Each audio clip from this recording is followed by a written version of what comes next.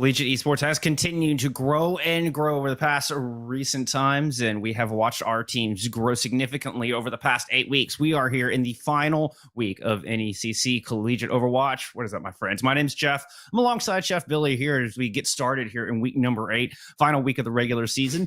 Watch see what teams are going to emerge and see how they take their stride going into the postseason. Well, I see what you did there, because we're going to start out in the emergence division here, the yellow division to be specific. New England College coming in on 5-2 on a 3-game or a 3-series winning streak. Really taking their own destiny into their own hands, really securing a high rank for them going in. Eastern University a little bit on the back foot right now. They do come in having won last week versus Talking College 2-1. So great way to kind of set themselves up, maybe get themselves in that top 8 and secure themselves into their final form, as it were. But we've got some great lineups right here today. I'm looking forward to seeing what kind of metas we're going to go out here. We're going to start on Lijiang Tower today. And I believe, we're going to start on Lijiang Tower. And so, absolutely 3 different metas could be ready to go here, Jeff. I am looking forward to, just seeing how they decide to path this and what kind of comps are going to come out for each specific map.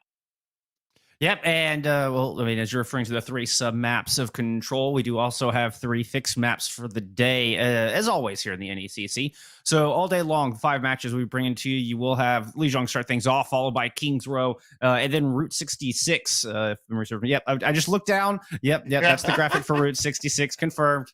So we'll be seeing those maps all day today, which I really enjoy. I love seeing, returning to the maps and seeing how the different teams choose to approach it.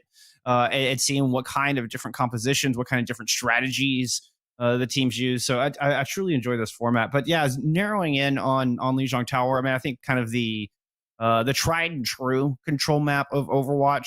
And as you were alluding to, one of the reasons for that is because you can run such different strategies on all 3 of the different sub maps. Looks like we'll be starting off at the very top of the tower here at Control Center. Nice little view of Lijiang here as our observers give us the skyline tour before we zoom in to the battlegrounds. And if I'm looking at NEC right now, Northeast College right now, they're looking at this spam composition coming in, getting a little bit of extra speed going on as well with the Symmetra teleporter. Now, if Jet can get into position and get these Symmetra turrets set up quickly, they're going to have a massive advantage going into this fight, especially with the speed of Angel Day. It could definitely help. Running into a May and a Raper is a tall ask. And Symmetra's already down. And it's going to be up to Shadowstorm to try to bring it back. Is able to get one, but Coin falls shortly thereafter. Big advantage to the Eagles right now. And they're continuing to press all the way back towards the spawn doors. Nice Maywall to prevent Jet's escape. First Control will be going to Eastern University here shortly, question mark, as Grim comes in with a huge kill. She's bit off a little more than they could chew. That's a sheesh to that one. And the Eagles do get that first cap, but NEC are about to storm back in here with a vengeance, unleashing a tire that's going to pick up 1, but that kill onto Coin might just allow Eastern Eagles to stabilize alongside it was a good nano boost. As that fades, Jet pops in and gets 3. What a back and forth to start things off. New England are going to flip this. Yeah, they got that real good entry pick onto Sheesh. Oh my goodness. I know I had to, and just trades going back and forth. I think using that nano, trying to save the point. I think they could have saved it from this fight moving in, and then really push their advantage on it. But here comes the photon barrier out from Jet. Yeah, it's the Blizzard from the other side, though, and RC is able to tie up Coin, and that Coin's going to fall for the 3rd time. Not able to use that Earth Shatter here in this fight. Sheesh does have that Death Blossom online in the back. Getting pressured down by Grim a little bit, who's already put some fantastic aim on display and been able to take Sheesh out once, but it's Sheesh coming through. Turns their attention to the DPS and that pilot Diva. Follows it up with a kill onto Angel Day as well. Big 3K for Sheesh in that fight as Eastern flip it right on back. Yeah, they got a 5-pack of ultimates too, Jeff. So this is going to be a massive looking for them going into this next fight. Both tank ultimates ready to go for New England. And I'm looking to see how they're going to address this, because, there's nothing really for Eastern Eagles to defend against the self-destruct coming in. They're just going to have really good shielding. Death Blossom out, Nano Boost out, 2 ults invested from Eastern Eagles, and they are rewarded handsomely with a whole host of kills. That's a heavy price to get through that door, my friend. Yeah, that is 2 ultimates also into that fight. So pretty good economy on that. They keep hold of their coalescence, so they're going to be able to engage nicely on that. And they'll also have both their tank hold. So I'm really liking that. Big shatter coming from Reverend. That's going to find both supports and both tanks. Nice Bionade into the pack, and Nyland's in trouble. Fire out from Shadow Storm, and a self-destruct trying to bring it back. Combined for 3 kills if you include the DMAC, and there's no supports left standing here for the Eagles. Reverend is still trying to make magic happen, but is eventually taken out of the fight. Good news for Eagles is they're able to get that point up to past 80%. 85 is kind of that magic number where it ensures one fight territory, and there it is. Yep. And I mean, you know, looking at New England College right now, they have a lot to defend this point with. They've got the shatter, even though Coin just took a little nap on the job and gets an anti for their trouble. But both support ultimates in this fight should be terrifying for the Eagles. Nice block from River to start things off, and RC with another great Blizzard. Angel Day does get the sound barrier out. I don't think everybody got it, and here we go. Self-destruct combined with the Death Blossom. Mean combo, and there's just no escape for New England College. No respite, no rest at all. Well, they're going to be resting in spawn as the Eastern Eagles are able to get that flip back over. One last defense. They'll take round 1. Yeah, and I mean, we're looking at shatter from Reverend right there. Gets 2 with that shatter. And I mean, there's the immortality barrier out, but quickly taken care of by RC. This should be the point. Well, I say that as Shadow Storm's on point here, ready to take this point over. I mean, it's a lone Junkrat, so it was a good job to start overtime, but past that, not a whole lot's going to come of it. And it's looking like you're 2 and 5. Eastern University are primed to take this opening round. A great opening start here from them. Great ult economy, good combos, and they indeed open up strong against the 5-2 New England College. That is pretty impressive. You know, we always talk about that, Jeff, is that, you know, Control is its own little outlier. But, you know, this is a really good look at their brawl comp. They feel very comfortable with the May Reaper going into what New England College was trying to throw at them there, especially with the Symmetra. RC showing their wares with the projectile, now going over to a hit scan, bringing the Cole out. And I don't mind that whatsoever. I want to see if they're going to try and establish a point with a May and a Symmetra. I don't hate that. You've got walls. You've also got the Symmetra turrets going on as well. And tell you what, Dead Aim Sky and Mara had a really effective performance as supports in that round. So New England College have really got to step their game up here. It looks like Eastern Eagles will go ahead and settle back into that same comp that we saw initially. They're going to give up first control in lieu of a little bit more a utility on the point with those May walls, and then some just raw damage coming out of Sheesh. We saw Jet make the swap over to Reaper about halfway through in that last round, but Jet's getting a lot done already here as we move over to Gardens, or excuse me, to Night Market rather. 2 kills, 3 kills already on the board for New England College as they've taken care of the front half of Eastern Eagles, and they've already got 5% and counting. Yeah, and I mean, it's going to be so hard for Eastern Eagles to be able to take this point back over, especially with all the Symmetra turrets up there. I mean, look at Jet, 93% to Photon Barrier already. That is an amazing amount of damage that just came out from Jet. There's a Photon Barrier right now. There's nothing really that they can do to get past this. We'll see how Jet wants to place it. The placement on these and timing can be oh so important as to whether you do get value. Otherwise, Eastern Eagles might be able to just run past it. Looks like they're holding on to it for now. New England doing a good job of keeping Eastern Eagles at bay, making them fight for some space. In fact, they're going to prompt the Eagles to rotate around the other side. New England College have read this, and they're going to go ahead and drop that Photon Barrier right over that door and try to block the healing from Dead Aim Sky. I love that shatter coming out as well as the placement on that barrier. Beautifully done as New England are going to hang on. Yeah, and I mean, it only costs them the shatter and the Photon Barrier into that fight, so they're going to have the self-destruct. They're going to have Amp Matrix, so that Amp Matrix is really going to corner where Eastern Eagles can go because it's going to be amplified damage coming through that. And I mean, you've got the Nano, you've got still the Coalescence from Mara, so I mean, they can ingress on this. They just need to really time it and make sure that they address, you know, Coin on this Reinhardt holding court in front of them. Grand Amplification Matrix to start things off. Island's going to invest in self-destruct, and that's going to pick up a very priority kill on the Dead Aim Sky. The Nano was vital for this attack for the Eagles, and it's falling apart really quickly for them as New England College are not budging, not a little bit here on Night Market. They want this map. They're going to send this to Gardens. Yeah, we're absolutely going to Gardens here unless there's some kind of miracle touch here. I don't even think Sheets is going to be able to get there in time. Yeah, that's done and dusted. 100-0. Not even a sniff of the point, really, from Eastern Eagles. Their composition just could not deal with the turrets and with the blocking abilities of the wall, the photon barrier. I mean, everything was just playing against them, and they just didn't have the wherewithal to swap their comp out. So as we head to Gardens, do we see some changes coming in? Yes, we do from both sides. I don't know if this Anna and Moira healing comp here can really get them the value that they need. Yes, there's utility with the anti-nades. Yes, there's utility with both the support ultimates. But, I mean, looking at the McCree, I mean, you're still going to be running into, a lot of spam coming in from Nilin on that Diva. Going to just be eating up the shots from the Peacekeeper. And it's really the lack of speed. I mean, a lot of just raw healing from the Eagles, a lot of sustain to stick around in the fight, but you don't have the speed to really engage on the targets that you're looking for, particularly when they're running the Reaper. Now, with the Hanzo, you've got more range to work with and some raw damage output, but Jet's taken to the skies and immediately finds their prey. RC does come up with a little bit of revenge, and that's a DPS gone from each side. RC follows with the kill out of the Mercy as well. Nicely done, and as the teams just clashed like waves, Eastern Eagles are able to roll over their opponents here in this first fight. Yeah, and I mean, they got full advantage going through that as well. Now, one real burst ability coming out from the Eastern Eagles is with this Moira healing. You've got the spray healing, you've got the orb healing as well. So, I mean, you've got a lot of burst potential coming out there.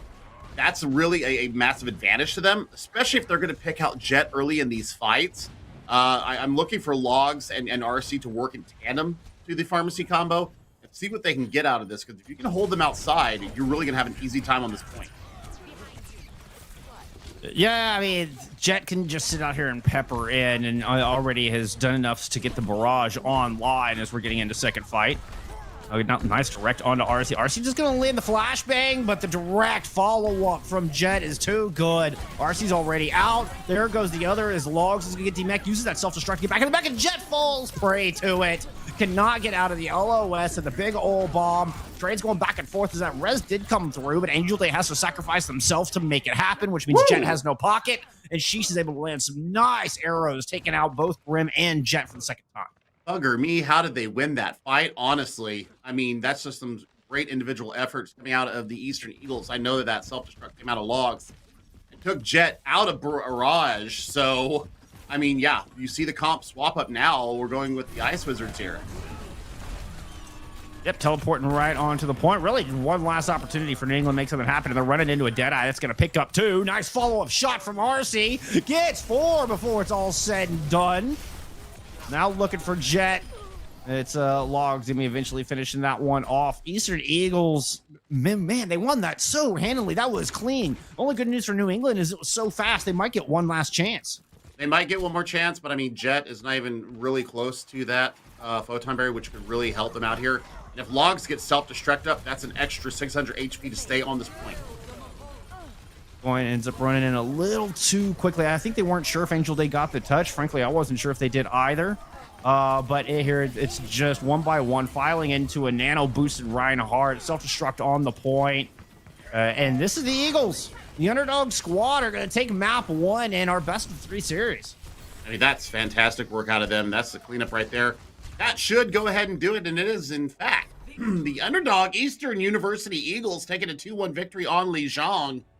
And, I mean, I tell you what, other than Night Market, where they just got absolutely compositionally diffed, they are playing way above their weight class right now. That win last week, obviously, giving them some really good momentum going into this. I mean, look, really good Hanzo here. I mean, just absolutely fantastic out of the Eastern Eagles there. That is fantastic work from them. So that is great work from them. We'll see what moving forward. What's going to happen on Kings Road. Two rides, I really like how their mind games work together. We did see Reverend get more of the value out of the Earth Shatters. Also, really played with the team nicely. Had great shield management as well as kind of peaking that. As a Reinhardt main myself, I watch to see how these players manage their shield. Are they just hard shielding, or are they using natural cover to let that shield recharge when they absolutely need it? I mean, Jet was really trying to burn his shield down all the time, but I tell you what, they withstood the pressure, and they take a 1-0 lead here in our series. Yeah, and really impressed with Sheest as well as Reverend. I mean, you were talking about how they won that fight. I mean, and we saw it there at the end. Sheest was really getting a lot of work done, both on the Reaper, back on Control Center, then again on Gardens with the Hanzo. Very nicely done. RC as well on the Cowboy, making good use of Cole Cassidy. So it was impressive work. And I mean, this team was 1-5 going into last week. They're able to win that game last week. They're clearly carrying some of that wave of momentum, some of that confidence here into the final week of regular season. And a win here could absolutely put them in contention for making it in place, get them out of that desperate red zone. So I mean, they have a lot to play for. You can kind of see the hunger in their eyes just in the way that they're playing, and with the way these DPS are performing. I think they've got a real shot at this, Billy. Well, and I'm looking at our notes going on right now. It looks like there's not going to be a side swap, so we're going to see Eastern University come out first on the attack on Kings Row, and that means that New England College are going to have to, show us a really good defense. And looking at, we've seen the May come out from both sides. We've seen Cole Cassidy come out from the Eastern University Eagles. So might we have the Ice Cold composition coming in here on Kings Row? If they run that, I didn't see a BAP or a Lucio. That's the only thing that would be missing from the Ice Cold comp, formerly known as the McFlurry comp.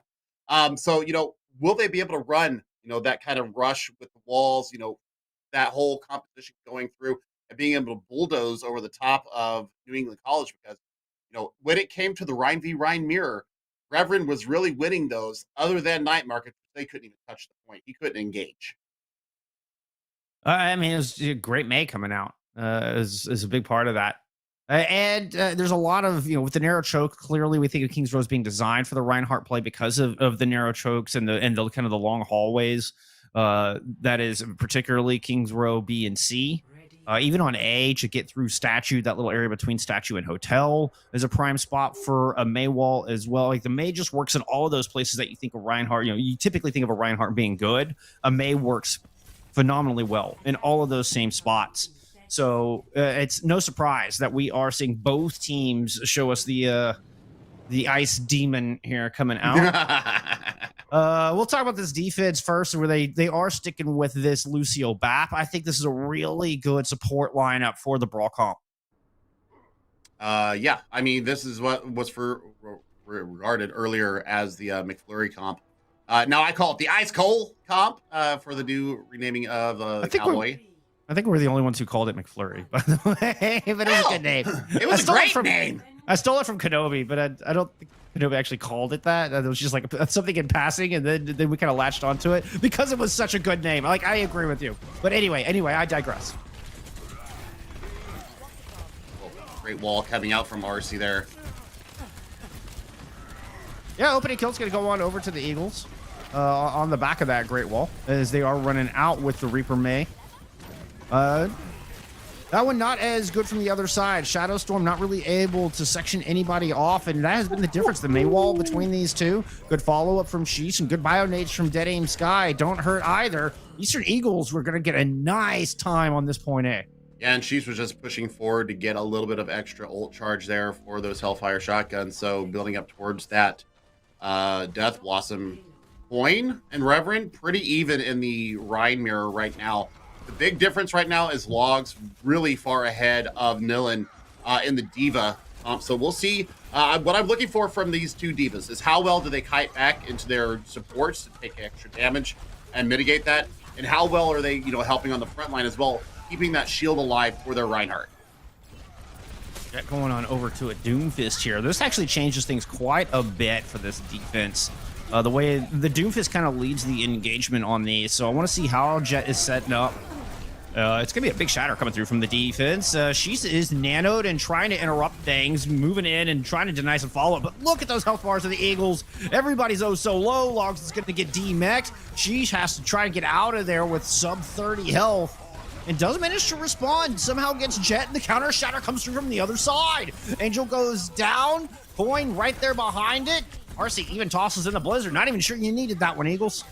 Well, I mean, I think they wanted to make sure that they won the fight because, I mean, that was back and forth action there. I mean, the initial pick that came out from Jet, I thought that was absolutely going to spell the end of that push for Eastern Eagles. I mean, taking down the Ana in this comp, that's a lot of singular target healing. But they just really regrouped nicely, got the shatter out, put people on their backs, and now, Eastern Eagles have a great chance to push here. I want to see how do they address the corner here, especially with this Death Blossom. We saw she's kind of hiding a second ago, looking for room to get that Death Blossom out. As right now, it's just New England poking through, but the Death Blossom comes through. It's going to find the Baptiste and the Lucio. No more supports left. She has snuck in and dismantled your back line. New England still have a chance here based off of a couple kills from Coin and Jet, but they're going to have to finish this fight with no sustain whatsoever. Jet is able to take RC out of the fight. Logs is getting back in the mech, but Reverend goes down, but not before finding 2 picks. It is Coin, the last player standing on this objective. It went down to the 1v1 Reinhardt battle. I mean, and Reverend was so low going into that fight because he took the 1v3. I mean, definitely some style points there for Reverend, but does lose the 1v3 there in the end. Looking at Sheesh now, you look at this.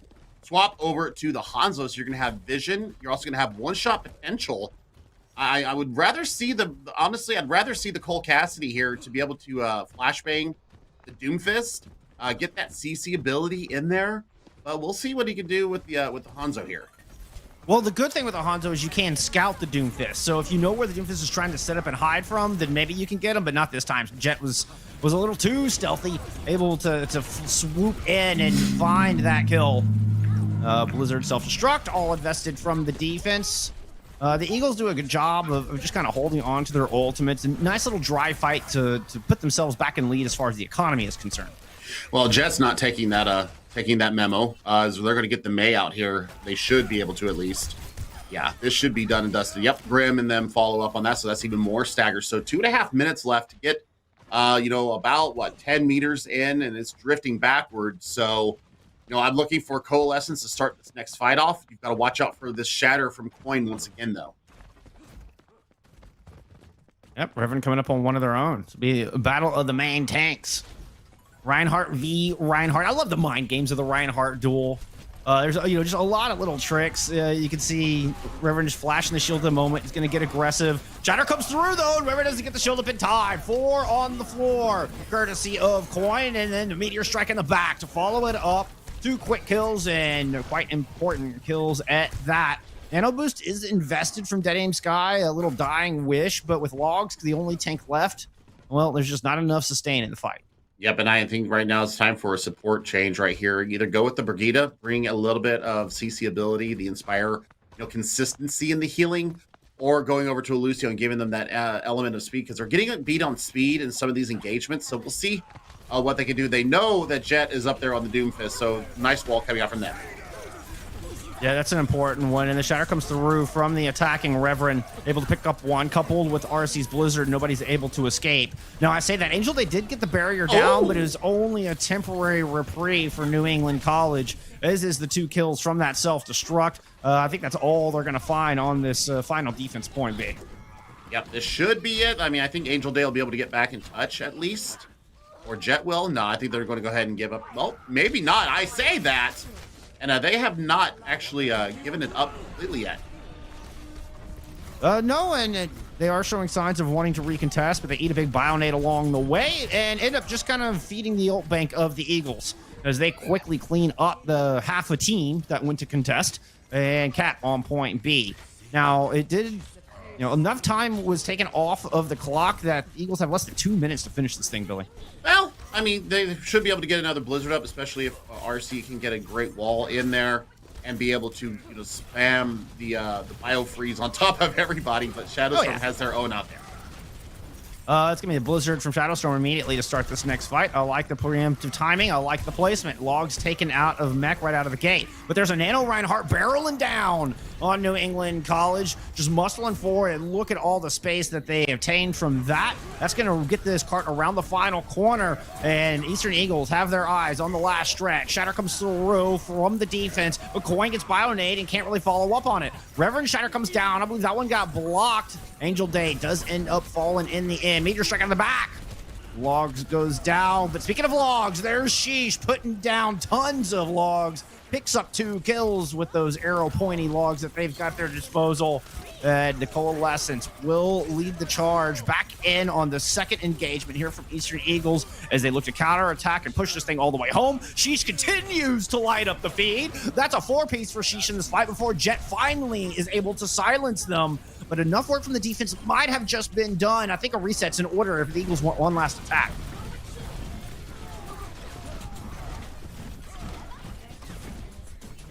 And we see a nice little exit pick there coming through from RC. And the Eagles don't really look like they want to give this thing up right now. They're kind of halfway attempting to stick around in the fight, waiting for reinforcements. We'll call it a soft reset. And fortunately for them, they didn't lose anybody on that because that would have been disastrous, particularly if Reverend had gone down. But Reverend's still in this fight. Now has a nano boost, but can't get the shield up to block that 5-man shatter coming through. Just stays aggressive on Coin, is going to keep that hammer swinging, and does end up finding that pick with a little bit of help from Sheesh. And with the overtime wick burn and 0 seconds on the clock, but it's 3 points on the board there for the Eagles.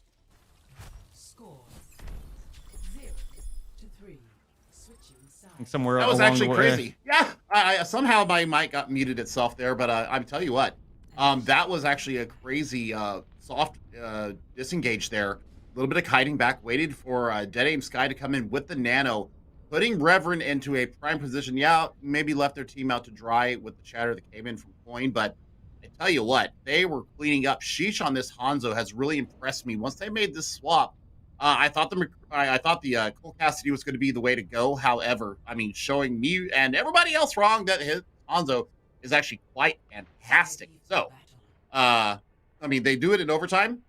So, you know, they still get the 3 points. We'll see what New England College can do, though.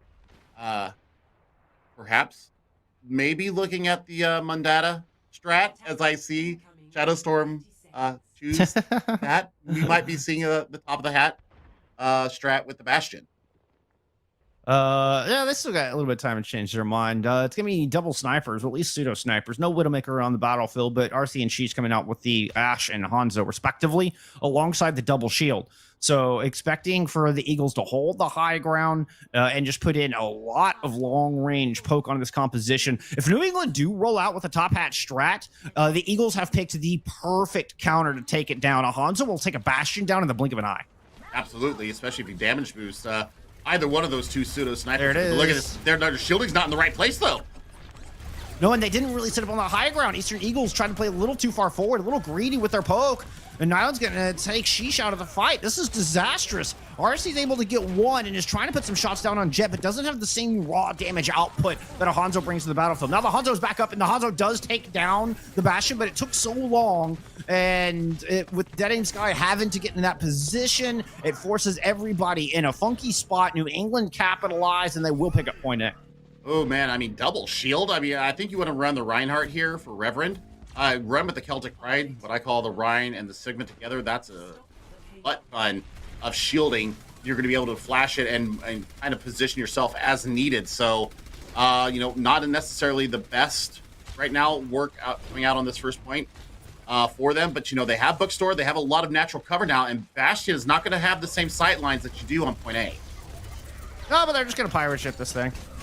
And there it is. The Storm Arrows from the Hanzo. I mean, such a great just guess from Sheesh. Honestly, it really was. I mean, Sheesh has been showing a fantastic Hanzo and continues to show a fantastic Hanzo as they pick up 4 in this fight. Looking for a 5th. Trying to kill Jet for the second time. There's 1. There's 2. Jet goes down yet again, full of arrows in the back, looking like a pincushion right now. And I'm kind of surprised Jet decided to pull off the Bastion, knowing Sheesh has put up such a fantastic display with the Hanzo so far today. And there we see the swap. Yep, the swap coming through. Now we're going at the Ice Cold comp. So, I mean, now they're going to have a lot more ability to push. They're going to be able to get, you know, some work done with the Maze Shield, but they're still going to get a double shield. So they're going to have to walk past it. Yeah, they're trying to speed on past it, and Reverend does not retreat fast enough. Knowing when to kite and maintaining the distance is so important. Reverend not able to do it. You can see the rest of the Eagles are backing all the way into the Foundry, just giving some space, trying to buy some room and time for the DPS to do what they need to do. And RC looks like a flank is what is in order. Is going to toss that Bob onto the objective from this back flank, throw in a little dynamite just for good measure. But Bob is having a chilly day, didn't bring a very big jacket. Hey, you know what? Thaws out, gets the kill onto Graham. That's all you need. She's finishes off Coin, and that's that fight. Well done from RC. Yeah, I mean, that was fantastic work. Nice placement, sneaking up behind them on the flank. Putting the dragons over the top of that, kind of a delayed dragon, so you got the full benefit out of it. I like the damage booster. I would rather see it go into RC, quite honestly, with the aim down sights. It takes 195 out of a squishy. Both Cole Cassidy and May here are definitely going to be feeling that. But what a shot from Jet, taking She-Shot to fight. And nicely done. And then Coin throwing down the Shatter on the front lines. That's going to finish off the rest. And the brawl from New England finally overwhelmed the double shield on this corner. And they're going to have just under 5 minutes to complete this map. Yep, and it's still a little bit of a support diff right now. And I mean, I like that, that we're seeing the Mercy out here.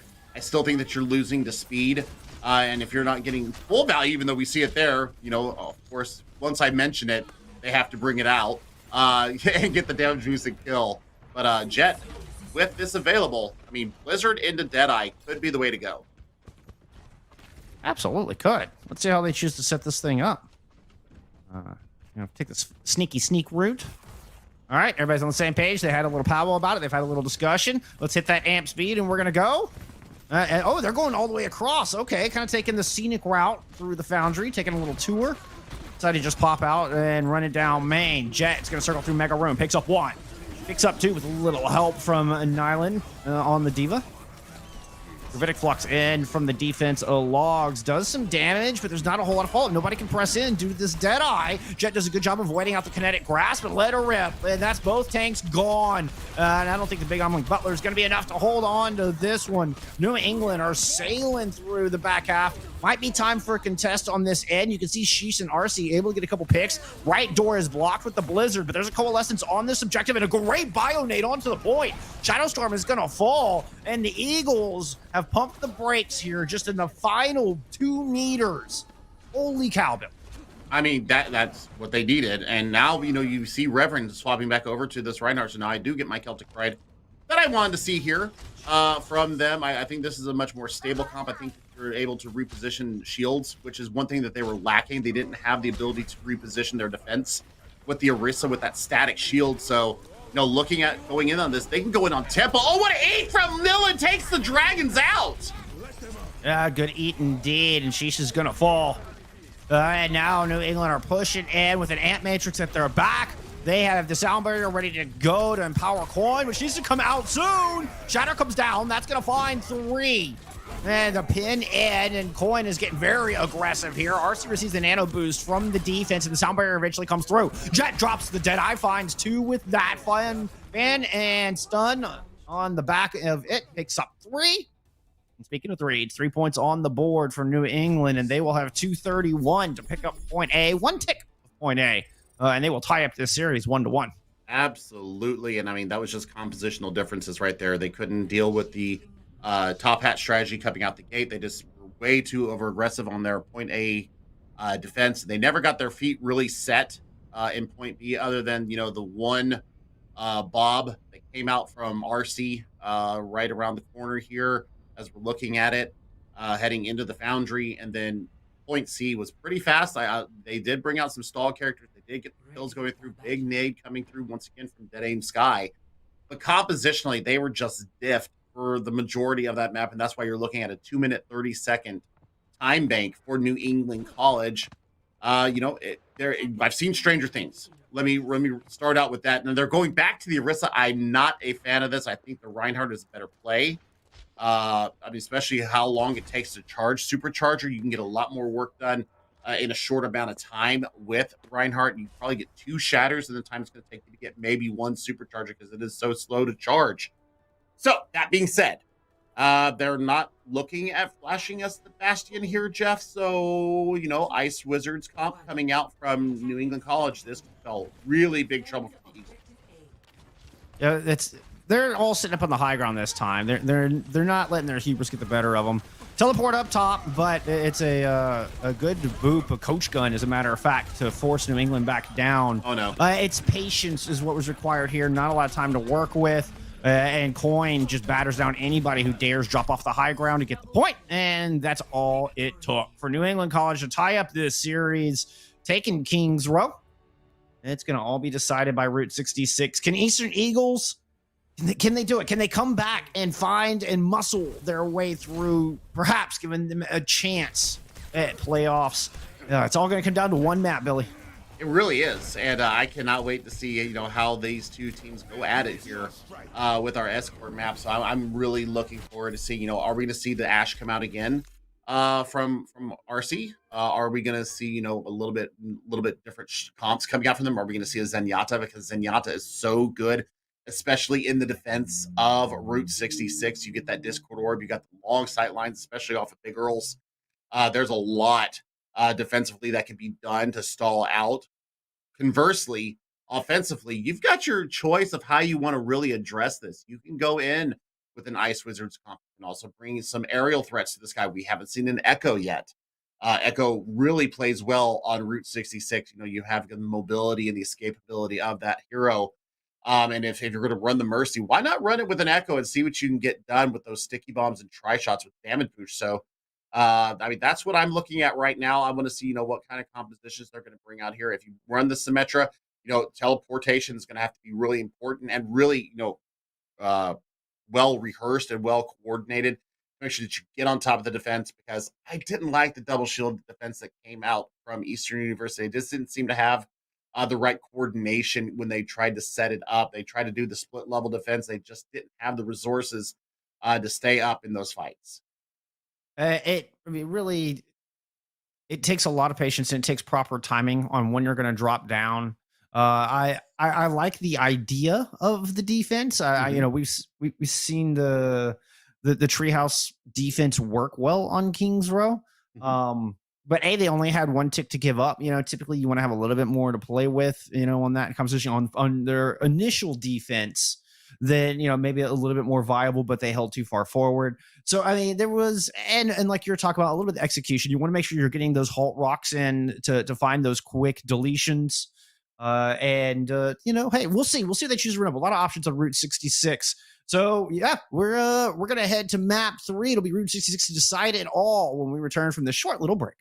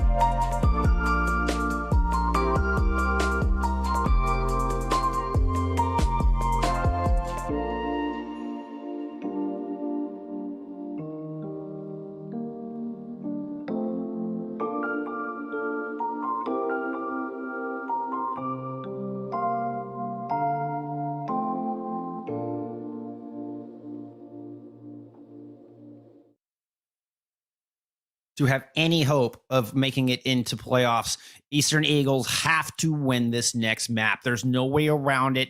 2-6 will not be good enough to get them out of the red zone. This is a must-win scenario for them right now, Billy. It absolutely is, and their fate is going to be decided in Utah.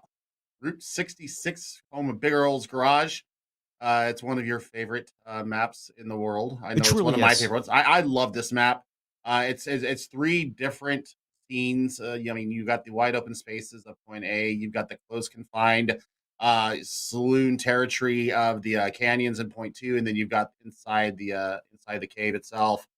Man, I'm looking forward to seeing what both these squads can do. I want to see if Sheesh is going to continue to run this Hanzo that he has really brought out to us. I don't see any reason for them to change. I don't see it either, but I mean, a vast hero pool is not necessarily a bad thing, especially here on Route 66, because you do have to be able to adapt depending on what you see. And I haven't seen a Wrecking Ball today either, and Wrecking Ball really thrives on this map. So, I mean, we'll see what they can do here. Eastern Eagles going to be on the defense here, Jeff, and we're looking at that double sniper setup that we saw on Kings Row. They're going to have a little bit more room to work, though, Jeff. So I think, if they don't hold top of Big Earls, they could go with that split level defense, and they actually will be able to see the danger coming at them. And there's not so much ingress. There's a payload to worry about. So that's one thing that they'll have in their favor, that New England College can't bully of them. But we'll see. I mean, Coin and Nilan looking at, we'll see what they bring out here. I still am lacking the Baptiste or the Lucio, and I think that's really important to have here on Route 66 for those ultimates that do come out. I love the respect between these two squads. We got a posture check, courtesy of RC. All you out there watching at home, posture check, courtesy of RC. And then a lot of respect coming out from New England College, and a little back and forth there in the game chat. Love to see it. Nice teleport on top of Big Earls where the double shield defense was sitting. Coin just immediately up there swinging for the fences. Reverend doesn't get out fast enough.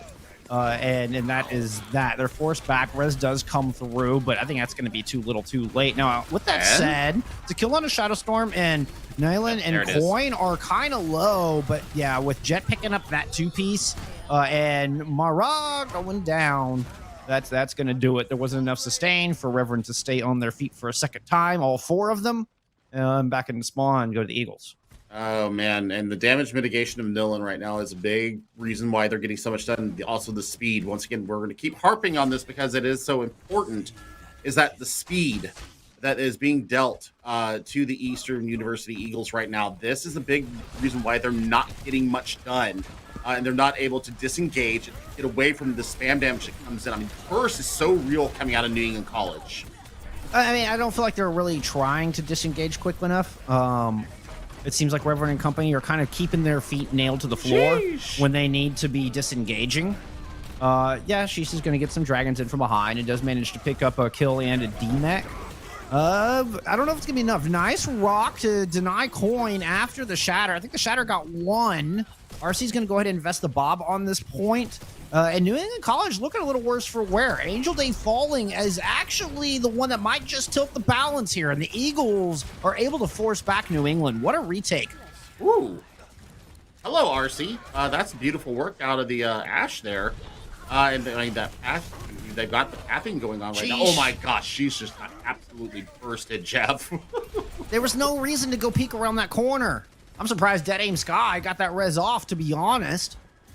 She's just getting a little greedy, and now that 30 second cooldown is used very early in the fight, we know New England are going to strike fast. They've done it every time. They're going to teleport, it looks like, to the cart. I was anticipating they may go high ground, but they're just going right onto the objective, pouncing onto Reverend, dropping the sound barrier and getting extremely aggressive. Ravitic Flux out from the defense and can't even finish the animation before just getting microwaved by Jet.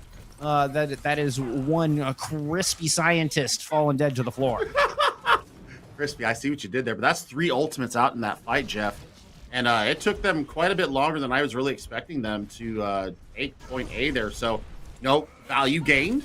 Supercharger still available to the Eagles, so this might be a point for them to stall out here if they can.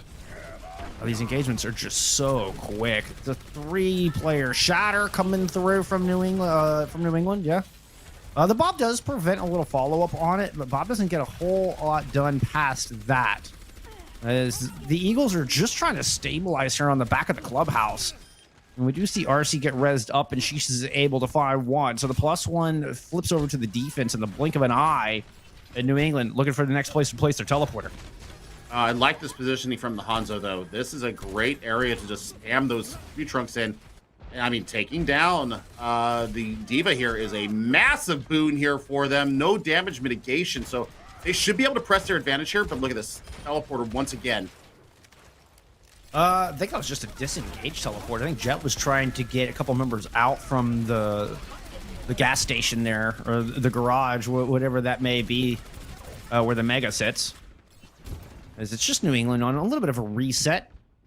Eastern Eagles, you know, they're coming up with a couple ults to work with. That supercharger, man, that's going to charge the rest of those ults so quick. I mean, I think that they get a lot into that. I mean, they didn't have to use it. Well, there it goes. Now they're going to use it to counteract the Amp Matrix coming out from New England. So that's a great fight win for them. Only one ultimate into that. That's a huge win for them. Almost sub 2 minutes. This is exactly what they needed to get. Yep, RC with a 4-piece there if you count the DMEC, so nice play from them, and just as anticipated. Now look at that ult charge from the Eagles. 1 supercharger invested, and you are rewarded with dragons coming out now from Sheesh, anticipating New England moving up to that top. A little too far to the right to catch them moving into the cave. But we do have Bob and a couple support ults to boot here, Billy. Yeah, I mean, they can really hold their ground with this Coalescence especially. And if they keep running like this and Logs gets a couple of those hyperspheres in there, my friend, you're going to have a gravitic flux with everybody all cuddled up nice and close together. I mean, a teleporter onto the rooftop. RC with a great disengage. What a coach gun. Just knowing that distance beautifully. Nayla tried to pursue, but gets forced back down to the low ground, but Jet continues to just ramp up the microwave. Nice res from Dead Aim, protected by the Bob that came out, but it's Coin who has moved in and cleaned up the rest. Gonna end up cleaning up the rest of this fight, as a matter of fact. Well, nice shot from RC. And the card hadn't made a whole lot of progress. There's definitely time for a regroup here from the Eagles, but they can't lose anymore. You can't lose these two right now. Nice job there from Dead Aim Skies. Not only stay alive themselves, but keep RC in the fight as well. Yeah, and I've got a bit of a freeze here, looking like we're going to have the photon barrier coming out from New England College, but, you know, the work is being done. Logs taking down that. Oh, my gosh. Prim absolutely doming Sheesh in the head. I don't know if they can survive through this blizzard. Yeah, honestly, I didn't even see where the blizzard went out. I think it was back in the cave. Yet another Bob. Pretty indicative of how much work RC was getting done on that point, but you know, it's enough to take the clock down to 15 seconds. So, you know, a little tip of the hat there to the Eagles. Do a good job on point B. At least whittling away the clock so they don't get full stop there. Well, now we see, okay, so they do have it in there. Well, no, I'm looking, no, we're looking at the Cowboy now. RC bringing that out, dropping super low with all the spam damage coming in. And yeah, they completely swapped up their comp here inside of the side of the warehouse here, and I'm really looking to see what they can get out of the Shatter available. Shatter's got a pickup too, but Sheesh responds with the dragons. No Reinhardt's left on the battlefield. Spawn will favor the Eagles ever so slightly, particularly with the fight taking place as far back as it is. And then with the Diva gone, that's no tanks left here for New England College as they try to finish off this map. And I don't know, Billy, have you ever wondered how they got this semi-truck in here? I don't know how they drove this semi into this place, but that took some skills. Here, I guess it's like an arms warehouse. Speaking of skills, nice shot from RC there. Coalescence out to help finish this fight. Point goes down for the second time in this engagement. And, I mean, the burst healing right now of the Ana and the Moira there, that was absolutely fantastic coming out from them. You've got Deadeye and Nano. I mean, you could go Electric Cowboy and just absolutely obliterate the shielding of New England College. But look at that. Almost a 4-pack ready to go for New England College. This could be absolutely explosive. I hope Logs is hungry because they need a Frosty treat. Otherwise, this is going to be a really hard disengage coming out from this blizzard. Yeah, and we've seen Shadowstorm use this early. Oh, nice move from RC. RC knew exactly what they were doing there. Oh, they're going to drop down to avoid the self-destruct. They do, but the sports cannot. No heals left. Nano push onto Reverend, who able to lay down the hammer, but Reverend gets frozen up, and that Nano is going to fade. But Sheesh is still on the outside. RC drops down to join him. And while everybody was focused on the big German Crusader who narrowly stays alive, courtesy of that dying wish from Dead Aim Sky, RC and Sheesh are able to clean up on this fight. Now, Jet has returned and managed to take care of both of them out of nowhere. The time-traveling Brit just swoops in and picks up a pair, but Reverend still has not been dealt with and manages to find two of their own. Returning with a Wrecking Ball and a Sound Barrier to boot. New England College aren't quite done with this fight. Shadowstorm are going to run back on the legs and try to get as many reinforcements here as they can, but they've lost coin, the major stall factor on this objective, and it's up to the squishy targets to hold on. Nayland returns just in time to get hit by a bunch of dragons, and Angel Day finds themselves right in the danger noodles. This is the Eastern Eagles holding on. Some fantastic play all around. What a great stop. This is still winnable for them. Absolutely winnable for them, Jeff. And I love the fact that they swapped their composition wholesale once they got inside the warehouse. And I'm telling you what, I mean, they got exactly what they needed. But this is going to be a bit difficult for them. So we're looking for, what can we see out of Eastern Eagles here on the offense, and New England College. I mean, I tell you what, they almost got it all the way through. So we shall see what we shall see. I want to see what New England College bring out here on the defense. What are they going to be favoring here? Are they going to continue to run this Symmetra and May? I don't like it on the defense. It can get value, but I'm looking for, maybe a little spam damage, maybe from an Echo or a Pharah. I think that can work pretty good done. Also, we're thinking about, what are we going to get from, Shadowstorm? I mean, we've seen Jet have a pretty wide net there. As far as their hero pool, they've gone through quite a few heroes so far today. So really, it's going to be up to New England College to be able to stop the progression of Eastern Eagles. And if I'm looking at Eastern Eagles right now, I'm not hating that whatsoever. But we will see what we see here, Jeff. I'm very interested to see what New England College does bring to the table here. Because, they're facing, match point. They're both facing match point. This is going to decide the series here. But it really comes down to how much does Eastern University want this? And are they going to be able to have, the nerve and steady themselves to get through, 64.09 meters into the warehouse there on 0.3.02. So 0.03. I'm, old. I had a birthday on Monday. You get that. You get that 100th of a percentage, right, Billy? All right, we're keeping you in check. That's all right. All right. I kid. I'm gonna hide. My face just went all black and white. That would be the Kappa. I'm joking. But no, your point is true. They really need to steady themselves. Like, not get too excited. Just stay focused. Keep playing their game. You keep empowering Sheesh and RC to do what they're doing. You give these two enough time, they're gonna find the picks, and they're gonna keep driving this momentum forward. And with any luck, at least for Eagles fans out there, they'll drive it straight through to the playoffs, which the potential is here. This is possible. That could be in the cards here for the Eagles. Now, their fate's not totally in their own hands. When we're talking about them making playoffs, there are still some other matches that need to go their way for them to get out of the red. But first things first, they've got to win this map. They absolutely have to win it right now. And I mean, they're sitting on 2-5. Cumberland above them has a 2-map advantage on them. So they're going to need help from not only them, but also from Clark University, maybe RMC Yellow as well. We'll just see, if they end up 3-5, this absolutely could go in the Eagles' favor. Eagles coming out. She's sticking with that, Hanzo. I ain't mad at it. She's just keep dropping those tree trunks down from distance. Oh, and doing things like that. Oh my goodness! Right into the dome of Graham. Follows it up with a great headshot onto Angel Day as well. Look at all the red arrows in the kill feed. That is ridiculous. That is fantastic work. But I mean, what's also as fantastic is a Shadowstorm on this Tracer. Absolute nuisance. What a headshot from RC, though. That was, I don't know that I've ever seen a kill feed where every kill was all red arrows. Oh, man. The Eagles look fired up here, Billy. They absolutely do, and both DPS Ultimates almost online here. We're looking at Dead Aim Sky looking to get that online as well. I think the duplicate's going to come through for the Diva, though. This could spell a huge amount of trouble. They got to survive this Deadeye first, narrowly get around the corner. Angel Day took a lot of damage, but RC gets burned down. 2-for-2 trade. She's just going to tilt the balance, and it's a +1 to the Eagles right now.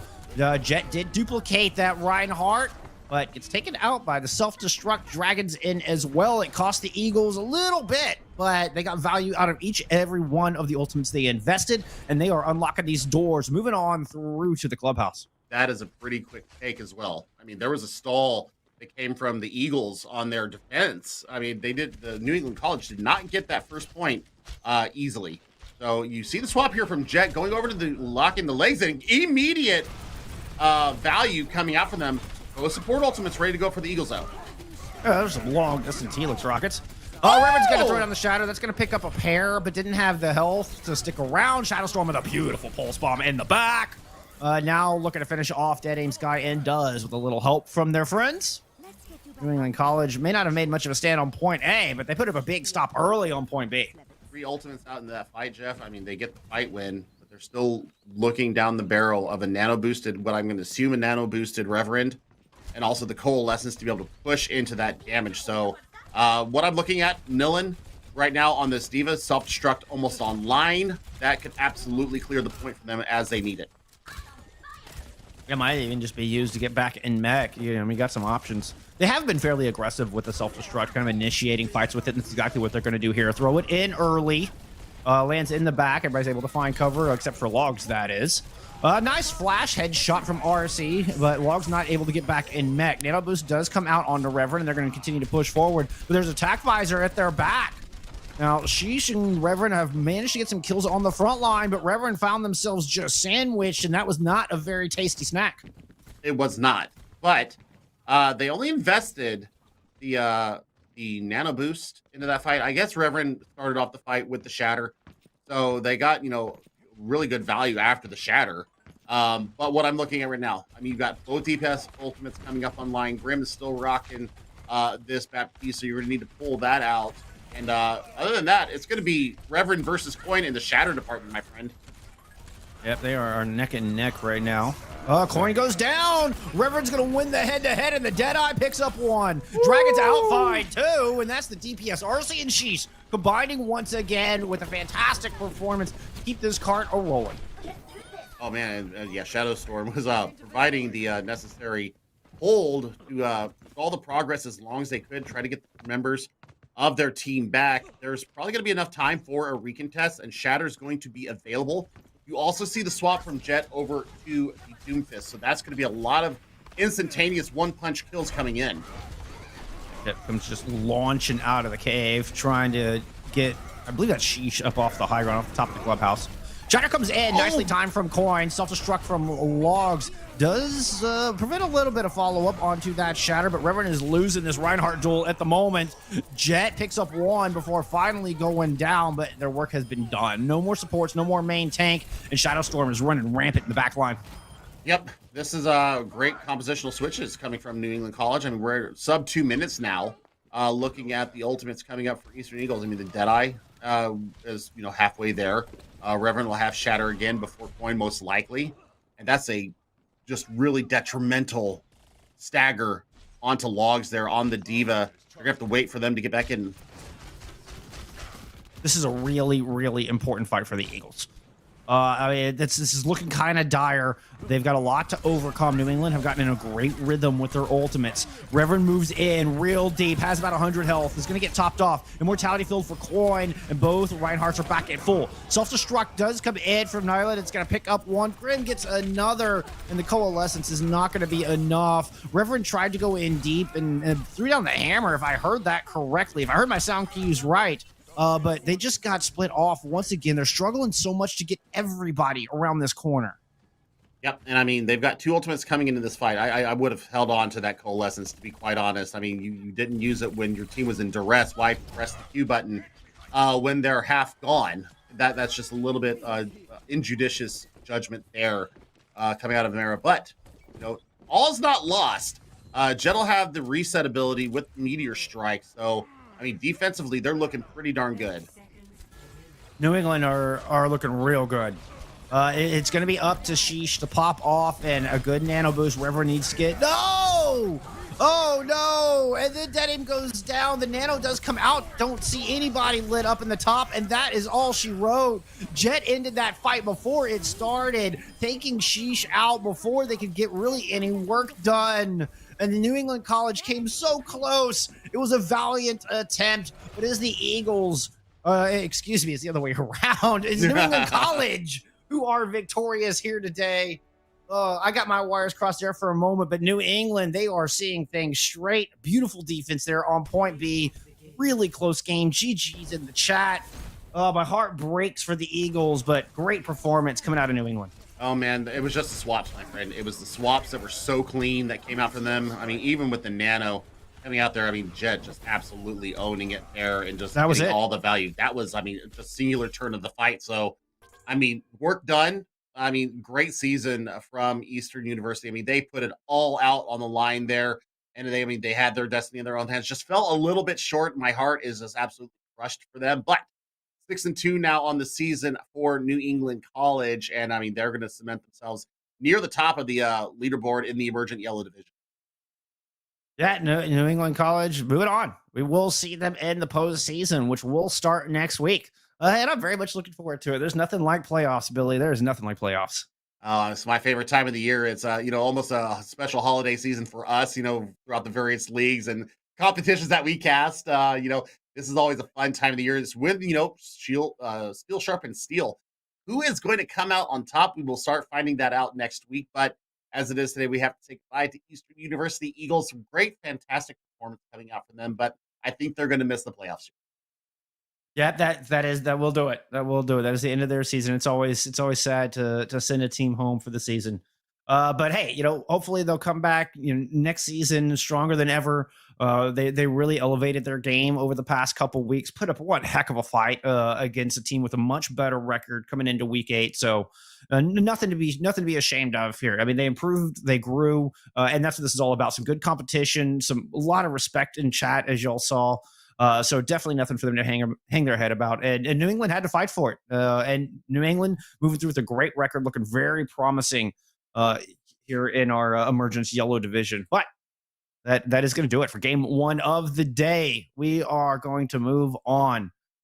A little intermission coming up. But when we return, we're heading to the Emergence division, the Challengers division. Forgive me. Arcadia Knights taking on Center College Overwatch. When we return, y'all stick around for more NECC.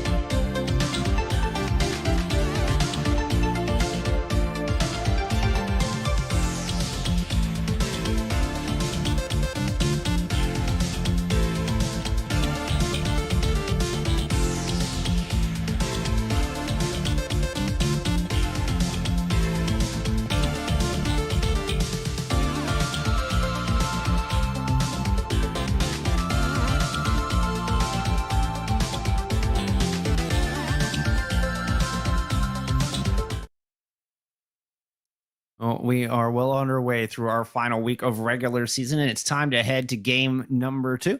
Welcome back, friends. Jeff and Billy back at you here as we go through this final week of NECC Collegiate Overwatch. We're headed to the Challengers Division. We've got Arcadia Knights taking on Center Collar Overwatch, Center College Overwatch, not Collar. That would be something very different.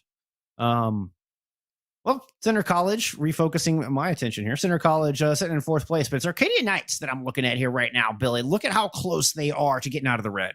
I mean, they need a positive result here to get themselves out of the basement here and get themselves into that 8th position. And, looking at the head-to-heads, looking at, how everything has gone on this season with buys and everything like that.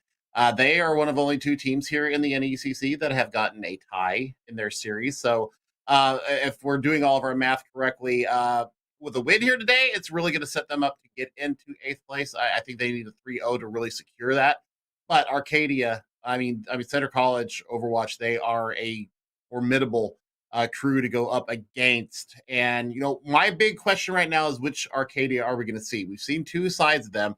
A side that took down, Purdue Silver earlier in the year, they are sitting just below. They've also won versus Butler.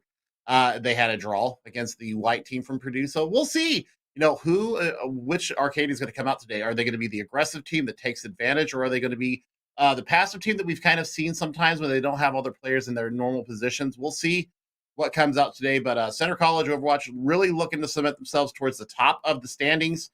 This could be going one of 2 ways. Either, Center College Overwatch are on cruise control going into the playoffs, or Arcadia Knights are going to come out with fire in their eyes. Yeah, and it's that head-to-head. It's beating Purdue Silver that's really given Arcadia Knights a little leeway here. So even just a 2-1 victory will send them into the postseason because they were able to beat that Purdue team. That turned into such an instrumental win, because even with just a 2-1 here, they will be tied. And the draw notwithstanding, the draw might give them that edge anyway, but they've won that head-to-head. So any way you slice it, 2 map wins on this series for Arcadia Knights. Boom, they are in the green. They are headed into playoffs starting next week. But Center College, 4th place team, currently sitting 4-2. Nice positive record. So it's going to be a tall ask indeed here, Billy. As we go through our best of 3 series, it's going to be these same maps all day long that we saw at the bottom of your screen. That's Legion, Kings Row, and Route 66 here for week number 8. And I definitely think that Arcadia have got to come out the gate strong. They need to set up a statement here on Gardens. Flashing us some weirdness here. We'll see if they decide to stay with that. But looks like we're going to have the same support lines coming out.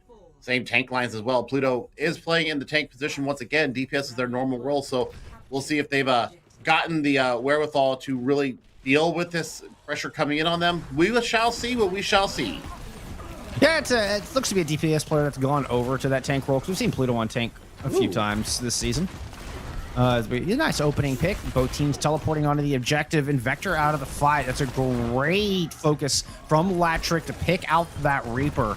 Unfortunately for the Knights, they're going to lose Bubba, and that might even be more detrimental, as Vector has returned, teleporting right back in, and Center College are evicting Arcadia at the moment. Absolutely are. And I mean, that's just a great re-engage there. They just held their nerve, even going down early, and really got the wherewithal to go there. But that's a Vector going out once again. The trading coming through. Early coalescence from Jellymane. Falling to a skill orb. You hate to see it. Blaku. Able to pick up 1, and an early shatter coming through from Bubba. And it's really Bubba going down. Bubba laid down the hammer and still wasn't able to find that pick. Galvanillo is now the one standing tall with a big old check mark by their name. Yeah, and look at the Zarya diffs in the Graviton Surge department. That's a big amount of holding that you could use with that ultimate. And I'm telling you what, especially with getting that microwave beam of Hero up high, that could be detrimental at the extreme. Coalescence Deadeye to start off this fight for Arcadia, try to find some room to work, but Center College just retreat behind a giant 5,000 H point photon barrier. Teleport into the back, Galvanillo looking for the shatter, throws it down. I think got 1 with that. Yeah, Nemo did fall under that. And Blaku is charged to the heavens, able to burn down Bubba. Doesn't even need that Graviton Surge. I mean, that's a great fight win there from them. And I mean, Vector, even having going down early twice in 2 fights is just getting their revenge in the most extreme way. And yep, that's going to be a kill right there. A little bit of extra possession there. And now, Nemo having swapped late, does not have this Death Blossom online. Pluto's going to have a big grab surge here. And a big Graviton Surge indeed. Crusher not close enough to that sound barrier, but some great heals. Everybody but Bubba. Bubba ends up off the side, courtesy of that grab. And a little swag in chat there from Gavanijo. No Reinhardt's on the battlefield as the grab is returned from Pluto, and this one's going to pick up too. Nice kill on the back of it. Jelly Main's Coalescence not enough to keep the members alive, and they're going to find themselves caught in a corner. Well, I mean, 3 ultimates, almost 4 for Arcadia Knights in this next fight. You do see Bubba going over to the Wrecking Ball, trying to get that touch in there. Now they're going to have the disruption. So this might not be a bad swap for Bubba going over to this, but we'll see what can be done here. We do see a disconnect here coming through for Center College. So that is a little bit unfortunate coming in for them. But, it's still a good fight win for Arcadia Knights, and we shall see what will happen here. We'll look, for Arcadia Knights to be holding on to here, looking at their, almost 4 ultimate advantage there going into this next fight. They have the wherewithal to stall. They have the wherewithal to get some really good kills. I mean, you got both DPS ultimates ready to go. So that will be a very high hurdle for Center College Overwatch to overcome. We'll see, what they decide to path in with once J Double gets back into our server. Yep, Jellymain did use that Coalescence, so maybe that foresight was there. They're like, hey, wait a minute, I sense a DC in my future. I better go ahead and press Q just because. Might as well throw it out because I don't want to lose it. So really no ult charge lost from the Moira that was DC. So hey, that's fortunate at least, Billy. I mean, it happens. I mean, internet sometimes just goes.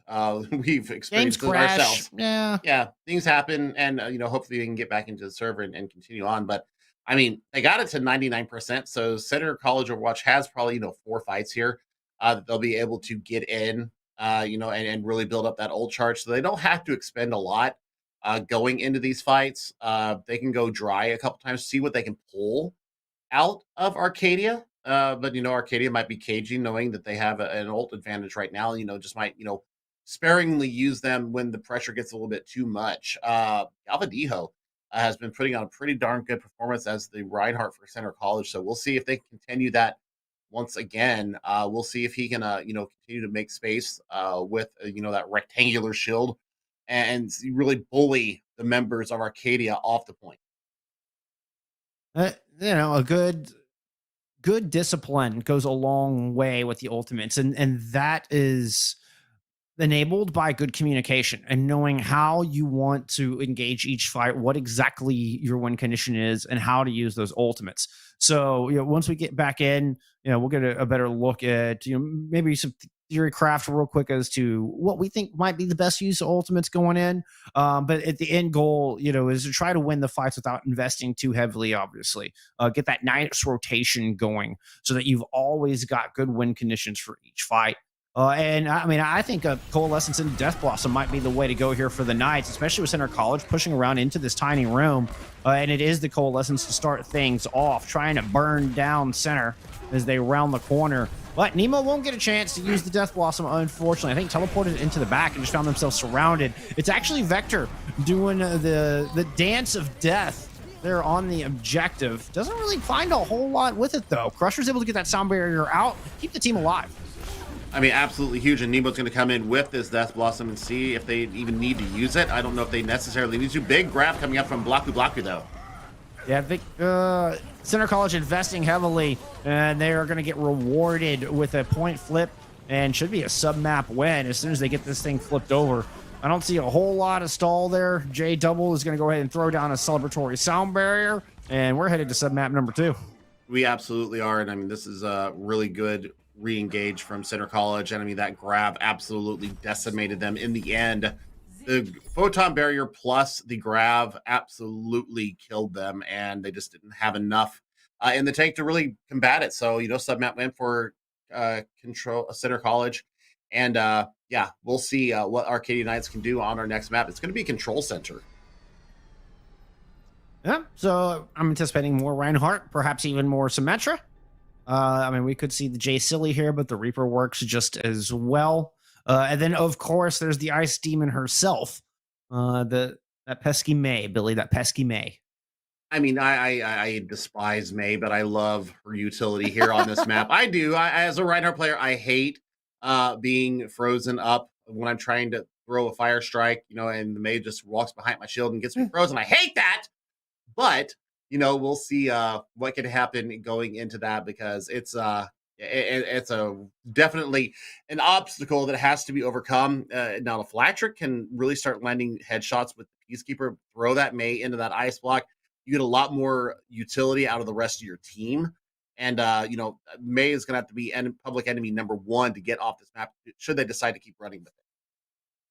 Yeah, that is definitely public enemy number 1 for a Reinhardt in particular. And I think we had a May attacking our stream here, Billy, as we were suffering some freezes in our own right, but we're going to get those issues resolved ASAP. But it's Center College with a good start, and they looked really strong in their engagements. They knew exactly what they needed to use. One of the benefits of being at 99, you don't have to worry about that ult economy that we were talking about. You go in and throw everything in the kitchen sink in there, because you win that fight, you win the sub map, and that's exactly what we saw. So, good recognition of the win conditions from Center College there to take that opening round in Gardens.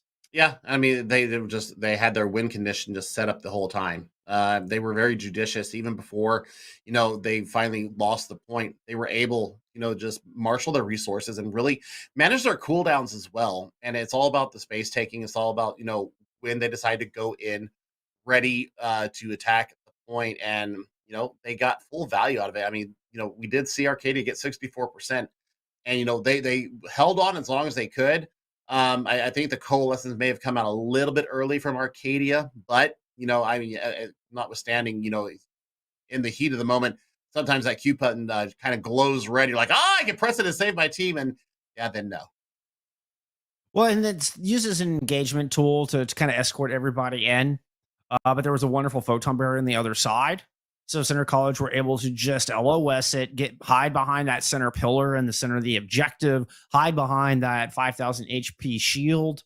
I mean, the Deadeye had no effect. The charging tanks couldn't really cross that to get in and get the work done. Now, I will say, I mean, good grab from Pluto. Pluto seems to have been one of the key components from Arcadia Knights, and one of the big reasons that they did win the team fight that they did and were able to hang on to that point for that 65%. So I want to see Pluto continue to step up, as they've apparently migrated into this tank role. We've seen them in the tank role past couple times, though listed as a DPS on their roster. And I mean, that's not much of a stretch, right? We've seen DPS players go to Zarya in particular before. Famously, Decay did it for Washington Justice and put on one heck of a carrier performance to propel that team into playoffs. So, maybe Arcadia Knights maybe it's Pluto just honing that Decay energy. Yeah. I mean, a couple of other OWL players did it as well when Ghost was in the meta. I won't mention their names, but, they were also able to do the same. So, I mean, not much of a stretch, especially when you get the charge up that high. I mean, you're putting out so much damage and just so much, especially if you get the right clicks really landing and really accurate going in. You build that grab so quickly. So Pluto, really standing out for me and seeing if we can go with that. But I tell you what, I mean, looking for, Arcadia College to get a little bit more aggressive. I think they need speed. Really making sure that they go into this really strong and speed onto the members of Center College and just take the fight before they get a chance to set their hooks into the ground. Yeah, absolutely could work. Absolutely could work. Looks like we're close to getting things done here, but still a couple of fixes coming through. So we're gonna take a little quick intermission. Let's get our ducks in a row. When we come back, it's gonna be our third sub map. We'll see if it takes Li Zhang. Y'all stick around.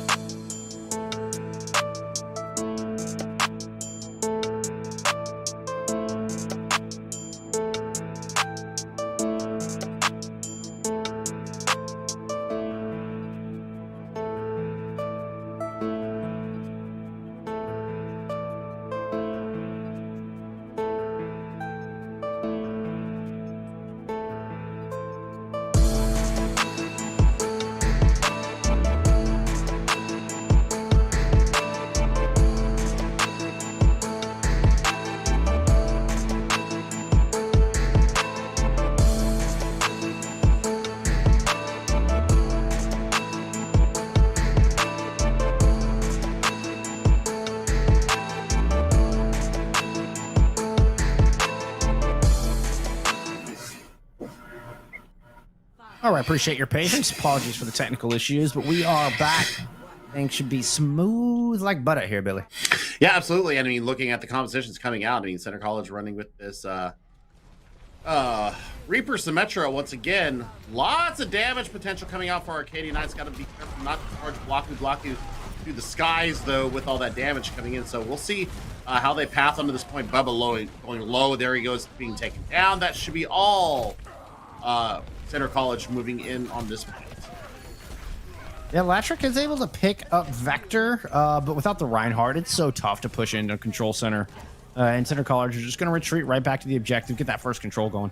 Yep, I mean, Galvin Niho already has Shatter ready to go. So, I mean, lots of work getting done by the main tank for Center College. And, yeah, that is a healthy lead. So, you know, we may even see a lap going on here. We'll see how they decide to work into this. Pluto trying to get as much work done with the Particle Canyon as possible. Good judicious use of these bubbles right now, though.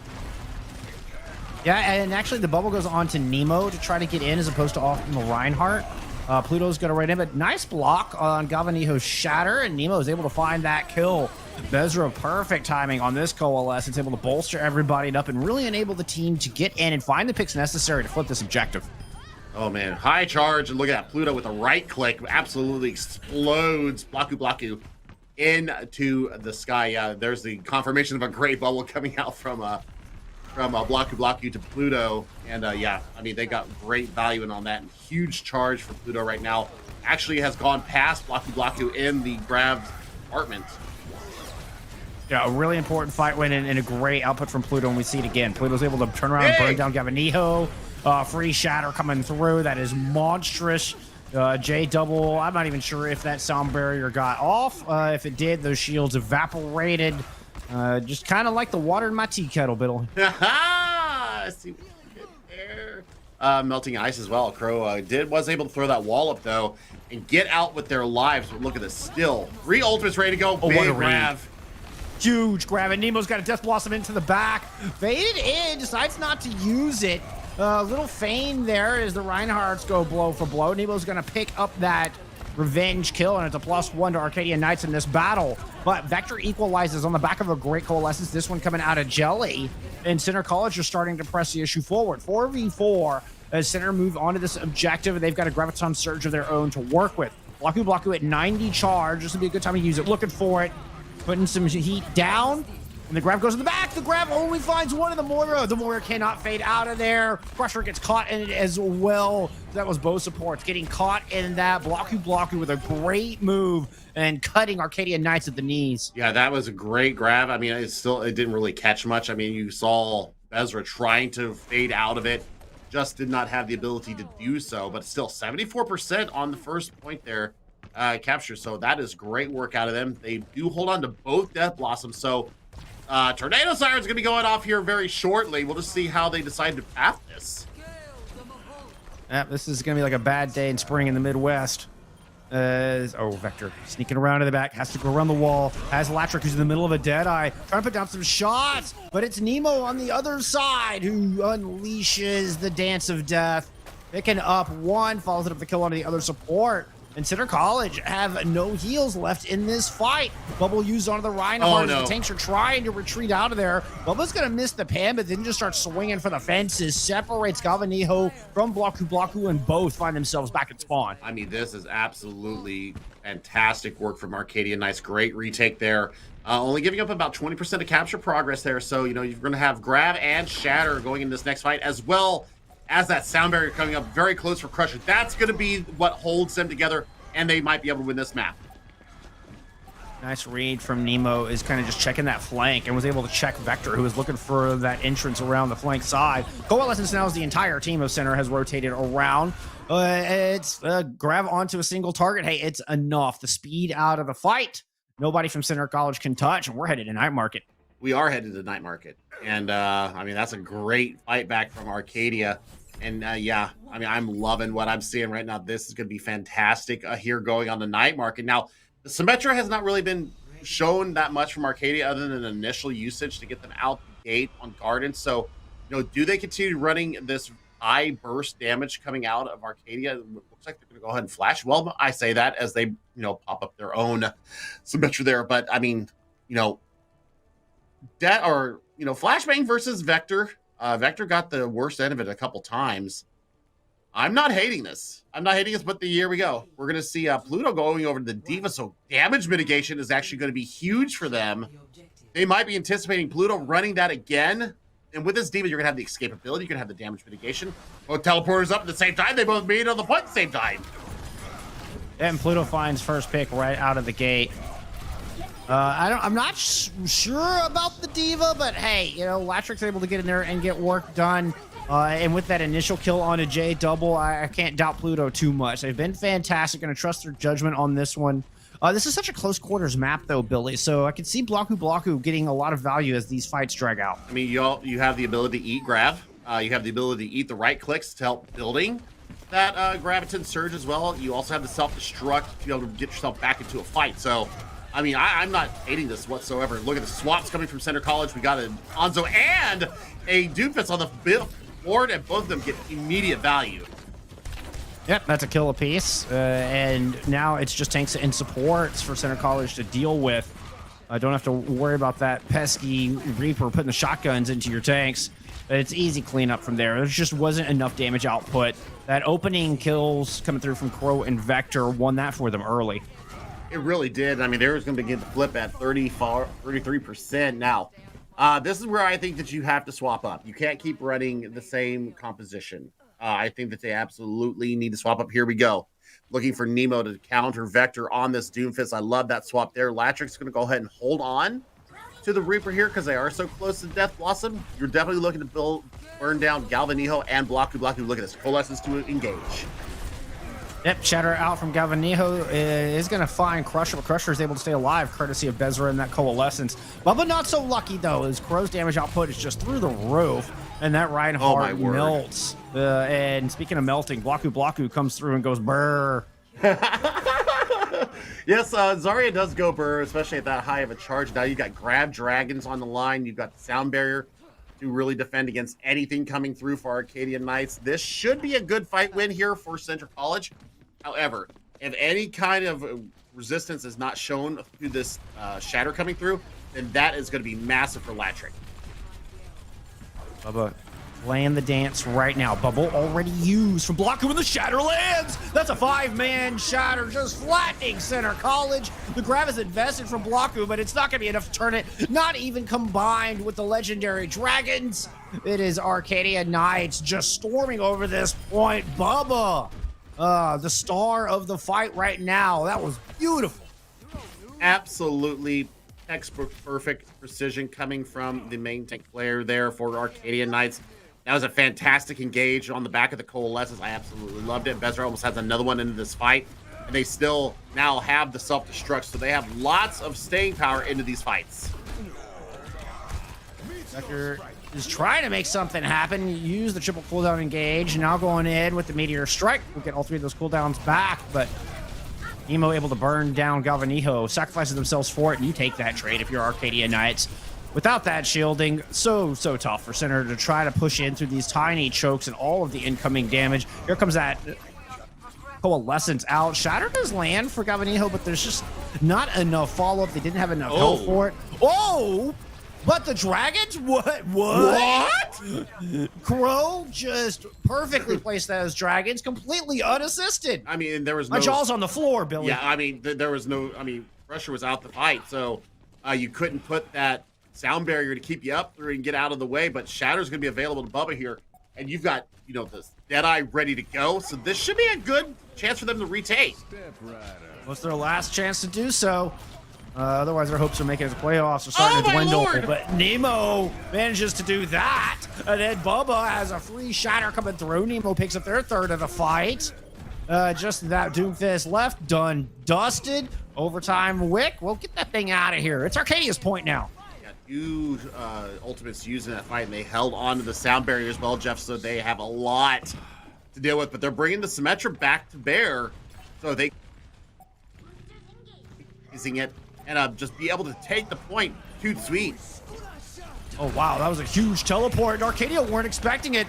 But they do drop that sound barrier, and now they're just storming back onto this objective. The flip did come through, and Center College are in control of the objective, but they're not in control of this engagement. Latrick is able to just get so much work done with those Hellfire shotguns. Wow. Vector picks up one. J-Double drops the sound barrier, trying to buy some time for reinforcements to show up. Vector is able to punch Crusher in the face before finally getting taken out. Did they buy enough time for the reinforcements to get here? Latrick's got to pick up a pair before getting taken down.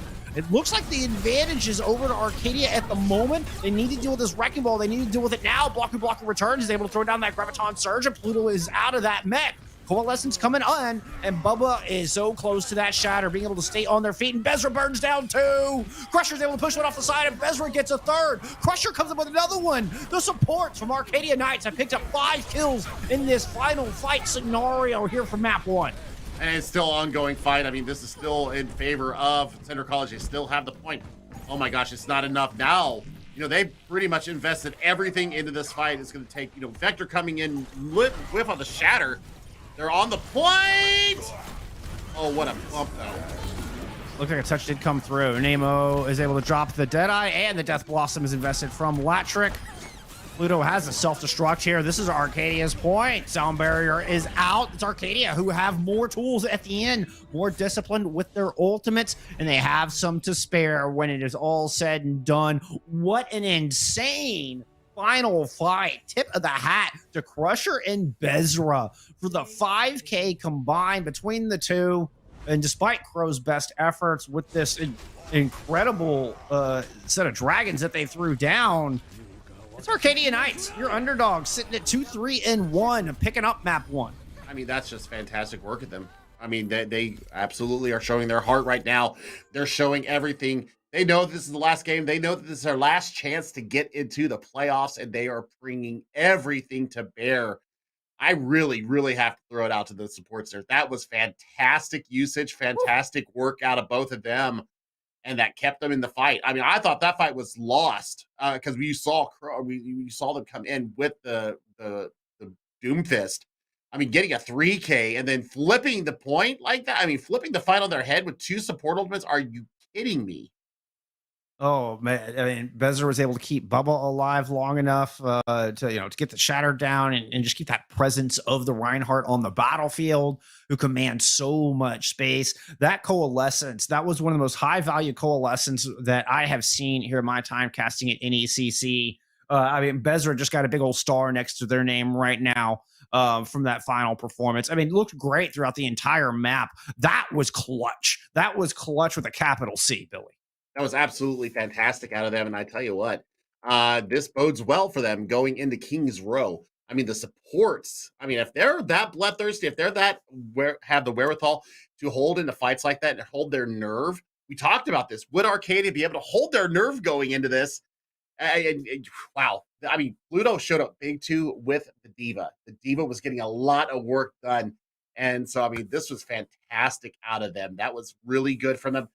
I can't wait to see Kings Row. This is all laying on a razor's edge right now for Arcadia. They could be getting themselves into the playoffs.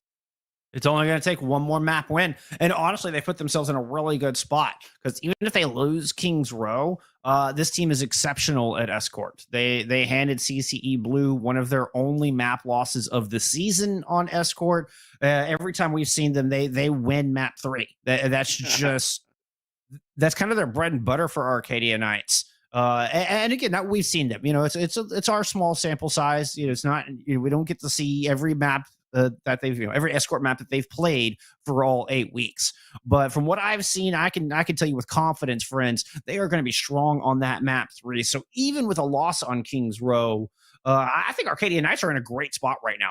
I mean, that was just, we were not expecting this. And I mean, just based upon, results that we've seen so far this year from earlier broadcasts and, looking at, their up and down, their volatility in their team, it seems like everything has coalesced together there and really brought it to the main stage. I mean, this is all to play for right now. This is the excitement of playoff season. Cannot wait to see what happens here on Kings Row. I mean, they've got one to give around. They've got some leeway, but that doesn't mean they can take their foot off the gas. I mean, the pressure is certainly on, and they were not crushed by that pressure. They rose and met that pressure. They elevated their play to fight with this tougher ranked opponent, or opponent who's a little higher in the seeding, fourth place team compared to the ninth place that Arcadia Knights are currently seeded. So I mean, I would say definitely punching above their weight class, at least surpassing my expectations at the very least. Yeah, absolutely. And I mean, I can't wait to see, what they bring here. I did hear that we're going to have a side swap. So I believe that we're going to have Mhm. Arcadia on the defense coming out first. So they're going to know what kind of a benchmark they're going to be looking at. And, Arcadia is going to be on the attack. My bad. They will be attacking coming out the gate. So we'll see what Center College Overwatch can bring to bear. They're going to know what they're going to have to go up against and see what they will have going into this, their attack phase. But I mean, this has got to put all the wind in Arcadia's sails and really, show to the rest of their division here that we're not down and out yet. We still have a say in this, and like you said, they do have the wherewithal to have one clunky map maybe. I'd still say keep going for the jugular. A little leeway. We'll call it a little leeway. Right. So we'll see what Center College will bring out here defensively. I'm going to assume a little bit of the same. Well, I say that Blaku might not like Diva because we've seen the Zarya all 3 maps on Lijiang, and now we're seeing it here on Center College. So maybe Diva might not be up in their hero pool because in this composition, you need to have the Diva to mitigate the damage coming in on your main tank and to allow the Mei and the Cassidy to be able to get those shots in on the attacking team. So you also don't have the Baptiste here, Jeff. That's the other noticeable difference here. So I mean, you're gonna have some burst damage going on or burst healing available, but not the same output that a Baptiste would bring to you. Yeah, no doubt, no doubt. We also have Who's James coming in on the defense for Center College, so a bit of a substitution there for Vector, who was playing the Reaper before. So maybe bringing in the sophomore, hoping that could be the difference maker to help bring this thing back. But right out of the gate, Gavini, who eats a big Bionade and then just gets dashed through. Bezra opening things up strong, finishing map 1 strong, starting map 2 strong. And Arcadia Knights are in a prime position to be this be a one and done fight here on point A of King's Row. Man, Latrick on this Genji is getting work done. I mean, serious work done. Little Miss Grapple. We won't talk about that, Nemo. But, going into the next fight, I mean, they've already got it 542. That is a serious amount of time to be going into that. And, I mean, look at their ultimate charge. I mean, they're just looking so much stronger than what Center College is going into the streets of London here. So, I mean, they've already taken space up around Bookstore as well, Jeff. So this is a fantastic amount of space taking coming out of Arcadia Knights. Yeah, Center College are going to try to take this back. They were waiting for some bubbles, maybe an amp speed. And they are going to go ahead and push up to Bookstore. And it's Bubba and Gavini who go shield to shield. Ooh, nice sleep dart. And Gavini's in trouble. It's Bubba who ends up falling, though. Who's James? Putting down some shots, making their presence known immediately as they've come in for map 2. And without that, Arcadia Knights just have to reset. Yeah, but that's a smart disengage. I mean, they knew that they were kind of stymied out there, especially once Bubba goes down. But you do have Nanoblade coming into this next fight, and only the sound barrier to protect against it. Be nice they can get that out first. Oh, but Crusher dies on the wrong side of the tracks there. Gets stuck out. Crow with a beautiful wall. And now Bubba's sitting here like, wait, do we engage? We should wait for our Lucio? You should wait for your Lucio. Bubba, put that shield down. Let it recharge. You're going to need it for this next fight. Put that shield down! Bubba's charging in, and here comes the blade. There's one already fallen. Looking for a second. Almost got it. There it is. Nice teamwork as Latrick and Crusher combine to find both supports. And didn't even need the Graviton Surge. I thought they might initiate with that. Nah, they're just going to hold on to that for the back of the point. Yeah, and now they have, to defend against the Blizzard, they've got their sound barrier. They're also going to have Graviton Surge. So we're going to have battling Gravs. We're going to probably have battling Shatters as well, Jeff. So this is really going to set up for a fantastic fight. The big advantage right now, I was going to say the big advantage was the Coalescence, but never mind. Coalescence Blizzard out, and Bubba is protected by some shields for now. Galvanijo with it, and it just solo shattered them to make sure they could burn down Bubba. And I don't mind that because that is going to win them the fight. I say that. Brusher is able to find that kill in the back onto Jelly, and Arcadia Knights are feeling a little bit bold. They've got a Graviton Surge to work with. Blaku should be able to return into this fight momentarily. You can see the bubble coming up onto Galvanijo. And yeah, that's going to empower Galvanijo to push forward. There's no Reinhardt on the other side. As soon as Blaku made it back, that was Arcadia's Knights indication to run, and they ran headlong into death, I'm afraid. Well, I think that they're waiting right now for Grab Dragons. I mean, that's an obvious win condition for them, especially since I know that Sound Barrier was cast in the last fight. They have a free Grab Dragon right now. Can we also mention that Bubba has been such a threat that Center College invested 3 ultimates to kill Bubba in that fight before last? But on this last point, it's a worthwhile investment. It takes so long for the attackers to get back. It's the Blaku grab that comes out first, initiated by a great May wall from Crow. And they're going to win this fight. Nemo will have dragons for next. So, a little bit more disciplined on this fight. But I just want to throw that little tidbit out there before we got too far along. Oh, yeah. I mean, Bubba is absolutely creating havoc every time they step up on the stage here. Galvanijo, I mean, they know that he is such a threat, and he's really proving, a little bit of an MTD. I mean, he got a little bit MTD'd on Gardens, but I tell you what, really turned it around in the other 2 sub maps. And now, Grab Dragon's available. You've also got the Nano available. So, I mean, you've got 2 huge combos ready. And here they come. The Shatter will not be in time to interrupt it. But there's not really anybody caught in. It's a 1-for-1 trade. Blaku for Bubba. And the Coalescence is thwarting Arcadia Knights' attempt to try to push in on this. Nice shot. Great tracking there from Jelly to find that pick onto Crusher. And another fight win for Center College. This is what started off so good for Arcadia is looking more and more dire for him now. Yeah, I think Pluto needs to swap over to a Diva. That's my first real check. I think you need to swap over to Diva. You need to have the mobility. You need to have the damage mitigation that the bubbles just aren't providing right now. And then I think that looking at the Nano. I mean, the Nano hasn't been used nearly enough. You've been holding on to it for almost 2 minutes now. Just not enough going into that. Nice Shatter coming through. Crow's going to fall. Blizzard in hand, but Bubba ends up going down. The wall from Crow denied the healing from the other side. Sound Barrier from Crusher, and they continue to push forward. Nano Blade is going to come out now. Latrick has the bubble, has the katana, has the kill on the Galvanijo, dashes through James. J double falls with a little help from their brother, and it's the brothers getting it done. The Brothers Shimada getting the job done there. Now they're going to have about 2 minutes going into this next fight. Both DPS ultimates ready to go. You almost have a 4-pack ready to go for, Grav into Blizzard. I mean, you can really path this any way you want. But Pluto is really catching up in the Grab department as well, Jeff. So we're looking for Grab Dragons in the next fight. Definitely a possibility.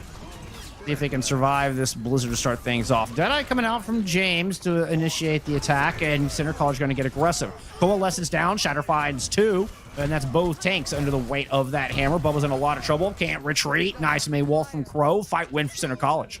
Yep, it did cost them 3 ultimates. It cost them their Deadeye, it cost them the Coalescence and the Shatter. So Arcadia Knights, they have it on their mouse to push this through with some time left, especially if Grab Dragons comes up in the next 20 seconds. They should be able to push this home. I think it'll take 2 fights to do it. The 1 fight from here isn't going to be enough.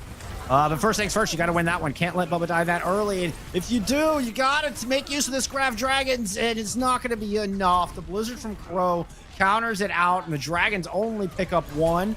Bezra finds Crow. And hopes are going up. Nice boom. Galvanijo ends up in the bottom of the underworld.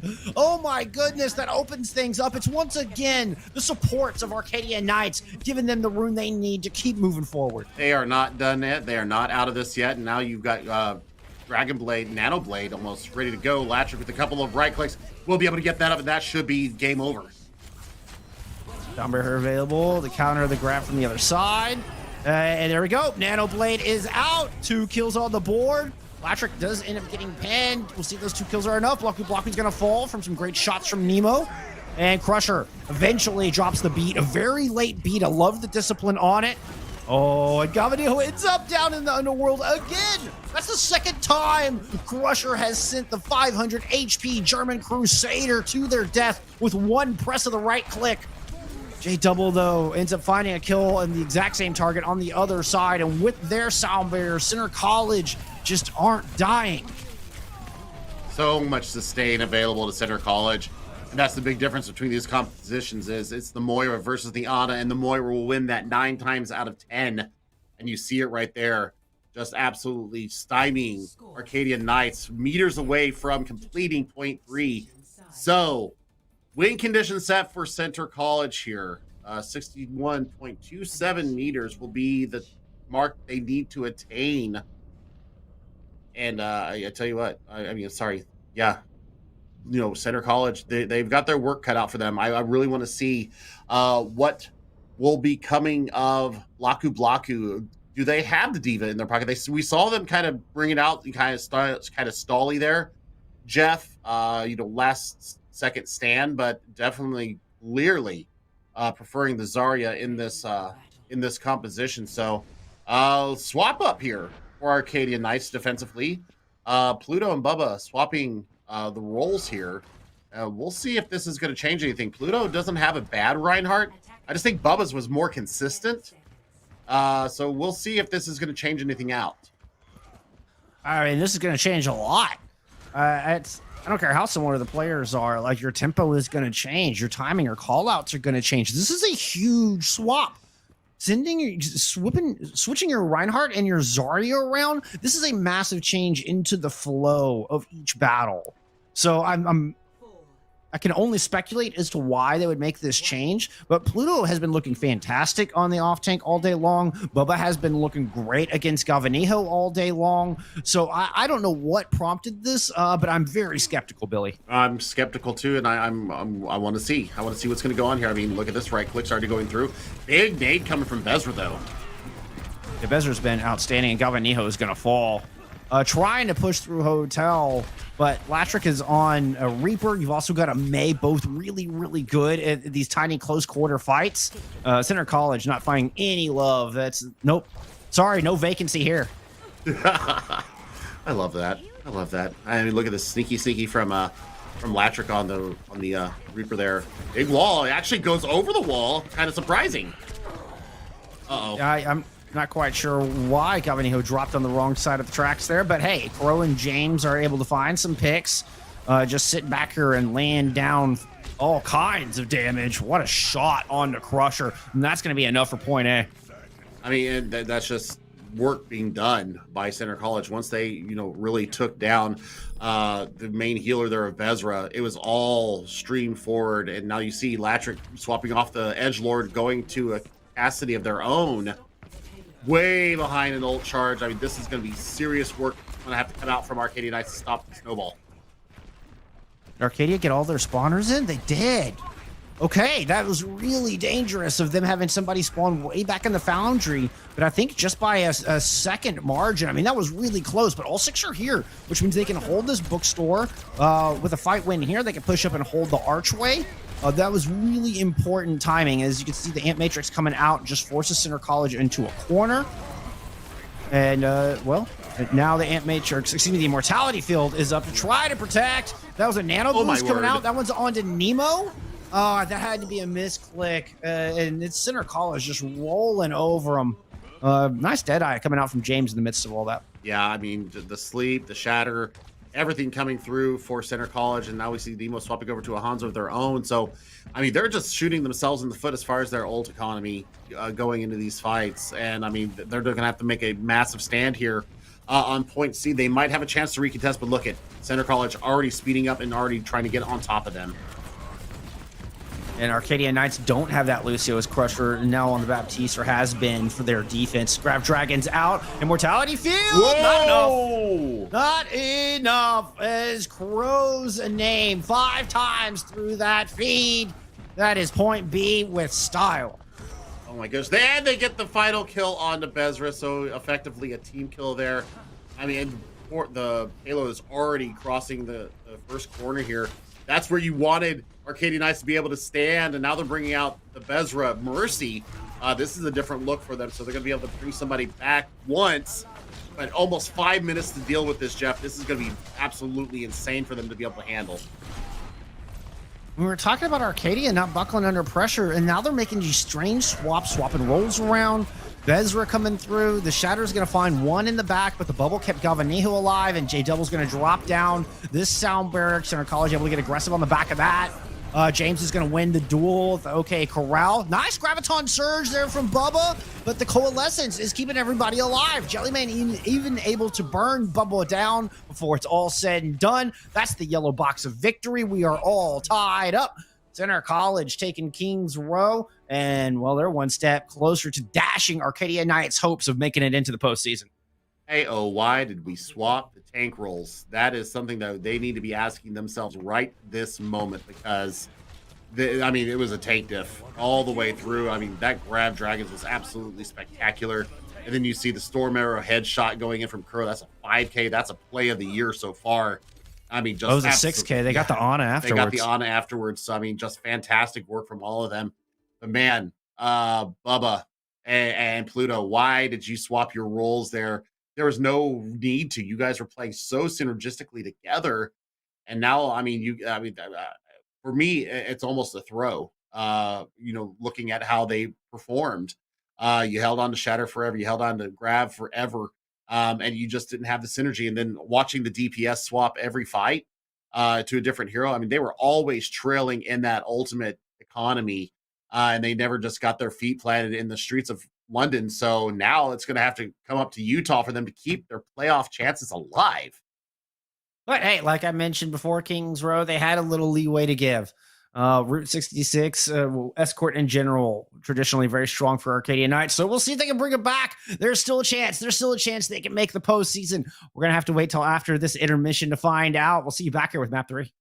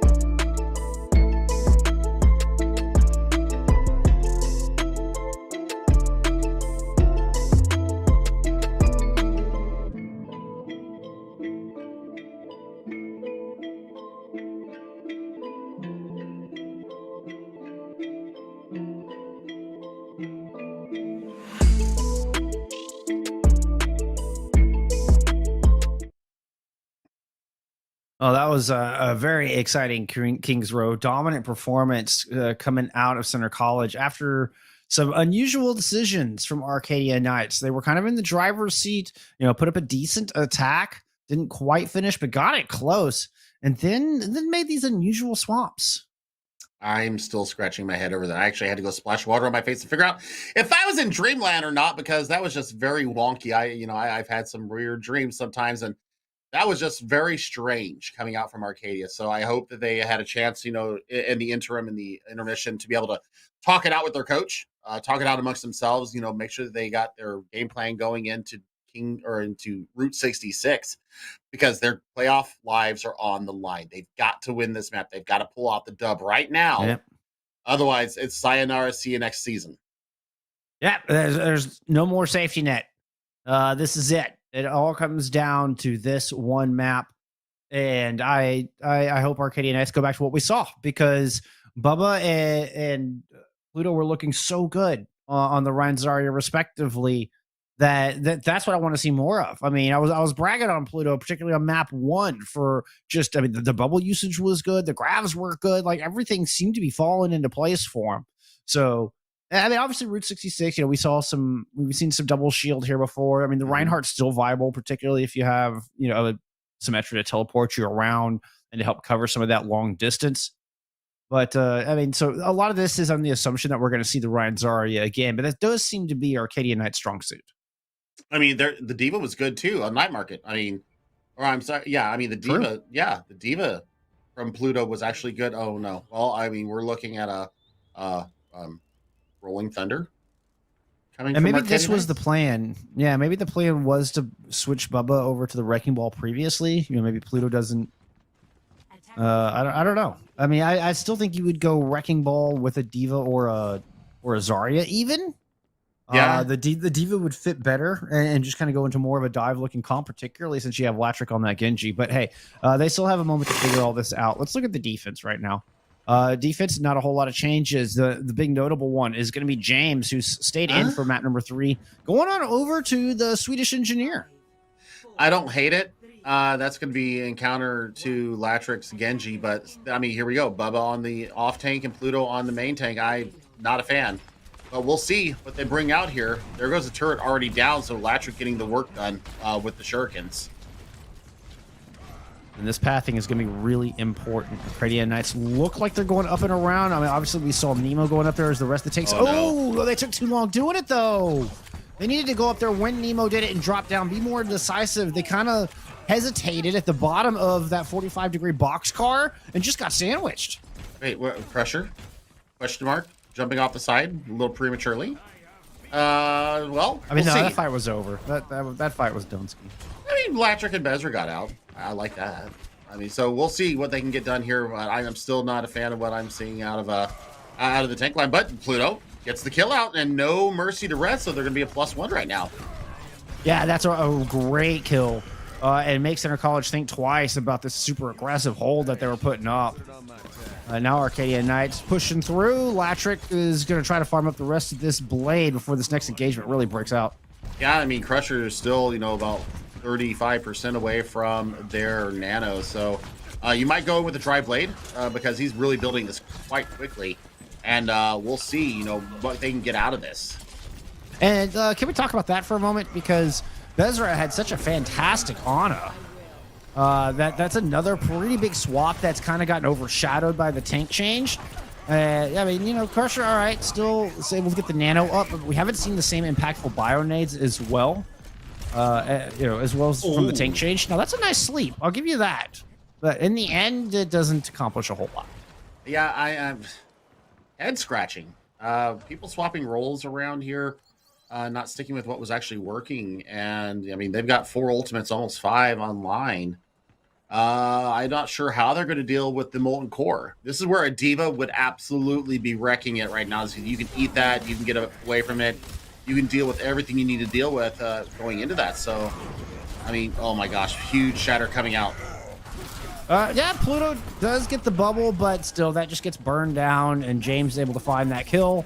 Bezra thought about the res. You saw the cursor just hovering over Pluto's body. It's like, nope, No, you don't want to go for that. There's a Hanzo in the back line. That's way too dangerous. Yep, and I mean they're going to have to go back to Plan B now. I'm not sure what they can do really to get anything done. I mean, look at this, Blaku getting so much more value on the Zarya. Bubba's still 30% away from grab. I mean, that's got to be a win condition for them, is this grab. So grab Dragon's available to Center College to get this stop. You could also throw Molten Core if you catch enough people in it. I mean, there is Nanoblade online. I think that's the one I'm looking at from the attacking Arcadia Knights to try to break this open. Let's see if Latrick can get anything done with it. Nemo already taking a lot of pressure. Latrick going up top, and the blade is out. The Nano is there, but there's the Sound Barrier on the other side. That's a lot of shielding to try to work through. The Dragons are combined with the grab. Doesn't really light up the feed, but it does enough damage that Center College are able to hold on. Yep, this is looking to be a full point hold here. I mean, grab into the next fight. They don't have anything to combine with it, especially if Galvanijo is up. If Blaku has both their bubbles available as well. I mean, that's just going to charge Blaku. So we'll see what they can get done here. I'm not very hopeful, especially with this Coalescence available to Jellymane. You can do it, Bubba. Take a big grab. You need to get some charge first. Then get a big grab here. Somehow they've got to get on top of that high ground. Latrick has gone over to the Hanzo, so he can put some pressure up there. Those bubbles have been used from the defense. Oh! Crow takes down 2 with a single use of the Storm Arrows. Galvanijo's going to throw down the Shatter, then turns around and blocks Pluto's. Oh my, a dominant performance on the defense. And on a game type that Arcadian Knights are traditionally so exceptional at, Center College just put up one heck of a hole. I mean, you didn't deal with the turrets. You didn't deal with the Torbjorn. You didn't deal with the Hanzo. And your main tank and off tank that started the game so well swap positions on the defense of Kings Row and haven't swapped back. And I mean, that's a throw. I mean, I have to call it what it is based upon their performances, not only on attack on Kings Row, but the entirety of Lijiang Tower. I mean, it baffles me. You should have come out the gate with the Hanzo. Once you saw the Torbjorn, you know that you needed to get the long range poke in there instead of trying to get a Genji on top of a turret. Yeah, you took it down a couple times, but you didn't build enough into it. So, I mean, I'm not sure what's going through Arcadia's mind right now, but Center College, I mean, they've got a very easy win condition right now. I mean, just about 44 meters. I mean, that's just around the corner in front of Big Earl. So this is going to have to be the hold of a century for Arcadia Knights to deal with this. Looks like they're going to go with the rock and the hook here, the pig's feet composition. And we'll see what they can get done with this. This is all about early picks and getting those individual efforts, from Pluto, from Bubba, Nemo on this Hanzo now, to try to find the kills before Center College can really get close and engage. Kind of working around a shield and a couple of bubbles. Pluto's looking for an opening. Looking for somewhere to drop that hook. It's ready to go. The cooldown is up. Quite saw it come out. Pluto has to use that, take a breather. Now going to get pinned into the corner. Immortality Field comes out trying to keep Pluto alive.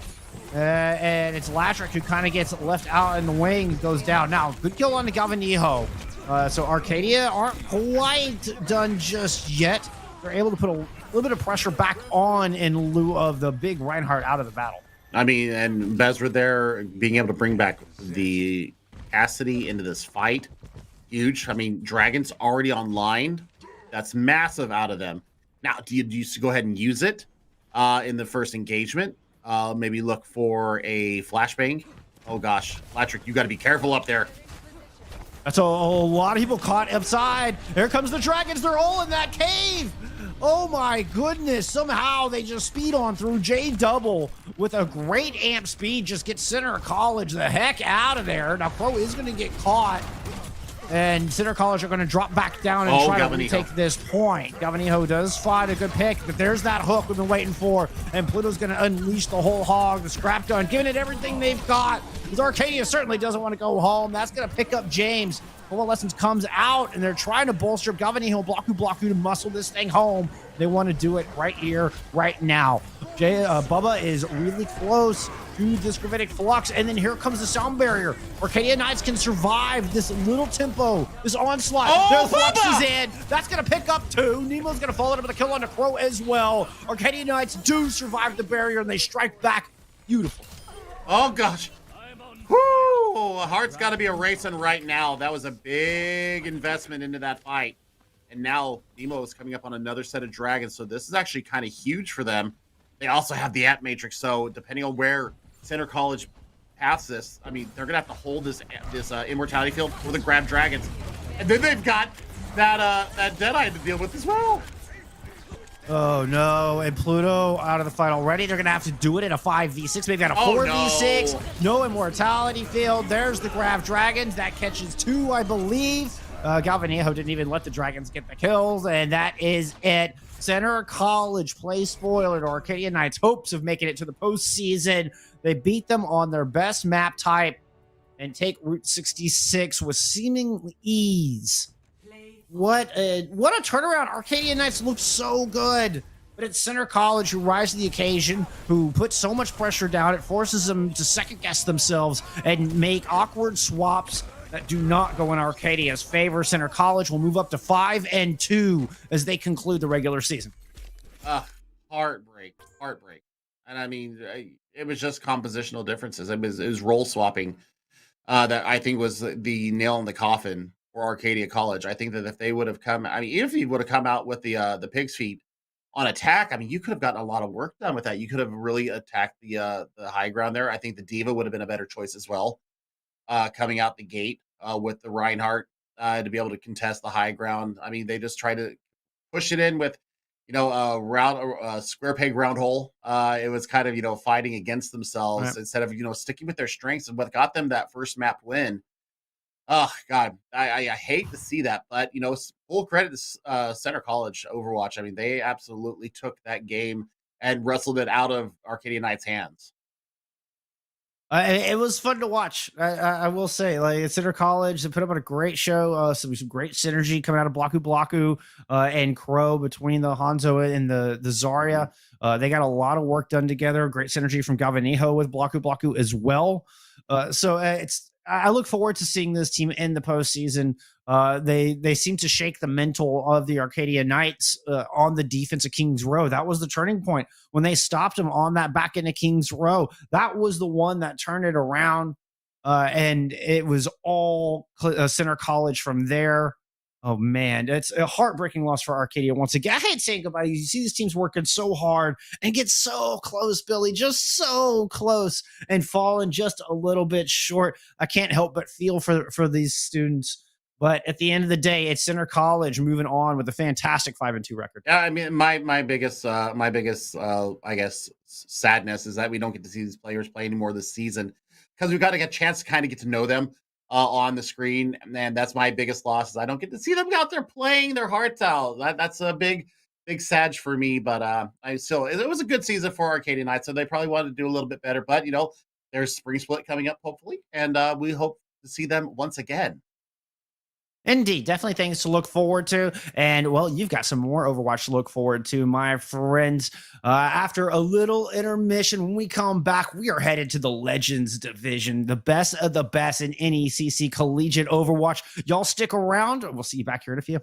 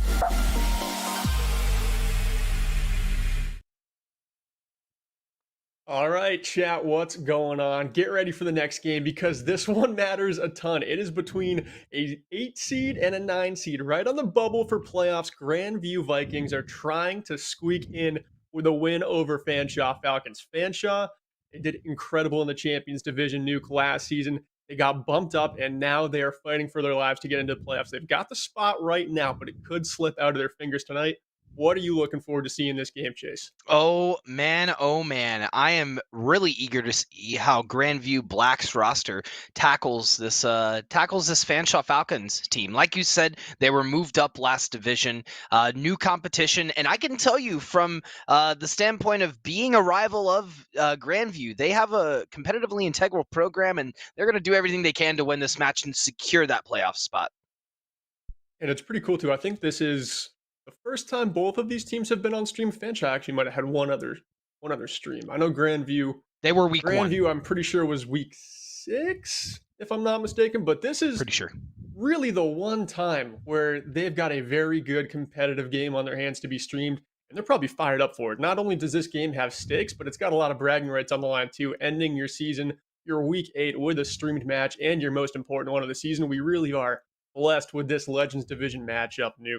And going in, sorry, go ahead. No, I was just going to say the playing field's level. It's as level as it possibly could be looking at this roster. I mean, both teams have not had a very good footing, let's say, in the past few weeks. They lost 0-3 to all of the competitors that they've had in the Legends division. So with a 1-6 record, GV taking on the Fanshawe Falcons, who have a 2-5 record, like you said, everything is on the line. And it's not like one team last week. We would talk often about momentum, right? It's not like, oh, they're coming off of a win, so it could be in high spirits. No, they are here tooth and nail to grind for this match.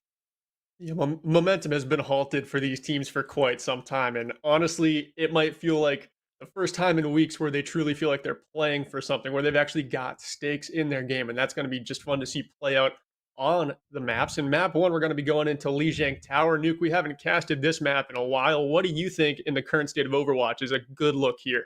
Oh man, I think the best look that you can run here is that sim strat, right? I guess it depends on what map you're going into with Lijiang, but if it's Tower Control Center, I think the transition into being able to get the sim turret off, get onto point, and then play that brawl style comp. I think that's what we're going to see a lot of more than likely is brawl and dive. Probably more of a focus on brawl. I think that Lucio works extremely well on all of these maps, getting the teams in and off of point. Just a great control character overall. But that's what I would like to see primarily. What are you looking for, Berkeley? Definitely the sim strats, just trying to establish some presence on the point early. I think we are going to see that, like you were saying, on this map in particular, just because those bridges you can see on the left and the right side of your screen, those can be a nightmare to cross if you're not in control of the point. So sim, this is one of her most essential maps. So right out of the gate, I like that Fanshawe is running that hero, coupling it with a Reaper and the Lucio, really going heavy on the brawl up front. This is a composition that can lock down the point once they've got it, but if you're Grandview Black, you're setting up this to have ultimates.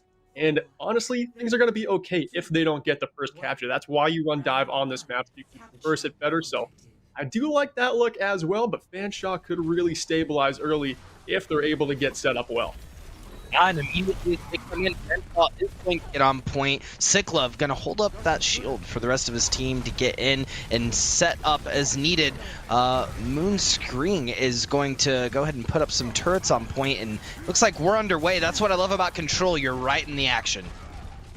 Yeah, Moonscreen got to do a little bit of a better job charging up that sim gun. That's what makes this brawl threatening, and now they're able to do it on that Winston bubble. Now, once they're getting juiced up, I mean, the damage could really start to come forward.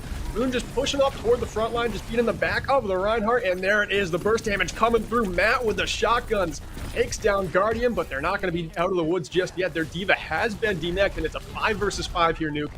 Yeah, 5v5, but Fanshaw's still holding control of point very well. I mean, there's nothing that's getting through this impenetrable defense as we are going to see the battlefield come up. Looks like they're going to try to dive in on the point, but Cliffwater in the back line, able to get the healing off for the team, and that EMP is going to hit all of the Fanshawe Falcons.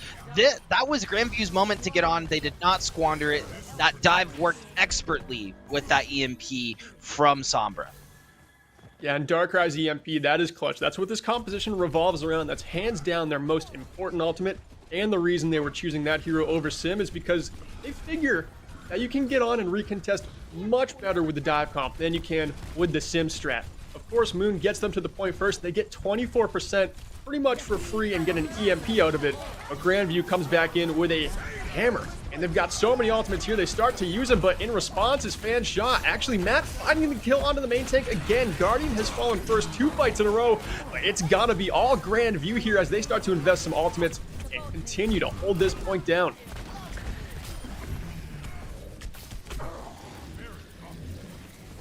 %38 is where we're at right now as it just keeps climbing on up, and Fanshaw did invest very heavily in their ultimates there, Nuke. I am seeing that Grandview only has their tank ultimates up on the board, but Fanshaw really doesn't have much to answer that, so we could have a lot of staying power still for Grandview for the next couple of fights. I mean, they have the ultimates to run it. Fanshaw looking to get back in, and it looks like we're gonna see the Diva Bomb come out, but no, Opia wasn't able to make it through the window. Guardian's gonna try to overcompensate by raging out, getting that Primal Rage off on point, trying to separate a lot of the Fanshaw Falcons, but he is gonna fall. I mean, when you have a Matt in your face with Reaper, there's not much you can do as a Winston. Darkrai has built up that EMP again. They might invest it this fight, but going to let the flip come through. Fanshaw is going to recapture this point in a pretty good time because at 79%, Grandview hasn't quite built this game up to its final fight territory yet. And now that they're sitting on an EMP and a couple support ultimates coming online, they are in great position here for the end game of round 1. And I think Fanshaw recognized that dive comp, while it was good early, just is not going to be enough to be able to fight Grandview's brawl comp that they've been throwing out. So seeing Sicklove and Killer Tankmate switch off is huge. We're going to see the double ult come out, and it's going to pick 2. Fanshaw Falcons are going to hold point for another probably 15 seconds as Grandview looks to gather their bearings. They lost 2 quintessential roles in that fight. Both of their tanks fell. However, as you talked about earlier, Darkrai has been sitting on that EMP, and that could be a last-second clutch that Grandview needs to get the Fanshaw on their back foot. And Grandview, they've got to be a little careful with these ultimates. The EMP comes out early. Everyone is stunned, and Lion's Coalescence picks up a kill as well. And Death Blossom to counter out from Matt. Not going to be enough, and he is diced down by Lion's Coalescence. This Grandview team is looking to take the point back. Not trying to invest every ultimate, but Jerry does let the Death Blossom fly. And that should surely wrap up this fight, but they still have to hang on for 21 more seconds to close out the round. Man, I feel like Moon's ultimate there as Sim was not what Fanshaw needed. It was kind of a bit of a misplacement. Jerry just walked on the other side, popped his Death Blossom, and that was all she wrote. I mean, Grandview was able to take point from there. Sitting at 93% now, they're on the comfortable defense. Fanshaw gonna drop the beat to pop in. They're throwing ultimates out left and right, and they need the picks. Blood is in the Falcons' eyes. Definitely is. The bomb is going to even this fight out. Both Reapers on both teams are down. We've got a very even 5v5. The Shatter gets hacked, and no stuns come out of it. Opia does get another kill right onto Sicklove, who was hacked. No shield, no resources left to play with, and brought down. Overtime starting to dwindle as well, and more ultimates are coming out from Grandview. They've got another EMP here, and it finds 2 targets. The Diva Bomb up in desperation, not going to find anything, and this could just be Grandview's round. I think it is going to be Grandview's round with a 5v1 on point. No one's really there to contest. Grandview is going to take Garden, and what a performance from them in this first map of Lijiang Tower. That was a great showing of just how a Somber comp can better a Sim comp, even on a map like Lijiang Gardens, where it almost seems like Symmetra is a must-pick. Taking those mobile tanks, you can just jump right over those bridges. Reaper can teleport across it. Pretty much everyone except Lion can get across that tough part of the map to traverse very safely. Fanshaw, on the other hand, we did see them 1 or 2 fights getting caught in that transition. If Darkrai had an EMP, things were pretty much a wrap, right? There's not much you can do to counter that with the composition Fanshaw has. Yeah, if I'm Fanshaw, I'm just playing LOS a lot more. I'm playing line of sight. I'm only peeking when I need to, especially on the support side and DPS when they were playing that long range. But Matt gonna switch over to the Doomfist, and Fanshaw gonna keep that Sim strat, get on point immediately, looking to hold the defense. This may be very telling when we move on to the payload maps. You know, if they perform better on defense, that may clutch out the set for them. Opia getting getting dangerously low as well as Grandview's looking to push in for this first point. Oh no, we're seeing a bit of a misjump from Guardian as well. Just a little bit of mishaps here and there all around from Grandview is going to seal the deal. Fanshawe is going to secure a point to start out on this map. Just like the previous map too. They get the point first. Matt on this Doomfist, this is what I was going to talk about too. Fanshawe has a lot of great targets to hack. Once they're hacked, they're essentially useless. From the D.Va, the Reinhardt, the Doomfist, 3 members of this team do not fare well if they're hacked at all. That could again be telling for Grandview later in this game as they start to find a couple picks. They've gotten the D.Va, D-Mac, the Lucio taken care of. Sicklove has just fallen, and Darkrai has this EMP to save for the next fight. Simwall out in desperation, not going to find anything here, but Fanshawe a little better on this point. They're going to get around 30-40% on their first capture. You know, and that's good that D.Va was the last person on point. It added a little bit more time to their percentage. I mean, they are going to lose it at 40%, but that's a good, you know, chunk, almost half of the time needed to stay here. I don't know if Grandview, you know, I wouldn't put it behind them to do a little bit of sneaky investigative journalism on the Fanshawe Falcons and identify those core weaknesses, because right now, Sombra looking like a major core weakness, Cliffwater not looking like a major core weakness, so throwing up that field to save his team in the nick of time from that massive bomb coming out. You're going to see the EMP coming out as well, and the beat's going to get dropped. Self-destruct as well, counter beat, and this ult is, I mean, this fight is all out ults right in front of this tower. A full investment from both teams. Definitely Matt coming back in, trying to hit a combo, and he's able to land one on the Guardian, taking him down with the uppercut, and right now it's tied up as far as percentage goes, and Fanshawe's looking to retake this one. Darkrai, though, despite EMPing this fight, already at 80% to his next one. That is phenomenal. That is why you run the Sombra comp when you have a player like Darkrai who can just farm EMP every single fight. You know, I would like to see Darkrai ult a little bit more. They sat on that EMP for quite a while on that last map. I would like to see it, honestly, on cooldown if they have it to their capabilities to do so. Taking out this Doomfist in the backline is exactly what you said, Berkeley. Darkrai just clinching it, and there's a Fanshawe, the hack is going to hit everyone. It's everyone, and it takes the Symmetra wall down. That was the only thing Fanshawe had hopes for on defense, and with that gigantic Sim Shield no longer in play, not only does the EMP find everyone and make this almost a short fight for Grandview, but it takes out a key ultimate that Fanshawe put up, and now they're not sure what to invest. They've got a Shatter online and a Beat Drop that just came online as well, but I don't know, that might not be whatever it takes to win this next fight. Fanshawe was able to get, oh wait, no, they're still contesting. Are they gonna try to push this to 99? They are. That was honestly a pretty smart play from Fanshawe. They're closing that parameter, closing that gap needed to take the point next time, and Grandview's gonna have a smaller area of time. They really need to work on their defense on this point. Fanshawe can't take it again, or that's it. And with Sicklove having the Earth Shatter on deck, that could be a detriment to Grandview. If you're Fanshawe, you have to win this fight with Beat Drop before EMP comes online. That Pulse Bomb is going to take down Fanshawe's Symmetra player, and the Shatter is going to land on the Guardian. They've got to make sure this Winston gets eliminated, but great support keeps him alive for Grandview Black, and they're still hanging in this fight. Darkrai at 67% to the EMP, and Fanshawe starts to punch back. They've got 3 kills in this fight, and it's pretty much even here, Nuke. It is anyone's game, and if Fanshawe get the flip, the pressure is on. Only one contest. Jerryman gets taken down. Nuke, it is still anyone's game as Matt picks up these kills. Fanshawe gets it right back, and it looks like we might be tied up shortly. Look, I don't know if Grandview is going to make it back from that. There was a lot of, I don't know what to call it, more so than just clumsiness from Grandview. Getting hit by the D.Va bomb, jumping off of point, killed 2 of their characters going into this overtime. I mean, they have to not just win this contest, but they have to hold for another 13 seconds. This could be everything as Jerryman's trying to take out all of the members of the Fanshawe Falcons. Alas, I don't think it's going to come to fruition.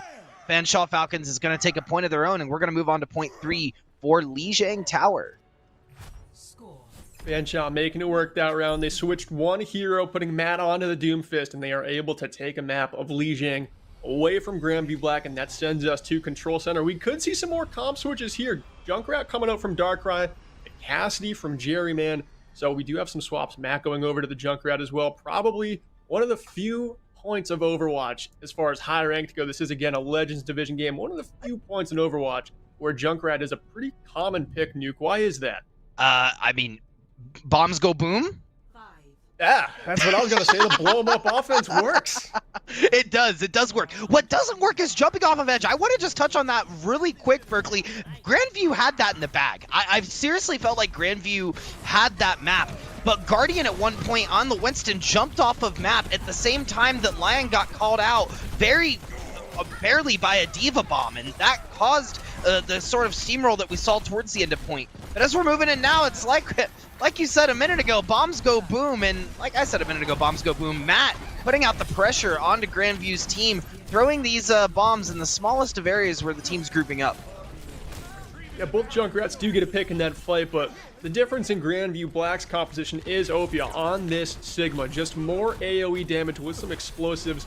Those spears thrown in with the Junkrat nades, with the concussion mines as well, makes these tight chokeways just so difficult to get through. And we can see Grandview getting so aggressive here, pushing that Reinhardt, that double shield Reinhardt composition, all the way up to the farthest door they can get to, making it so Fanshawe has to invest ultimates or some serious cooldowns just to get to the point. And then they've somehow got to find a way to win the fight there. Jerryman gets the first pick here with the help of Lion's Ant Matrix. That is crucial, but Matt responds with the kill on the Guardian, taking her down, and the High Noon comboed with the Flux, one of my favorites. Good for 3, make it 4 kills, and Grandview hold this point still. Almost as schnasty as the High Noon the self-destruct Flux, but agreed. I mean, Opia on the Sigma is so oppressive for the Fanshawe team because Moon is not able to really get off the damage he wants to, nor is Matt when you have Sigma able to eat all of that, right? Moon looking to get a flank here on top of Grandview's team, and oh no, what's this? Matt has the tire. It looks like getting in position for that. We're seeing ultimates come out left and right onto point. Fanshawe looking to make their push, but Darkrai's not going to have anything to say about it, taking out 2 on the side of Fanshawe and basically securing their defense for this round. And that is what Riptire is so good at, right? Just swinging the momentum back in a fight. That time it only took down an immortality field, but that can just be so crucial when these games revolve around those big cooldowns. That immortality field for Cliffwater essentially functions as a support ultimate, and with that out of the way, more investment comes through for Grandview and they're able to take that fight. But now Fanshawe goes back in and they open it up with this Diva Bomb right over the top, and it's good for a kill onto Jerryman, but Soren, she is able to take down the Diva before the Diva gets back in the mech, and now it is a 3 versus 5 here. It's kind of spilling out onto the point. Kind of a messy fight as overtime starts to tick down, and Grandview looks okay, but the DPS on Fanshawe have responded with 3 kills, and they don't want to give up on Lijiang just yet, Nuke. No, they don't, and their tanks are still alive, so they have a good chance to take this point. I think Fanshawe is in a good position here to hold their defense and play their luck, right? They're going to have a couple ultimates coming online. Grandview already having 3. I guess if Grandview just stuffs this, right? Just runs to point, says, we're popping out ultimates, we're picking targets, they might have a chance to just secure this in the bag. But, I don't know. We've seen Fanshawe's defense, and it's nothing to scoff at. Oh my God. Oh, if they get this flank off, it's going to be huge. Just rushed the spawn. They knew those 2 members of Fanshawe hadn't made it back to the fight yet. And Darkrai with a 3K tries to end this map right here, and that should be more than enough. The point is flipped back overtime. It's got to be fast. Almost like Fanshawe is left in a room. Darkrai is leaving him dark crying. I don't know. I was pushing for that one. Black is gonna win this round. I liked it. Listen, I don't know if that should have gone the way it should have, but Darkrai definitely had fate in his hands this game and was not letting it slip. Yeah, Riptire is one of the best ultimates at making something out of nothing. That was all they needed. They had 3 ultimates up on the board, but all it took was a tire going on a little bit of a road trip and picking up 3 members along the way. So we've got a lot of differences in how these 2 teams like to set up their attacks. That's going to play a big factor going into King's Row, one of the most notorious Reinhardt brawl maps in the game. It'll be interesting to see if Grandview is going to just go with the Reinhardt comp the entire time. Nuke, what do you think? Because this team looks like they love the mobile heroes. They do, and I think that they love the mobile heroes due to their namesake. It's a grand view, indeed. They like to get the high point. They like to move around. They like to look at it from different perspectives. And it was definitely working out for Darkrai. It was working out for the rest of their rosters. They were kind of being very oppressive on Fanshaw's backline. The front line just kind of fell apart whenever they were able to push in. Fanshawe, I feel on their end, the target calling's just got to be a little bit cleaner. It's got to be a little bit faster because Grandview currently has the edge, as we've seen in these 2 rounds or 3 rounds. And Grandview's definitely playing with some serious fire in the belly, too. They are the 9 seed going up against Fanshawe, the 8 seed. They're trying to steal that playoff spot. Fanshawe is trying to defend it. So going into Kings Row, we'll just see how well Fanshawe is able to respond, because if they don't win here, playoffs for them could be gone. Adios. No bueno, as we say around these parts. Well, chat, couple minutes. We'll take you to Kings Row. We'll see if Fanshawe is able to get it done.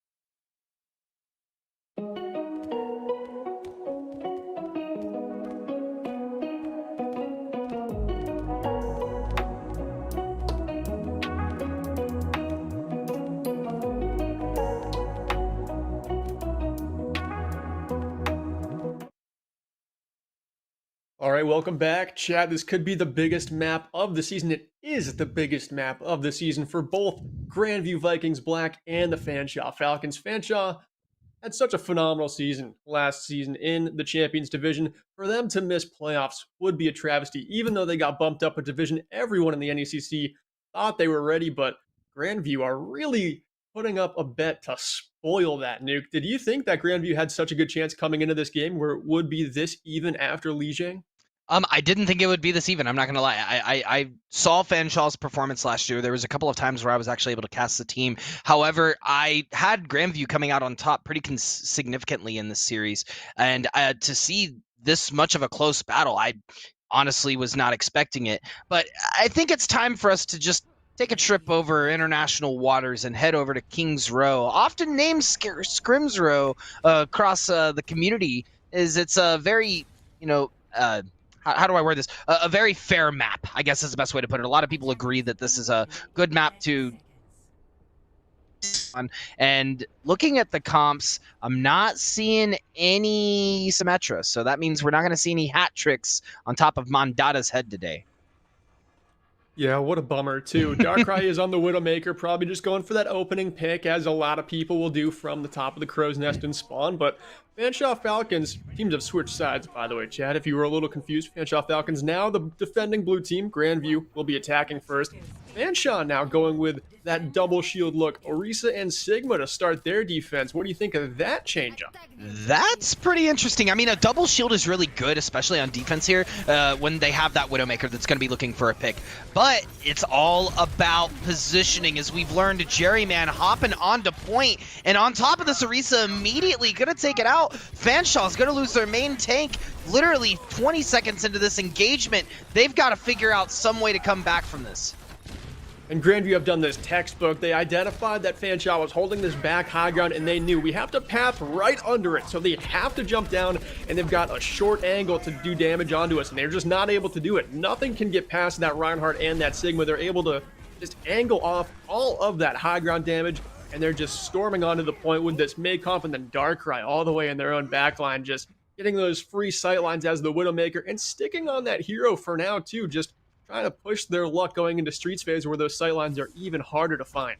Yeah, we are going to see some swapping off on the Fanshawe side as well, looking like they're going to go for a different type of double shield comp, as Grandview is going to push this momentum.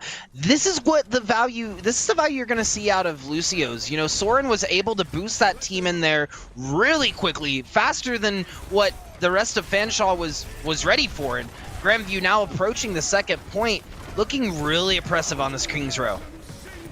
And this is what you have to do as well. You just got to keep on pushing the aggression on this Streets phase. The first time people started seeing this happen was in pro play, and they were just blown away. This team named Selfless, they would just go straight up all the way to the third point spawn and show us how to play King's Row when you're just keeping your momentum going. You make Streets phase almost free, especially if you run the Maycomp. You can really just wall them off and not let them back on this ground, and that is exactly what we saw Grandview do. And they've managed to save 2 ultimates and coming online with that beat drop shortly. 5 minutes, almost 6 nuke. This Grandview team is rolling. Oh, yeah, that's what you call a wall-off wallop, indeed. Tank Killer Mate pushing up, Grab Flux is coming out. Popping up, gonna miss everyone. I think there was a little bit of a glitch there. Definitely unintentional coming out from the Fanshawe side. Oh, what's that? Getting a little chilly because the blizzard's popping out too. Opia cleaning up for the rest of the Grandview roster, not needing to use either support ult. And this was not what I had in my predictions whatsoever. Grandview looking so clean on this offense. I thought Fanshawe was going to have it in the bag for their defense, but Grandview looking at the chinks in the armor really early. Grandview knows they've just got to push the aggression all the way. If they can make Fanshawe play scared like their season really is on the line, they're already going to make them cave, and that could be what we're seeing. Already investing in the support ultimates, but Soren keeping her sound barrier for late in this fight, making sure that Grandview has enough resources to finish the map, even if they're not able to win this fight. So that is a very good call coming out from the main support of Grandview Black, as it doesn't look like this is their fight to win. Fanshawe, it looks like they're actually very well set up to win the next 1 or 2 fights with the ultimates they've got on the board. So that's the thing about King's Row, right? And most hybrid or really payload maps overall, Berkeley, when you get to the end of the map, when you get to that third control point, it is significantly tougher to take than the rest of the route, right? What would you agree? Yeah, I definitely would. And then coming up into this fight with the blizzard just thrown right in your face, this beat drop from Soren saved aptly for this moment, but it might not be enough to get Grandview back in this one. They're gonna have to invest way more than these ultimates after this beat drop. It could be their time to shine. The Shatters come out. Both of them don't really fight too much, but Grandview are able to get some picks. Darkrai now over onto the Tracer, getting the 1 clip onto the Cassidy. Moon on the side of Fanshawe. And now Fanshawe once again has their back against the wall, and you do not want to let up third point with almost 4 minutes on the clock. That could be a death sentence. We are going to see Siglov come back quick, but Cassidy's going to pull out a Deadeye, take out Soren immediately. Gravitic Flux going to come out on the side of Van Grandview's. Opia is going to take out the front line of the Fanshawe Falcons, and they're going to secure the bag with 3 minutes and 42 seconds left on the clock. That is over half of the round, and Grandview more like grand clean, because that was a fast take from that team.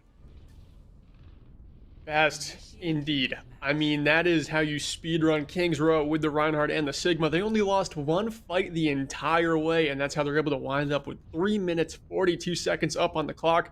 If you're Fanshawe right now, you just cannot cave. You cannot act like your season's over. You can win this game even if you capture it with just 1 second on the clock. You get that minute, and you've got a shred of hope to hang on to Kings Row and the rest of your season.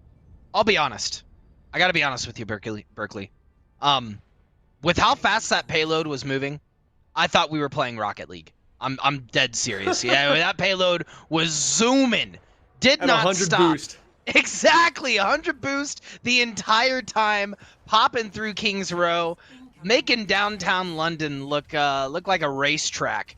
And I don't know if Fanshawe is going to have the same oppressive offense that Grandview's realistically brought to this entire set. I guess it's all going to be really determinant on how well Grandview plays this defense, and it looks like they're going to take a bit of a page out of Fanshawe's book. Guardian going to run exactly the comp that they were running last time with the Orisa this time. And Guardian loves the Orisa. That is one of her more comfortable heroes. She's played it week after week for this Grandview team. So locking it down on first point here with that double shield comp with the Orisa could be what they're looking for. Both teams have the Mei again. It's just got to be on the defense here. Be very careful not to get walled off early like we saw happen to Fanshawe. Now we got Darkrai up on the high ground with the Mercy Pocket and the Ash. And we're just waiting for Jerry to wall off somebody, and that could be even better for Moon, walling off the Orisa, and this is Grandview, caught in a very similar position as Fanshawe was on defense. They lose their main tank early, and this is going to be a massive time bank for Fanshawe to open up this game. This is exactly what they needed, New. Yeah, Darkrai heavily trying to yee their Haws. Bob's going to get thrown out, but quickly sent away. Fanshawe quickly taking that point, Berkeley. I don't know, this whole series, I've been predicting things, right? I've given my predictions. And I don't know if I just want to give them anymore because I'm going to lose my fortune-telling license because they just keep proving me wrong, left and right. I mean, this is a team right now that has to prove everyone wrong because Grandview has all the momentum in this game currently, so already starting to cut down the Grandview Vikings team with that pick onto their main tank. Opie is not going to have enough resources to get him through the fight, and I love this investment. You just speed boost, you drop that sound barrier, and you get as close to the Grandview spawn as you can and not let them out. Just keep that chokehold on.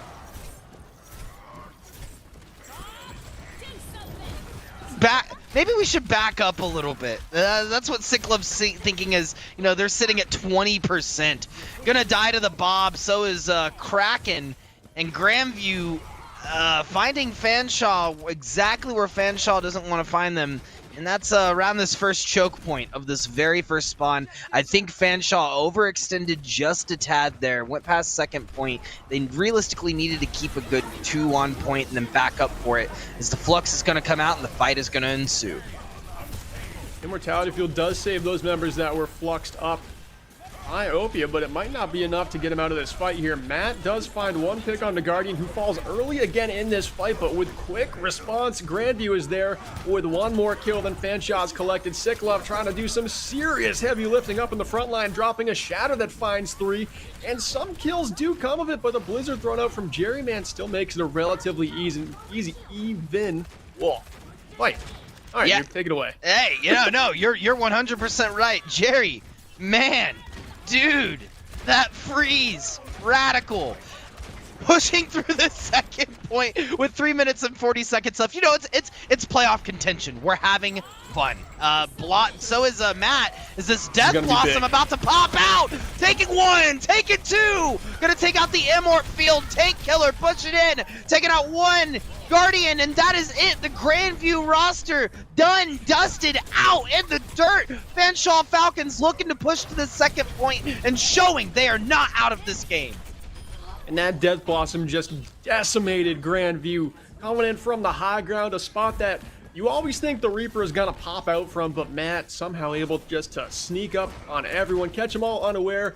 And what's even better is what's cracking the Lucio player for Fanshawe, dropping the beat, making sure that fight does not get out of hand for Fanshawe. They cannot invest and lose these fights. That Diva Bomb finding Guardian again. Guardian has a shield for that very occasion. Don't know where it was there, but Fanshawe is loving that early pick in this fight. Sick Love, though, going down makes this an even 5v5. Neither team having a Reinhardt, but still the payload inching forward toward its final destination.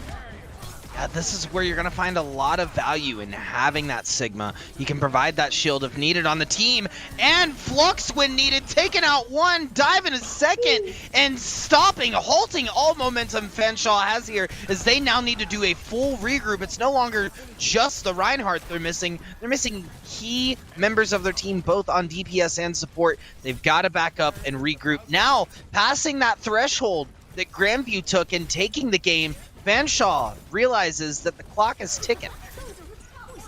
Yeah, like I said, Fanshawe can get this game done even if they have 1 minute up on the clock in overtime, but they would love to be perfect here. That Blizzard does wall off Guardian, the Reinhardt, but he's somehow able to stay alive, or I'm sorry, she's somehow able to stay alive just on the edge of this fight. Sicklove's pin across the map connects with Lion, and Fanshawe trying to just stay in this one, but the DPS for Grandview hitting those headshots, showing their skill, and bringing this fight back for Grandview. They don't want to let go of it yet, but Fanshawe still just keeping up the pressure. The Shatter stuns 3. The Immortality Field saves them for now, but it's not going to for much longer. Matt comes in with the Blossom to finish the job. Yeah, Matt also going to take out a couple in the doorway. As they're pushing up, this may be it. I don't know if Grandview's going to defend, and they're not. 2 minutes left on the clock. Fanshawe Falcons are going to take and push it all the way to the end of Kings Row. You know, I wouldn't say they ended that with 100 boost, maybe more like, 70 boost, but realistically, they made it to the end, right?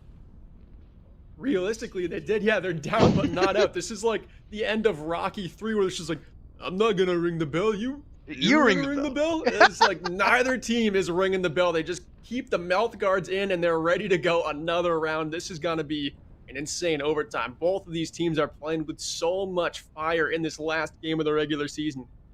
Yeah, I don't know either why Guardian currently has no health and Moon has half. Okay, no. They spawned in. It was probably from the end of last round. That just looked goofy on the overlay there for a second. Roster is going to switch up a little bit. It looks like both teams opting for that D.Va first point once again, which is different than what we've seen, right? They haven't really ran this D.Va on the first point. Both teams have opted for the Orisa going for a double shield comp, realizing now that might not work in terms of the strategy in this Legends division. They've opted to run that just classic brawl comp on both sides. Jerryman gonna run the Cassidy, and we are gonna see the Cassidy Ashe double Cowboy Yeehaw comp come out from Grandview. I think the double hit scan here is good. Jerry, with the stun that the Cassidy offers, could just hinder the front line of Fanshawe a little bit. And then Darkrai, we saw what they were able to do on the defense, holding down that high ground. This time, though, Darkrai will not have a Mercy Pocket to couple with that Ashe pick. Doesn't seem like anything is stopping Fanshawe here. Despite losing their main tank early, they just keep their foot on the gas, barreling into the Alderworth Hotel, trying to take down main tank on the side of Grandview, but it looks like they're choosing the wiser here, backing off just a little bit and conceding to the pressure that's bound to come forward from Grandview. I think the issue with her was that they didn't call a target and pick it together, right? We saw Matt kind of go through Hotel a little bit, chasing targets, and we saw Moon staying on the outside with the front line, so maybe a bit of miscommunication on the side of Fanshawe, but there's no room for error. They've got to take the picks now, as Sicklove is going to fall to Guardian. That may stop the momentum a bit. Oh no, we are going to see both fields popped, Blizzard coming out, and that is great positioning for Fanshawe. Grandview has no choice but to back up off that. That Blizzard was in the perfect spot. The D.Va getting demech'd. Opia going into Baby D.Va form. That's the green light. You throw that Blizzard out, it is free. And that Blizzard zoned off not just where Grandview is standing, but it zoned off any chance of them touching the point. And also Moon keeping that wall to make sure that Guardian's not able to get that contest as well. That is just textbook Mayplay from the ultimate to the wall. Fantastic stuff from Fanshawe. Yeah, no, that was a definitely an entire reverse flip of what we a flip reset, if you will, of what we saw last game. Enough with the Rocket League.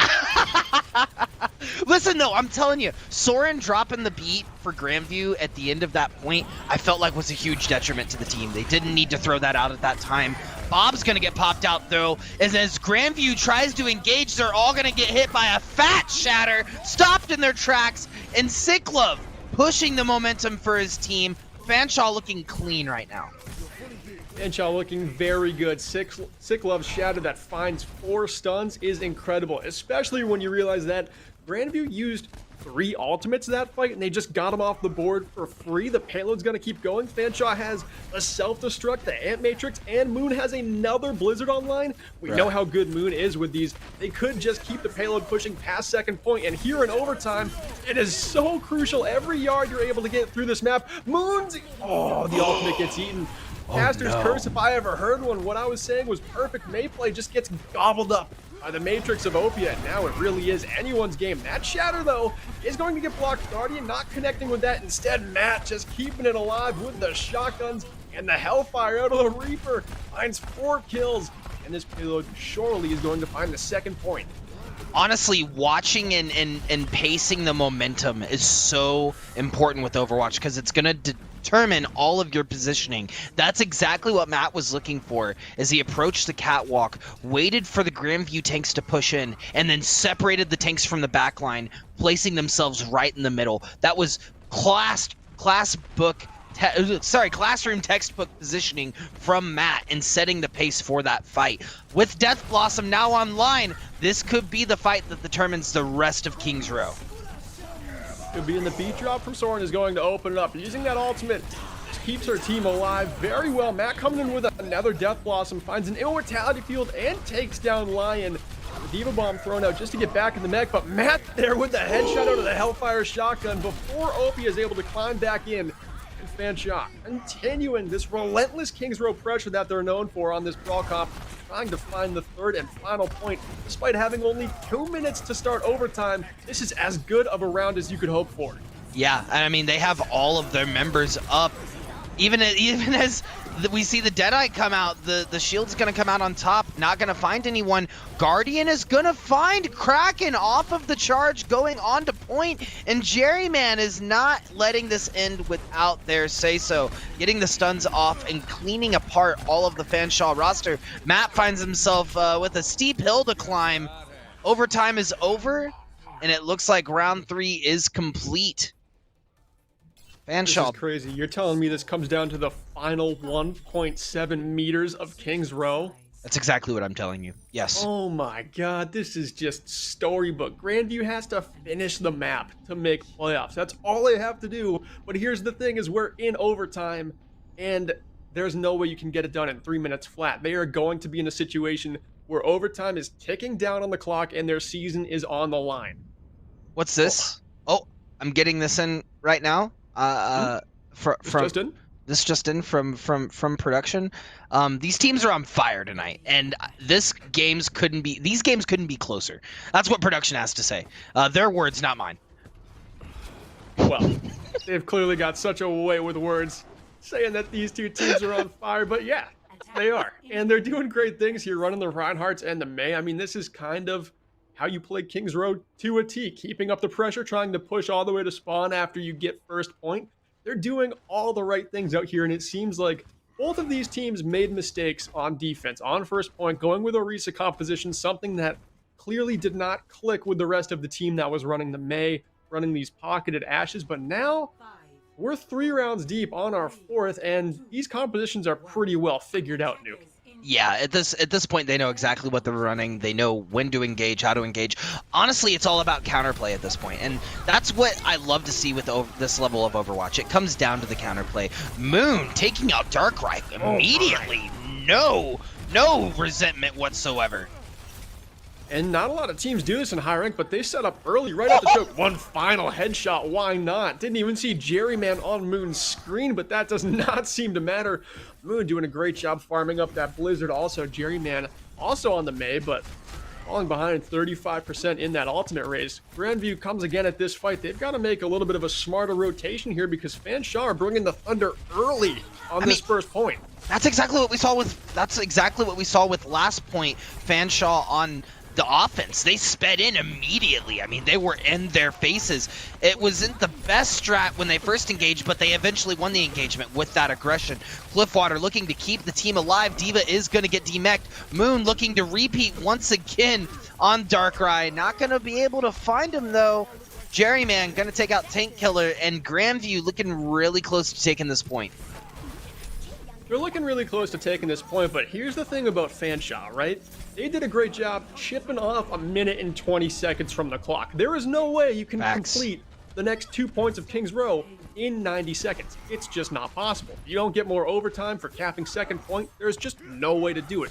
Fanshawe's in a spot where they can save all their ultimates for the rest of the game and then go super heavy with their investments on the final fight to make it into the next map. It's a great spot. I'm not gonna lie, I thought we were using Discord. I didn't know that the NECC paid this man and gave this man a fax machine. That's 100% right. I believe you. That's all they need going into the rest of this point. Oh man, could you imagine if every time I had to say something you got that awful fax machine noise that just sounds like the emergency services? Like, yeah, like anytime there's like a hurricane in your area, that would not be good for a caster. I don't think you get gigs. I'm not gonna lie, but you know what you are gonna get gigs off? You're gonna get gigs off of these hot arrows that we're seeing from Darkrai and the fax machine. I mean, I'm not gonna lie. You're spitting the truth over here. Berkeley, follow him on Twitter. He knows what he's talking about. At alt charge. Anyway, going back into this point. Thanks for the plug, man. Great. Listen, we just got story time with Nuke here as just. It's bound to be Grandview winning fight after fight because Fanshawe's just refusing to invest here. But I mean, I like the plug. I like the story time. You're right. I mean, but with 8 seconds left, what better narrative than the narrative we see in front of us? Grandview pushing to get it to that last little nudge, that last little bit. Guardian going for the hard flank. Gonna take 2. Going downtown. Cyclone looking to respond. Both beats are coming out, and the ultimates are dropping as overtime hits, and Grandview has to secure it now. Cyclone with the flank shatter left his team wide open for a shatter from Guardian, and that just keeps the payload going around its final corner. Fanshawe, though, they've got 3 ultimates on the board, and only an Amp Matrix can save Grandview now, and it might not be enough. Trying to use it early, trying to keep those spawn doors sealed, but Matt is out there to contest. Oh no. And the rest of Fanshawe get out there quickly. The Diva Bomb comes in, and it does find 1 kill. Lion is down, no ultimates on the side for Grandview, but they are finding the picks fast. The Amp Matrix for Fanshawe keeps a lot of damage alive for this team that is lacking members right now. They've only got a Diva and a Baptiste out there, and Cliffwater has just gone down. There is not much more they can cling to. Grandview might just squeak into the playoffs. Only 8 meters to go, and they've done it. They did it. Spoiled Fanshawe. How did they do that? I was not expecting them to be able to make it around the corner and push through that final point with Fanshawe having all of their team members come online. All they needed to do was engage together. It was clear, open, and shut. That was it. But they staggered, and because they staggered on point, they got picked bit by bit until they were dwindled out. Grandview securing their bag. That is so good to see for Grandview. They have not had much to play for all season long, and then the final game, week 8, where they finally have some stakes, they do not disappoint. Anyone on their team, their coaching staff, their fans that show up to Twitch chat every time they're on it, Grandview are able to upset a team that was in a championship setting just last season. Fanshawe probably not even making playoffs now. Yeah, unfortunately, it's unlikely that Fanshawe will make playoffs. I mean, the record is going to go up, but the map differential is going to be the thing here, and Grandview is going to take that one forward, hopefully into playoffs. Grandview, and this is the thing with Overwatch, right? How you start at the beginning of a season, how you play as a team at the very beginning is going to be vastly different 2-3 months later now that we're in November and you're playing at the end of a season. You've had times to either grow or you've had time to, maybe diminish a little bit if you've had some issues on your roster. And Grandview showing that they're not done with their season yet. They still got a couple more weeks in them and they're ready to show it in playoffs. We're going to get some swaps off, but first we're going to take a very brief break and we will be back shortly.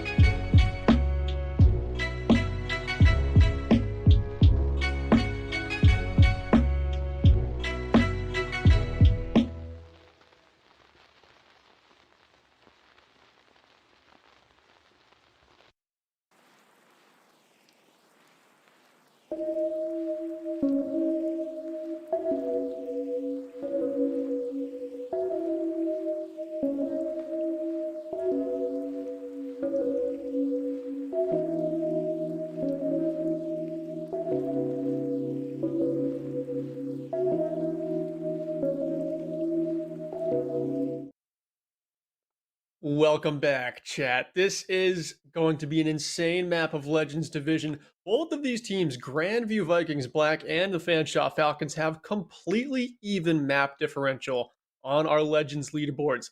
Both of the teams are coming into this last map at 5 wins, 16 map losses. And this is for the final playoff spot. We're going to be going to Route 66 for literally all the marbles. For a playoff spot, it comes down to one map, Nuke. What are you feeling? Does Grandview have the 3-0 in the bag to get into playoffs, or does Fanshawe finally make a great final stand? This is what I'm feeling. Everyone watching broadcast right now, everyone, I want you to close your eyes. And I want you to put yourself in a position here. I want you to think. You're in a race.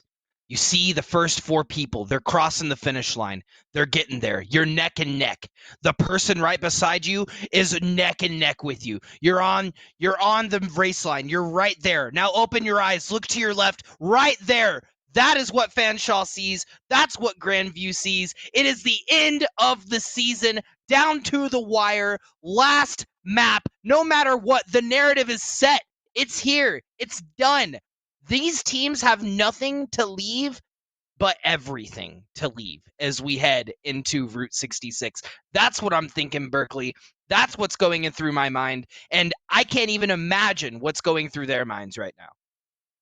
Yeah, it's as much pressure as you could possibly imagine you could have in a game that isn't a playoff game. As far as the regular season goes, this is the pinnacle of pressure. I hope all 60 of you watching right now are picking your favorite and you are just supporting them in chat going crazy, because both of these rosters are going to need some serious support to calm their nerves, because I don't know if I could be in their situation just playing this game with a level head. If you're Fanshawe, you feel a little battered and bruised right now. And if you're Grandview, you're riding high, but you can't get overconfident. Nuke, you coach a college team. How hard is it sometimes to just keep your composure and not get overconfident or not play like you've already lost the game? It's crucial. I mean, mental is everything playing into these sets. And at this point, Fanshawe's on the back foot. I mean, they've lost the first 2 sets, or the first 2 games against Grandview. Grandview has the momentum going into this next game, and it's going to take all of the diligence from the Fanshawe Falcons to be able to hold and win this map. I've said it a couple of other times, and I'm going to say it again on stream. If I'm in this moment, if I have my Overwatch team during our break, I'm telling everyone to take their headsets off, take a step outside, take a deep breath, get a drink of water, and come back rejuvenated, because they are going to need every ounce of mental fortitude and energy into this last point. You're absolutely right. And it looks like Fanshawe are ready to just take this fight early. Matt is onto the Doomfist that won them around on Lijiang. They are just going full throttle here, trying to hold the spawn and take as much time off the clock as they can, because now that we're on payload, time is the only thing that matters. If you get it to overtime, you capture that 3rd point with 0 on the clock, you get as good of a chance as any. And that opens up exactly the way Fanshawe was hoping to. Both DPS players getting a pick and sending Grandview packing early. Yeah, Grandview probably thinking, oh, they won't be as aggressive at the beginning, right? Nope, not whatsoever. Moon gonna find a couple of picks on Reaper before falling to Darkrai and the bus. And the rest of Fanshawe, storage container, I guess I should say, but the rest of Fanshawe is going to back up on the StuView roster, as we are going to see Guardian jump into the backline and start to cause some terror with his right-hand man, Jerry Man, at his side. Or at her side, sorry. That's a minute taken off the clock by the time the payload is going to round its first corner. Not a lot of teams make their stay right here. A lot of them will play the full distance of the first point on Route 66 and make that contest out in the nick of time before the payload reaches the checkpoint. That's what we're going to see here. Matt almost has that Doomfist ultimate, and Fanshawe's looking like they're in a pretty good spot here coming out onto the high ground, but Grandview, somehow, they've built up so much ult charge, they're going to have a grab dragon before a beat drop. Cliffwater has to have a massive mortality field here. Yeah, 100%, as it is going to come out, and the mortality field's going to come out, but not fast enough, as 3 are going to fall to Soren and 2 to Darkrai. 1 more to Opia, and Darkrai's going to clean up. I don't know, Darkrai may be the player of the match for me. Just seeing all of these arrows find their mark is setting the pace for Grandview and putting Fanshawe in a really bad situation.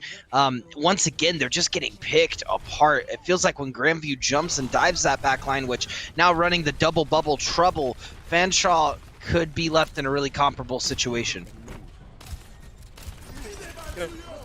Right now, Darkrai is making a case for them as a player of our game. Work could go one final play. Whoever it just down the player. We've got a season on here for both. A lot of picks. Yeah. Whatever you just said, Berkeley, whatever you just said, buddy, as Berkeley's turning into a robot, I'm gonna retake over here. Moon gonna back up in the back line, Tank looking to push in on this Grandview roster. Earthshatter's coming out on point. Oh no, the purple Sick almost dies to the honor nade, but is going to survive by the beat dropping by Lucio. We're going to hear the Deadeye come out. So is the Dragons as Darkrai is going to find 3. Moon finding 2 more, and it's an all-out brawl. Exactly what we were talking about earlier. These teams are leaving everything on the battlefield. And Opia finding 2, 1v2ing doing clean as Moon's not able to secure it, and Grandview is going to get that little nudge as they're barely going to come out on top in that fight. Back with us, Berkeley. Are you a robot still? Do I sound like voice lines? You should try Bastion voice lines. Yes, I mean it's almost like you're speeding up and then full stopping with your voice. Very similar to what we're seeing right now on this push from Grandview. Fanshawe gonna drop a Diva Bomb over the top. Not gonna find anyone. It was a bit too high. We are gonna see the Graviton Surge come out as well for some reason. Not really much follow-up there for Grandview as they pop that out. Team seems a little split as Fanshawe looking to push up in this backline and take out the healers that are left standing. Grandview looking, it's back and forth, man. I don't know, it's hard to tell because Darkrai is getting picks even as I'm calling that Grandview's on the back foot. He's keeping them alive in these fights. And he's done that pretty much all night long, too, with the Hanzo. Anytime you hit an arrow in the head, it just sways things back completely for your team, and they could be throwing up a pretty big time back here going into third point. Sounds like your booster shot's over there, Yelk. You okay over there, Berkeley? Everything fine? It should be. I reconnected. I think it was the 5G that I got 2 shots of in my arm, just interfering a little bit with the microphone. Gotcha. Yeah, no, totally makes sense. My headset just is magnetized to my head nowadays. But you know, I'm looking out for you, man. I'm worried about you. Don't want you to get the robot sickness. You know, don't need another Omni mech war again like we've seen in Overwatch. As Matt's gonna dive this backline, trying to take out Cassidy. Gonna find his mark. Kraken also going to take out Soren, and Fanshawe looking really tight on this defense. Tell me, what does Grandview need to keep this offense going when Falcons have shown this defense to be just like what we saw in Control? I think they're going to be okay. They know that they have 3 minutes up on the clock, and they've got some ultimates coming online soon that they can play with. They're always going to be relying on this Grav Dragon combo. Opia almost has Graviton Surge farmed up, so they should be going into this next fight with a pretty easy win as the Dragons come through the Graviton Surge right now, and Immortality Field keeps them alive for now, but Moon does go down to the beam of Opia. Build up, it's a 5 versus 5. Make it a 5 versus 3 as Darkrai comes up clutch again. Listen, if I am on Fanshawe, I am the tank player yelling at my DPS to take out that doggarn Darkrai. I'm telling you, man, he is keeping Grandview alive in the slightest of chances of these fights by taking the picks needed to keep them in. And if they pick him, it may halt the entire momentum of this team. Just could do it. He's going to have to keep it going here as Moon starting to come up big for the side of Fanshawe. We've got under 2 minutes now to play, Nuke. Is there anything on the board that you're seeing gives Fanshawe a lot of hope here? Oh man, that easy, that Cole Cassidy Deadeye. That comes out on top. I mean, they only have 1 shield, right? And if Opia is committing that double, as I say that, Guardian is going to get the switch off of the Winston, just better for this final point. A lot more brawl type point anyway. But if I'm Opia and I am shielding the tank going in, and I'm Moon watching that, then I am waiting for the shield to come out and then hitting the rest of the team. Focusing Darkrai exclusively because getting a headshot on Cliffwater is going to be the opening that Grandview's looking for coming into this fight. Oh no, Grav Dragon's coming out on top of point. Gonna find Matt, and once again, that opening widens a little bit more. And once the attacking team gets control of this truck, like you do see Jerryman just controlling that high ground, it's pretty much all said and done. This Fanshawe team is done and dusted unless they get an insane response out of spawn, but nobody makes it to contest in time. And with 51 seconds up on the clock, Grandview prove again that they have no problem finishing these payload maps. Now Fanshawe, again, the season's on the line, Nuke. Just like it's been all night, down to the final map, they've got to complete Route 66. I think Fanshawe just has to up their sense of urgency. Don't get me wrong.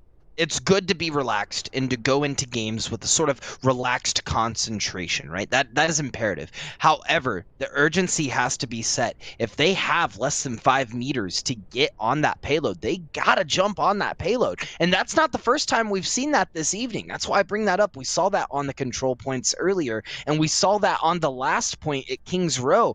Fanshaw's just gotta play tighter together, and they've gotta make sure that they're going in and out with their teammates, because these picks that we're seeing from Darkrai are picks that are being had because they're not playing around 1 point. As I say that, they're gonna run dive. Everyone's gonna do their own thing.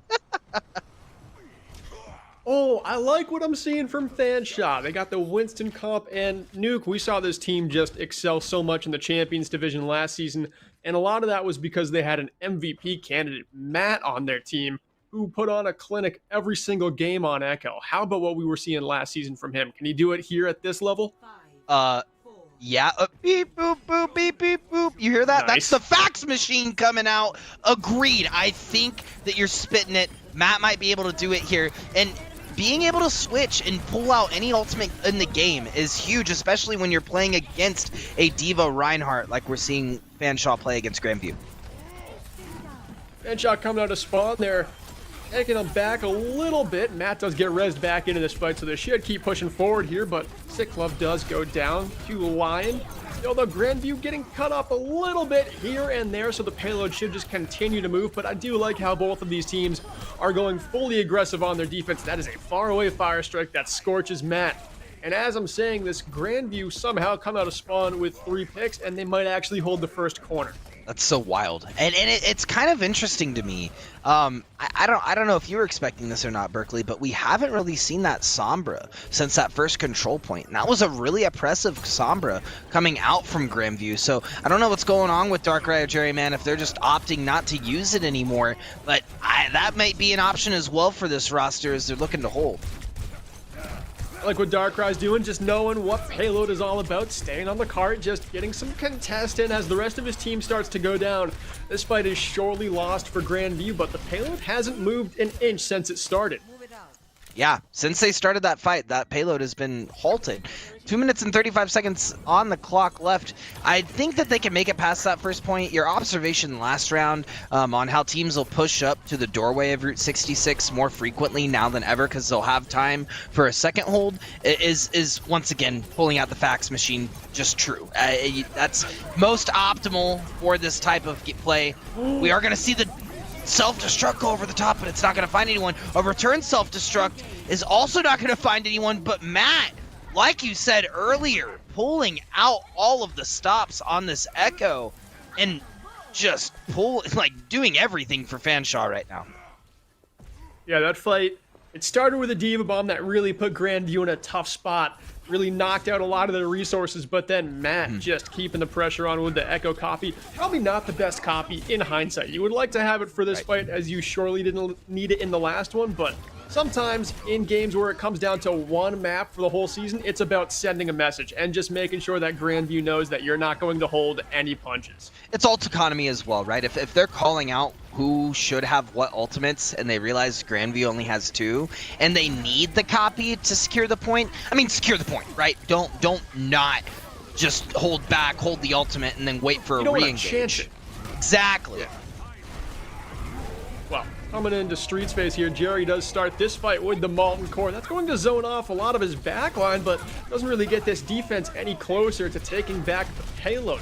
Darkrai on the Soldier 76 almost has a visor that can be lethal. Here on this Street Space, the Helixes will find Moon taking down the Tracer. Now a Nano has to come in response. Cyclops just trying to find picks on the Guardian, the main tank falling again, but now ultimates are online for Grandview. The visor comes out, the cool goggles are on, the beat drop to keep everyone supported, and Grandview finally making a stay back on the point. Yeah, that tactical visor was massive in the response to the Mercy ult that he saw from Cliffwater, completely halting Fanshawe in their tracks. Grandview able to really stabilize finally on the second point. And with 2 minutes and 50 seconds left on the clock and only 2 ultimates on their side right now, I don't know if Fanshawe is looking to switch it up, switch up who they're targeting. If you're Fanshawe right now, Berkeley, and you're shot calling, who are you saying to target on the Grandview roster?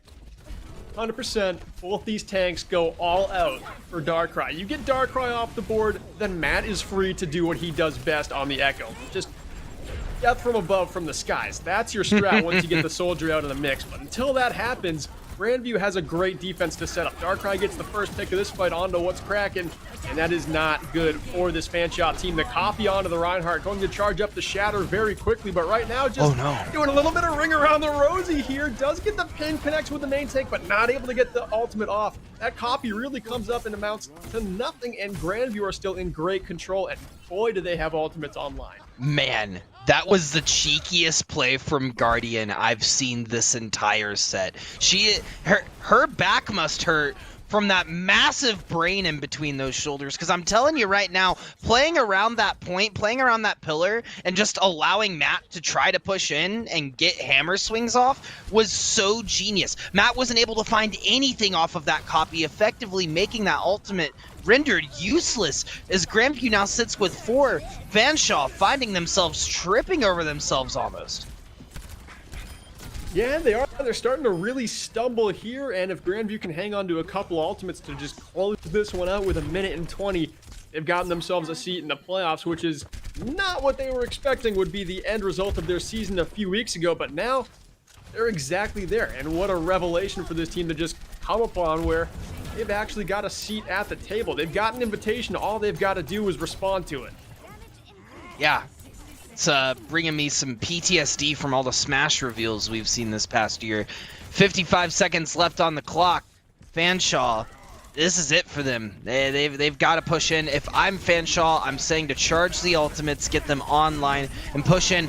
Ooh, we are going to see an immediate ultimate come out onto Cyclove, and then Cyclove's going to ult with the primal range, trying to push in. Cliffwater going to ult as well, as Fanshaw's dumped all of their resources into getting picks. They found one on Soren, but Moon is going to fall, and then Matt is going to find another one on Guardian. Darkrai trying to get into a better position to hold this defense, realizing it's now a 2v4 effort.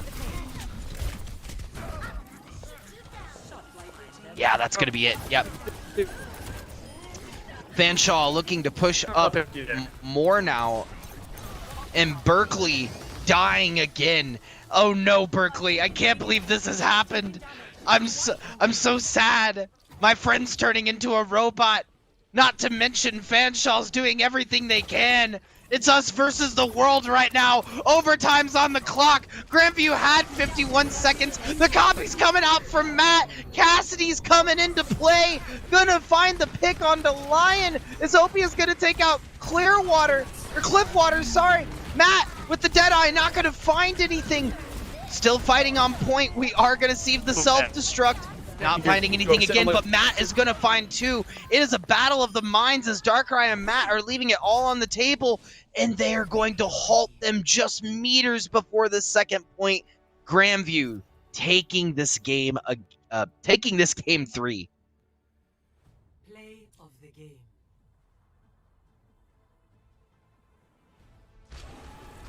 Play of the game's going to come out from Darkrai. It's going to be one of the Grav Dragon combos. I mean, we could have probably predicted it, right? Right, Robot Berkeley?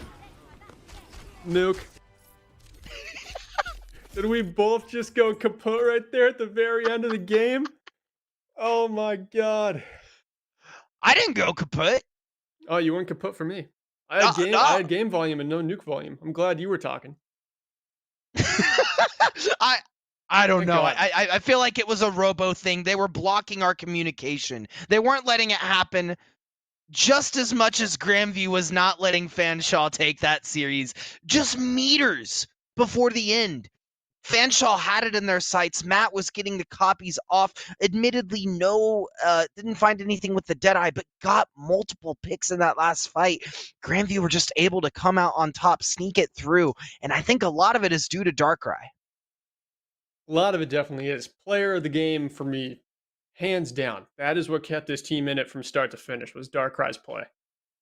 Yeah, I mean, look at map 1. We saw the Sombra, right? The Sombra was super impressive. Going into the second map and the third map, all of the hit scan heroes that they were playing was just a cut above the rest. And then especially on that Route 66, switching over to the Hanzo to grab the double dragons with the Graviton Surge just sealed the deal for the Fanshawe Falcons. Yeah, it did. I love how they just ran the tried and true Grav Dragon combo on the payload map. Just when things aren't looking so good for Grandview, you just look up on the board and you see that they've got dragons and Graviton Surges at 80% and all is right in the world. That's what got them through the map, and it's a classic. And I love to see 5 years into this game, that Wombo combo is still one of the strongest things you can rely on. Yeah, I mean, you said it best. All they had to do is smack it down. That was it. And that's what they did every time. And honestly, that's what I'm going to be looking forward to as we go into the next series, as we have WCUB versus Baker University Wildcats. Take a break. Alt Charge and I will be on for that one as well, but we will be back very briefly with that match. GG's to both teams, and we will see you soon.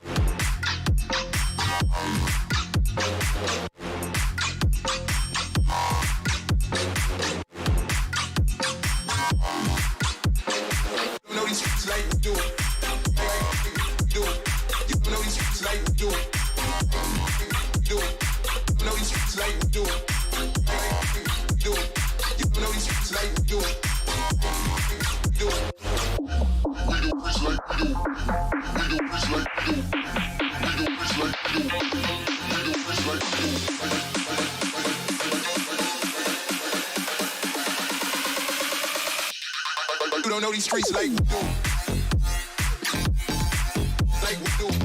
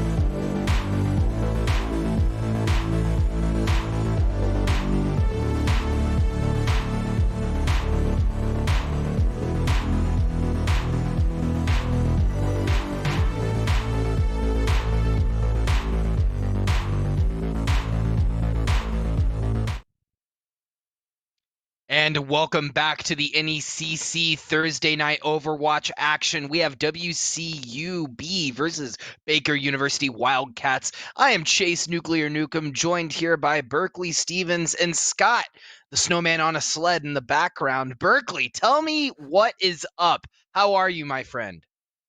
Listen, Nuke, as long as I'm not sounding like bashing voice lines or a fax machine getting booted up, I am doing great because we just saw an awesome game in the Legends division where Grandview kept their season alive, beating Fanshawe 3-0, and no one predicted it. This is a similar game where we've got Baker coming in as the #1 seed in Navigator's Yellow division, and Western Colorado, they're the 4 seed. Both these two teams are in the playoff picture, but Western Colorado in this game is going to be punching up significantly, Nuke. Yeah, and it could be that it's a difference in seeds going into the playoffs, but it looks like both of these teams have pretty much but all secured their spot going into the playoffs. I will also add that the leaderboard shows that Baker University is #1. However, we haven't updated it, but they're currently actually #2 behind the ESU Warriors because they lost to the ESU Warriors 0-3 in the second week of the series. So little bit of a discrepancy there, but still a top seeded team in the Navigators Yellow division, and this is still going to be on the line for them. Similar to what we saw last set, if you're joining and you're now back with us, hello, welcome to the Antics. If you're new, last set we did see we will go to Lijiang Tower, map 2 will be Kings Row, and we're going to end it out on Route 66 as Scott, the snowman on a sled, is ready for the fighting action. Berkeley. He's so pumped up, aren't you? Yeah, he's smiling. That's what he said. No, I heard him. Yeah. All right. Nuke, you said my name, and I think you were going to ask me about Lijiang Tower because that's where we're going first. And I will tell you, for Navigators division, for the lower ranked divisions, this is a banger of a map pool. Lijiang Kings Row Route 66, that plays to the strengths of these kind of lower ranked like hero picks. Like we're going to see a lot of Junkrat, I hope. I hope we see a ton of Pharah, some Symmetra on Lijiang Tower. I think this is a great look for both these two teams. Yeah, I mean, if it's anything like what we saw last set, we will be seeing the Symmetra getting onto point more than likely for a lot of the Lijiang maps, specifically Garden. And we'll probably see some pharmacies around these points. I'm really going to be looking at how both of these teams play their defense, very similar to what we saw in the previous series with Fanshawe having a really strong map 1 defense against Grandview, but it didn't really carry over to the hybrid maps. I'd like to see how these teams play control and if that transitions over to payload. Yeah, and it doesn't always happen that way. Control can kind of feel a little more deathmatchy. A lot of people will call it a warm-up map for the actual game that comes up for hybrid, for payload, because that's when the real Overwatch starts to get like played. Once you have that movable objective and the map changes around you, it starts to feel less like a deathmatch and more like a kind of game where you have to orchestrate your offense all the way through. It's not just like playing Call of Duty domination. True, it's a lot more adaptive in how it works. 5, WCU, we're going to see you Hood Tofu, this is WA, MWM, so at Baker University. Sorry, we're going to see both like Av and Velocity, Cole Volcano, Julius Blue Badger, and Killua X Gone with some Hunter x Hunter fans in the house.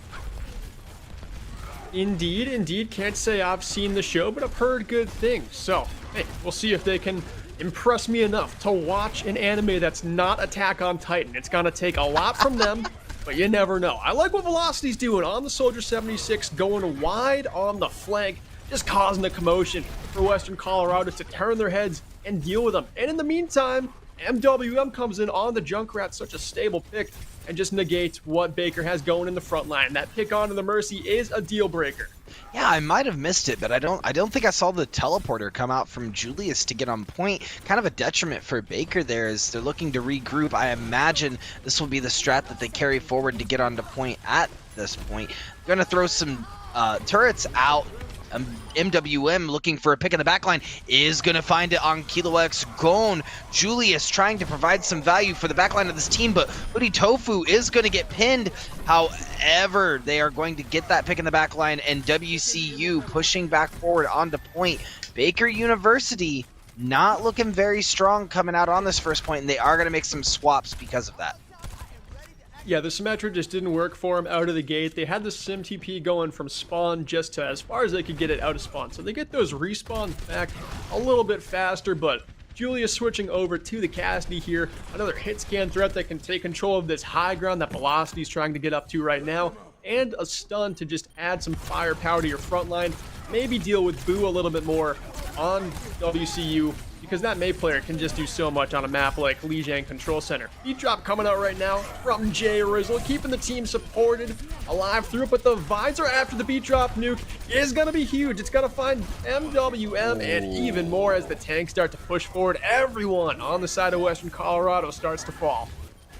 And if we're talking exclusively about rhythm, about pace, about momentum, you can't leave velocity out of the picture. The tac visor looking strong from the Baker University DPS is WCU is looking to regroup and come in with two ultimates of their own. The Earth Shatter and the Blizzard combo could be huge. It's going to be down to how Baker responds and whether or not they're able to take a fold of this offense. In the Blizzard, the first ultimate to come out, Shatter blocked by a Maywall. Great play there by Boo, the Western Colorado May player. And Jay Rizzle finding a trio of headshots to secure one kill. And Baker University, despite capping this point fairly strongly, they will go down rather easily as Western Colorado steamroll and invest everything to take the point back. Wow, Western Colorado is just looking incredibly strong on this first control point of Lijiang. They're just winning these team fights, and we are going to see Kilo X go and drop the beat, push the team in. Oh no, what's that? Behind the Junkrat, we are going to find Velocity looking for a pick. Oh no, the High Noon's going to get stopped immediately on point, and we're seeing another attack visor come. He is going to get stuffed by that shield, though, and it's not looking very good for Baker. Not looking great for Baker, but they're just clinging on a little bit. Picks are going here and there, and Baker's starting to just scramble around the point. Mercy going down, Blue Badger. With her falling, it could be all said and done here in Western Colorado, trying to steal a point of Lijiang from one of the better teams in Navigators Division. Nuke, we could have another upset on our hands. I don't want to speak too soon. I think we might. I mean, it's first point of the very first map. Anything could change. And more importantly than just the first few, I would say, engagements of this series is how we look at the team's adaptation to the comps presented. We're seeing WCU try a couple of different things, and Baker University responding with a couple of swaps on their own. We did see the Cole Cassidy come out. It looks like they're going to go with their original comp for this set, though, and they're going to switch back to the Symmetra. Boo now opting to switch onto the Symmetra as well off of that Mei, as they're both going to rush to try to get to point as fast as possible. And that's what you got to do here, right? I love the look with the Pharah. As long as you're able to get those rockets through the windows, it's not always that easy. Velocity staying on the Soldier 76 could counter the bird on the side of Western Colorado, but the race is won. Baker University gets to the point first, but they've still got to win the fight from here. Boo just drops right into the hammer, and that hurts a bunch. But MWM finding that pick onto the Mercy means that Baker is left with just a Lucio to support themselves, and they've got to get these kills quickly. It looks like they're able to do so with very minimal support to win our first fight. And I think a lot of that was attributed to the fact that Baker got on point first and Julius set up shop, put those turrets down exactly where they would be teleporting in, and WCU took a ton of damage before they even hit the ground. Yeah, they did. I mean, the firepower was right there up front. The turrets had a lot to do with it, slowing them down, making those shots even easier to hit. No. And that is not what you like to see. The Lucio just overextending beyond the Reinhardt and getting the brunt of all the damage from Western Colorado as they start to come in. The Pharah looking very good, despite being on the ground, Nuke. The Pharah is looking very good. Oh, you're right, Burke. I was just thinking the same thing. This Pharah doing a great job of shooting in and out of the windows, and I guess you can play to that playstyle. You don't always need a Mercy, especially if you're able to play incognito like we're seeing MW and M currently play. Hey, I love Junkrat, right? Pharah, I like even more than Junkrat. It's like a Junkrat with a little bit more escapability. So if that's how you're playing this hero, that's fine by me. You got 2 shields to hide behind. You don't always have to take to the skies. And now, MWM, they've got the barrage ready for this fight going into the backline, but taking down Julius there in response, hitting 2 directs with the help of the Mercy Pocket to deny the big barrage from Western Colorado. It's all Baker right now. They've got 4, make it 5 kills, and Velocity lets the visor rip to finish the fight. Spamming the sorry tag too, a little bit of an ope. Let me sneak right past you. Yeah, that's how we do it here in the Midwest. 42% Baker University showing that they're not out of this series and they're going to put up a fight to win this set. I mean, they're definitely going to fight. This is a team that's only lost 3 maps all season. So dropping a point to Western Colorado is kind of a wake-up call that despite the massive seeding difference and win-loss record difference, this is a Western Colorado team that knows they're a strong team in this Navigators division. They can hang with the big dogs, and Baker is trying to prove them wrong. A Blizzard coming out from Boo right now as Western Colorado tries to take it back. A beat drop keeps Baker alive for now, but that shatter flattens 3, and that should do it. A big bomb coming in, finds a 2K as well, and Baker looking very strong at 80%.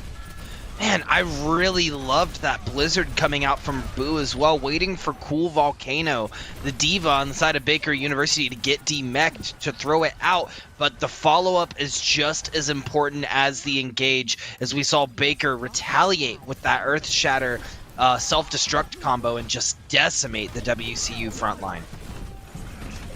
We're down to our final fight, or what could be here, as Velocity has another visor ready, and that one finds the mark as well. Li Jiang is about to be all tied up going into Gardens. Yeah, that's kind of an oof on how WCU engaged these final 2 fights. I felt like they weren't together. They picked the same way to engage, going on that right side of point, and it just did not reap the reward that they wanted. Baker University taking that in a 1-0 fashion, which is now going to lead us to 1-1 on this 3rd map. And we are moving over to the 3rd map for Li Jiang. What are your predictions here, Berkeley? What are you thinking? Well, I think Baker University has realized that they've got to act a little stronger against this Western Colorado team, and that is how a top 2 seeded team responds till dropping the first point of control. They just come in and they do not let go of the point the second time they capture it through. They made 1 compositional change, putting Julius onto the Pharah, and that was enough to win them the round. Here they're going to run the Symmetra again, and I think going up against what Western Colorado has, that's a great look. You get to point first here, and you're not playing against a dive comp. Things are looking very good for Baker. Yes, I could not agree more. Baker getting on point. Julius looking really strong on this Symmetra, throwing down those turrets immediately, and we're going to see a Lucio x Lucio fight as we're going to see Killua x Gon taking out Jay Rizzle on the side of WCUB. That's going to literally halt the momentum, both figuratively and literally, for WCU. Baker University going to cap this point first. Last game, it was all Rocket League references. This time, we're not going to get enough of Hunter x Hunter. So, listen, chat, buckle up because they're going to keep on coming. Baker's looking really good. Their Lucio player just rolling through with the speed boost to get that boop onto Jay Rizzle was huge to start that fight. And now that they've got control of the objective, this is when the sim comp really starts to shine. Yeah, channeling the Nen abilities. I think that Killua x Gon is gonna get some really sick boops off on this map. Another one! Another one! I called it! The prediction, I'm telling you! You can't mess with the pro tag! Oh, Jay Rizzle's there with another one, though. Look at them go back and forth. The Lucios are heavy hitters in this one, Nuke. No one wants to say die on this fight despite WCU. They could have let this one go a while ago, but they are investing fully here. Both support ultimates coming through and a shatter to just stun Baker back. But that shatter lands with 3 stuns. And just like that, the main tank for Baker solidifies this fight for his team as long as they can stay alive from the Diva mech. And it looks like they're able to. Yikes. Yeah. Oof. Baker just holding this so well. WCUB has to bring this back. They have to regroup. Otherwise, this is going to be first point. And when you're the 4th seed going up against the 2nd seed, who is tied to be 1st seed, you don't want to drop this control map, especially when you've already taken a point, right? I mean, this is where you just secure it and you move forward in the series. Yeah, they're going to be at 85% here as well. So Baker is in final fight territory. The only thing they've got on the board cooking for him is a Diva Bomb coming up from Cool Volcano. That Pulse Bomb doesn't stick onto anything, and now Western Colorado has no ultimates to answer. They've got to attack with something, but they've really got nothing in their pocket to do it with. A pin from Hoodie does find one pick, but no touches come through, and Baker University win here on Lijiang. Man, Jay Rizzle tried to get in there at the last second, wasn't able to speed boost himself in, and we're gonna see the pro tag obviously taking the play of the game. Yeah, throw it back over there. I wanna see what my 2 favorite characters did here. Is it a boop? Ah, it's a boop. You love to see it. Single and the double. Okay. Gone. Kilo Eggs gone, taking that for WCUB, and man, what a play, or Baker University, sorry, and what a play in this first round. Moving into Route 66, I'm eager to, Kings Row, that's first. I need to take a step back real quick. Moving into Kings Row, I'm interested to see if they switch up comps. And I want to hear what you're going to say, Berkeley, but I'm going to have to stop you because we're going to take a short break. And I want you to collect your thoughts, bring it back afterwards, all right? All right.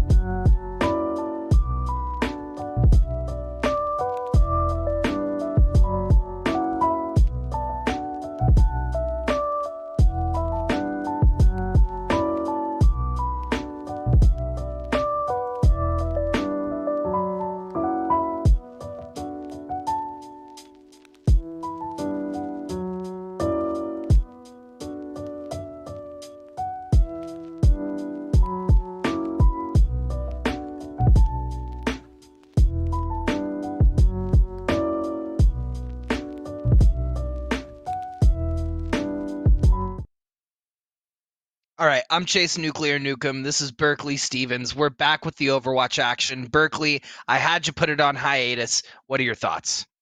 Yeah, I'm glad I get to say my words now. So, we saw 2 Reinhardts, and I think we're going to see it again. but the DPS are going to get changed up just a little bit here. I think Far is a very strong pick, but I'm really hoping both of these teams will take after those Legends Division teams we just saw and go with Mei compositions on Kings Row, because in the current meta of Overwatch, I think she is so good. Once you get that first point and you're on that streets phase, there is nothing a Mei wall can't get done for your team. In the current meta of Overwatch? I mean, you mean the past 5 years of forever Overwatch? The exactly, the forever meta of Overwatch.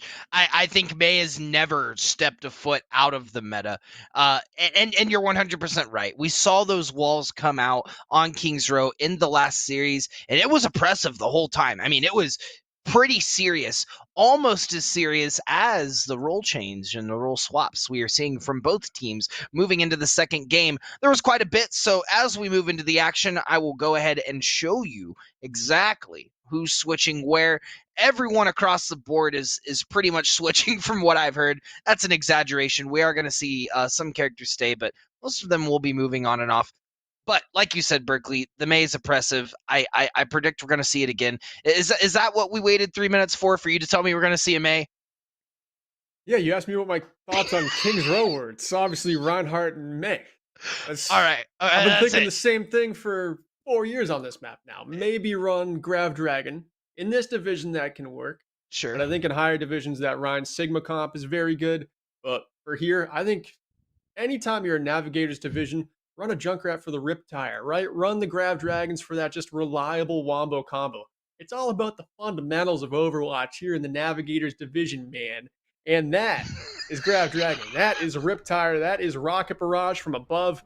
And it looks like instead, WCU, they're going to be running the Sombra and the Junkrat. So what do you think about the Sombra using that EMP to kind of sway things here? I disagree. I'm kind of with you. I don't want to be too harsh. Listen, but it can be tough. I don't know. They may go beast mode here. No. No. They may. You're just reading gamer tags. I don't know. Once again, I disagree. I don't know what you're talking about. But the velocity of this series is going to be quite interesting. Cryptic, almost, if you will. Just go back to talking about Rocket League, man. It's okay. You don't have to do this. All right. No, you're right. Julius setting up. We are going to see the pharmacy come out from Baker University. An interesting point on this first offense with Velocity running the Cole Cassidy, taking out Disagree with the hard fist. Yeah, and I love the Cassidy pick. Just supporting the brawl with a stun, having that hit skin to go right up against any kind of sky threat that WCU could put on. Right now they have the Junkrat and the Ashe, and the defense is looking pretty battered and bruised. Julius is taken to the skies, and she is taking no prisoners right now. A lot of picks have already been found for Baker, and they've got the nano boost built up to seal the deal here on first point.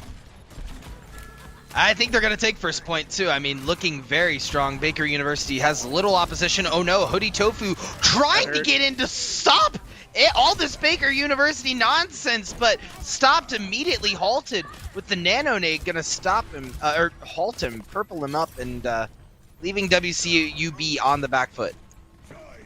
You really can't make that move as the Reinhardt player without a speed boost from Lucio to get you around that corner faster. Just catching that Cassidy stun, that anti-nade, and not having a bubble cleanse it off in time. Baker University just unleashed some serious hellfire onto Hoodie, and that one pick is going to get this payload very far down Street's face.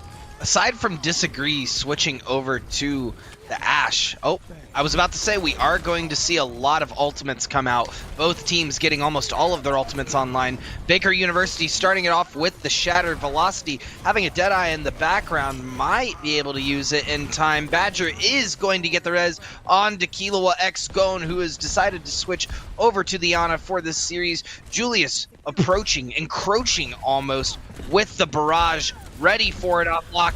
Looking like they may pop it. They are going to wait, being very low health. And as Baker University approaches this point, I get stopped. That's pretty good, though. That is exactly what you want Farah to do. You want to have Farah for the streets phase of this map. It looks like WCU is clawing their way back here. Western Colorado starting to make a little bit of a final stand here to save streets phase. if they can take care of this main tank, and they're able to, they've actually just won themselves the fight. So now, Julia's still on the Pharah on Streets phase. It's still looking like a good pick. I was going to say that you get that barrage off. That is what gets you the second point, and then you're able to switch off the Pharah once there's a roof over your head on third point. But now Baker has to stick with this same composition because that barrage did not find everything it was looking for. Yeah, Blue Badger also had the res was down, you know, after resing up the Ana, Kilo X, Golem, the pro tag, as you definitely should. Wasn't able to get it back onto Julius, and I think the play was for Baker to back off, regroup, and instead come back in with 4 of their ultimates. However, they're going to find themselves stuck in a Grav Coalescence combo, but Velocity in the background with the Cole Cassidy Deadeye on target, taking out 5 on WCUB. Baker University DPS here for all 6. Sorry, I'm here to stay. Happening. Velocity. So much speed. Just made of speed. Gets the 6K to clean up second point, and now they've got 420 going into third. They've only got around 1 more corner before they can see the finish line, and they've got a self-destruct and a nano boost to finish off this map, but Western Colorado has a lot they can respond with here. Mr. Mango with a big pick onto Blue Badger. Taking her out of the fight means there is no res on the side of Baker. And now they've got to play with only 1 support, but the Ana can usually get it done in Reinhardt compositions, but Mr. Mango not wanting his team to lose this map just yet, making another stand, taking down Julius as well. Yeah, with 3 minutes and 50 seconds left on the clock as well. Taking out Julius is going to be a kind of a big stagger for WCU, or for Baker University, as WCU is looking to hold this defense. Having 3 ultimates online as well, they should probably look to use a couple of them and further this stagger on Baker as Julius is getting in position for the barrage of a century. Yeah, just lining it up like a kid in a candy store. That's going to find 4 kills. And the pin coming through too. It looked like Olektov was kind of booping everyone away from Julius's barrage, but damage was already done. And now Western Colorado has to come out of spawn. And it doesn't look like they're going to have much of a contest here.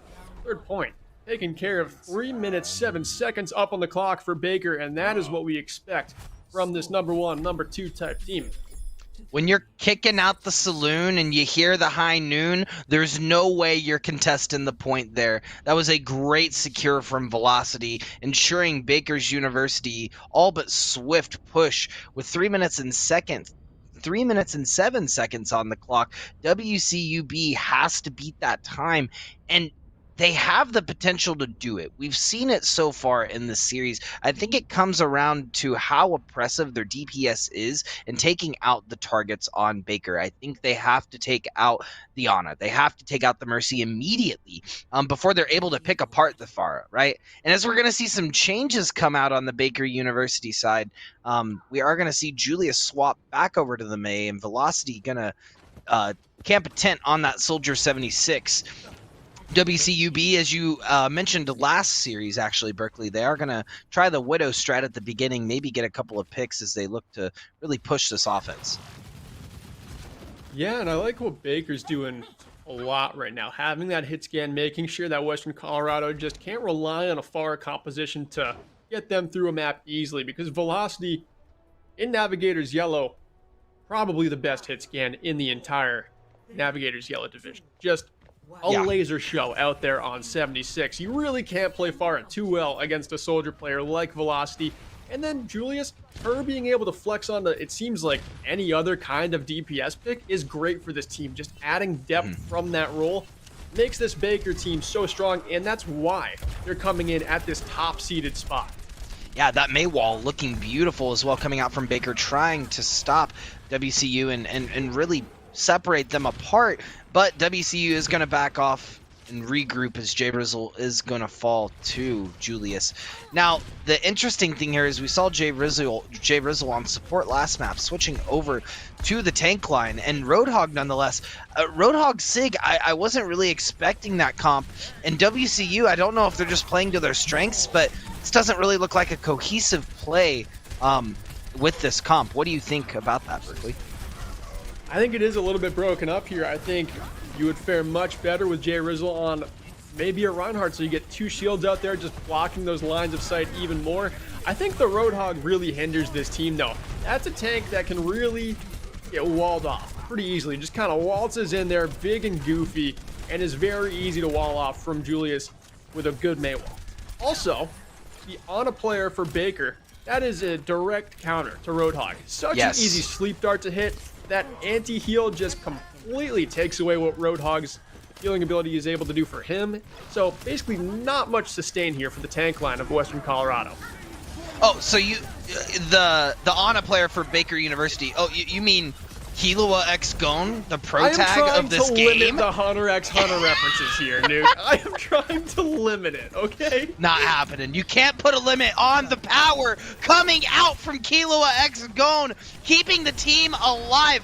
You know, you were talking a little bit about the sleep dart being a detriment to this Roadhog. I think at just as much of a detriment would be Julius on this Mei. All it takes is a freeze, and you're not able to do much. And even if you get the hook on the Mei, I mean, you can just shift immediately into Ice Block and stop any damage that's going to come out. KWM getting getting a kill onto Olektov as we're seeing Baker University on the back foot. Caught now. WCU looking to push in. Great sleep dart there on to disagree from Killua X Gon, and that's a massive Diva Bomb. What just happened? Cryptic Titan, she pops off. That's a 5K in a flash, sending Western Colorado packing. You've only got a minute 20 seconds now to capture first point, and it is looking grim for them.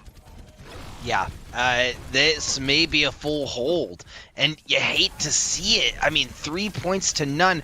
They're going to have to go beast mode here as beast mode collects the coalescence, and that'll more than likely be what they engage with.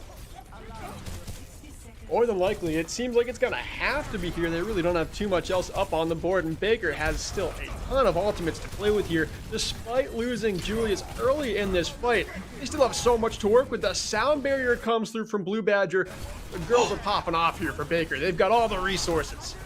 Yeah, the Earth Shatter. Olektov waiting to throw it out for the right moment. Hearing the coalescence. That's it right there. I'm sorry. Beast mode getting thrown down as Olektov is here to stay. Velocity with the tack visor peeling apart all members of WCU who were taking the flank, including, not including MWM. MWM on this Junkrat has looked pretty solid for WCU, getting a lot of picks as they've been looking to push in. However, they're not capitalizing on it, and even with those picks, Baker's able to regroup and play with the characters they have. Western Colorado coming in out of desperation now. J-Rose will pop in that whole hog, trying to make something happen on this hog pick, and the flux from Hoodie keeps Western Colorado in this map. That was a massive ultimate there from the single player. I would say massive is an understatement. It saved them the entire set. They were not coming back without that. Baker, even though caught on the back foot, has proven pretty consistently this series they can play around 4 players and 4 characters alive more than WCU has been able to show. However, WCU now sitting with 2 ultimates, and Baker has expended all of theirs. They can keep this momentum. They're not opting for the strat that we've seen before where you generally push up to the second choke point. They're instead looking to get a couple of staggers right outside of these markets. I'm going to point to center field right now like Babe Ruth once did, and I'm going to say 3K rip tire coming up. Oh. What do you got? Look at that, folks. Look at that. Oh, sure, you write down your predictions and you buy this man a lottery ticket because he has secured it. That is 100% right. Man, I feel like all of the energy that I've taken with my fortune telling, you've just sucked up, and I love it. That felt so good. I'm basically Babe Ruth. I basically hit 715 home runs. I mean, you can leave now. I mean, that's it. You can walk off set. You've done it. That's all you needed. Hoodie Tofu looking to hold here for the rest of the WCU team.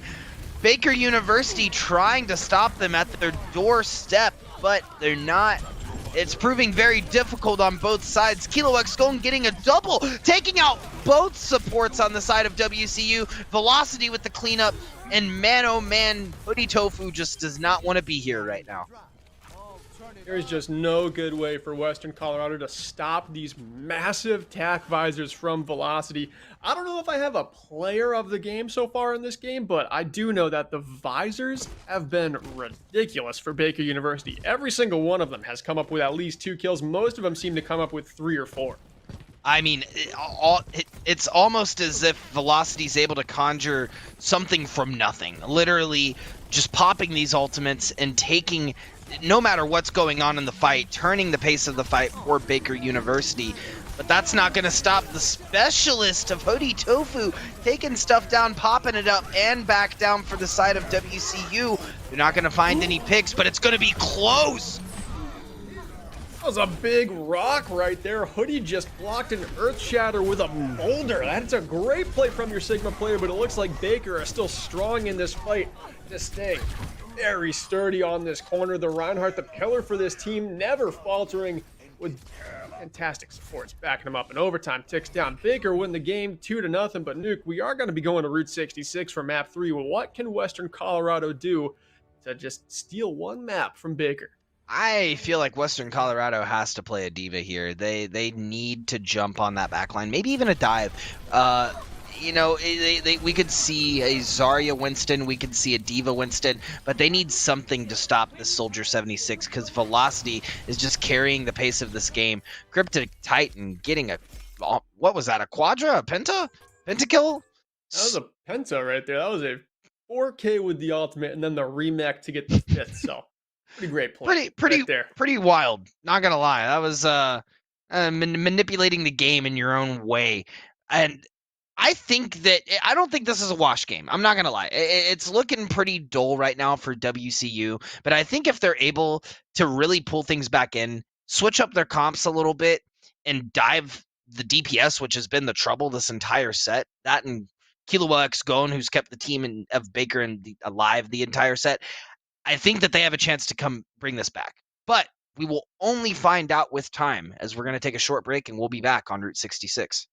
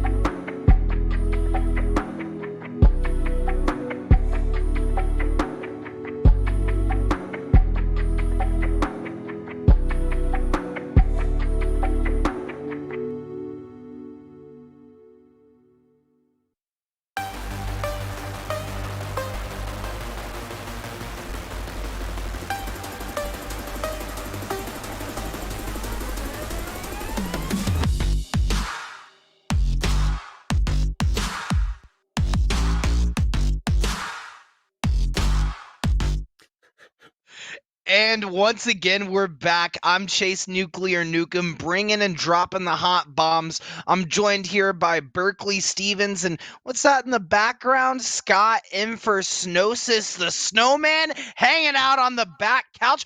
I didn't know he was hanging out with you, Berkeley. Yeah, he actually transformed. Somebody wished upon a star, and now he's a snowman. So he's not going to be able to cast Valorant very well like that, but hopefully he'll be back in time for next week's streams. We can only hope, right? Just as WCU can only hope that they will win this next game as we're heading into Route 66. As I said before we cut over to break very briefly a couple minutes ago, I think that they have the chance to take it. I think that it's still in their back pocket. It's very much within the realm of possibility. We are going to see some switches come out on the side of WCU, maybe trying to adapt a little bit to the strategies of Baker University, but that's enough of what I'm thinking. I want to know what Berkeley and Infersnosis are thinking. All right, Infersnosis, I'll let you go first. Couldn't agree more. Not a lot from that guy. Pretty quiet, pretty shy. Me, on the other hand, I do this much more often.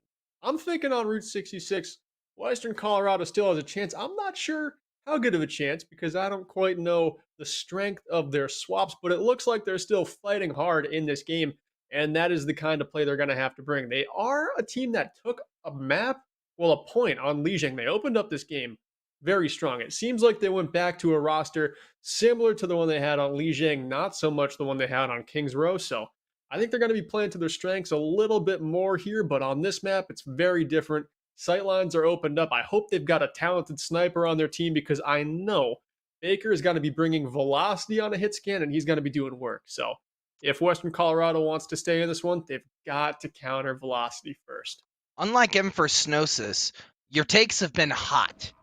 What do you think Velocity is going? Never mind. I was going to ask what you thought Velocity was going to play, but it doesn't matter. We're going to see Velocity on the Widowmaker immediately. And I probably could have guessed that as well. It's great. Out. It does check out, as they would say. I mean, it's great for the initial picks, especially if they see that WCU is going to play up on this first point, which they could or could not, right? I mean, this is the Navigators division. It's not the Legends division. So they probably are going to more than likely play it a little bit more safe.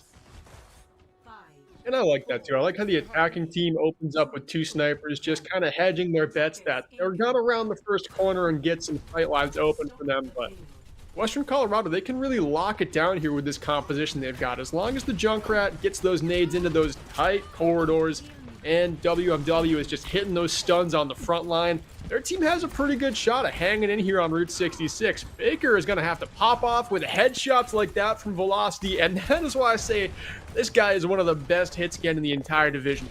I mean, look at the percentages. Look at that. 42%, 43% immediately out the gate. You're going to have a Widowmaker ult, which, you know, admittedly isn't the greatest or game-changing ult in the game, but it will give a lot of information for the Baker comp as they push this aggression.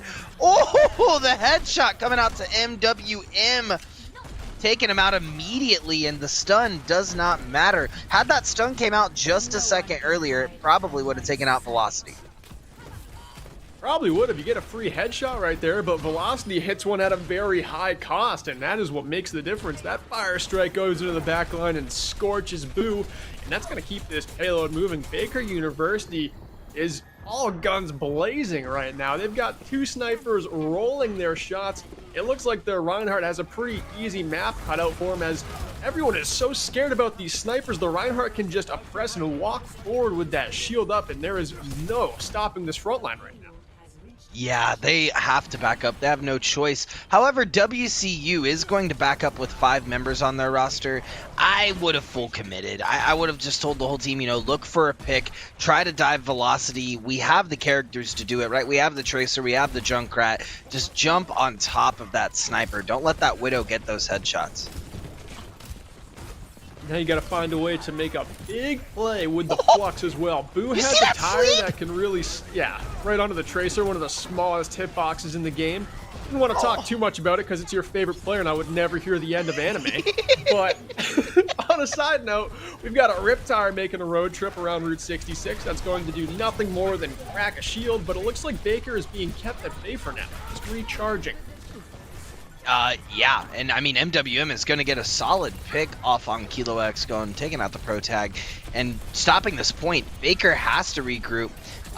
It looks like they're not going to opt for it, though. Cryptic Titan does have self-destruct, and Oleg almost has Earth Shatter coming online. The grab is going to come out, and Bob is on the playing field. But Tofu able to take out two, and MWM cleaning up for the team.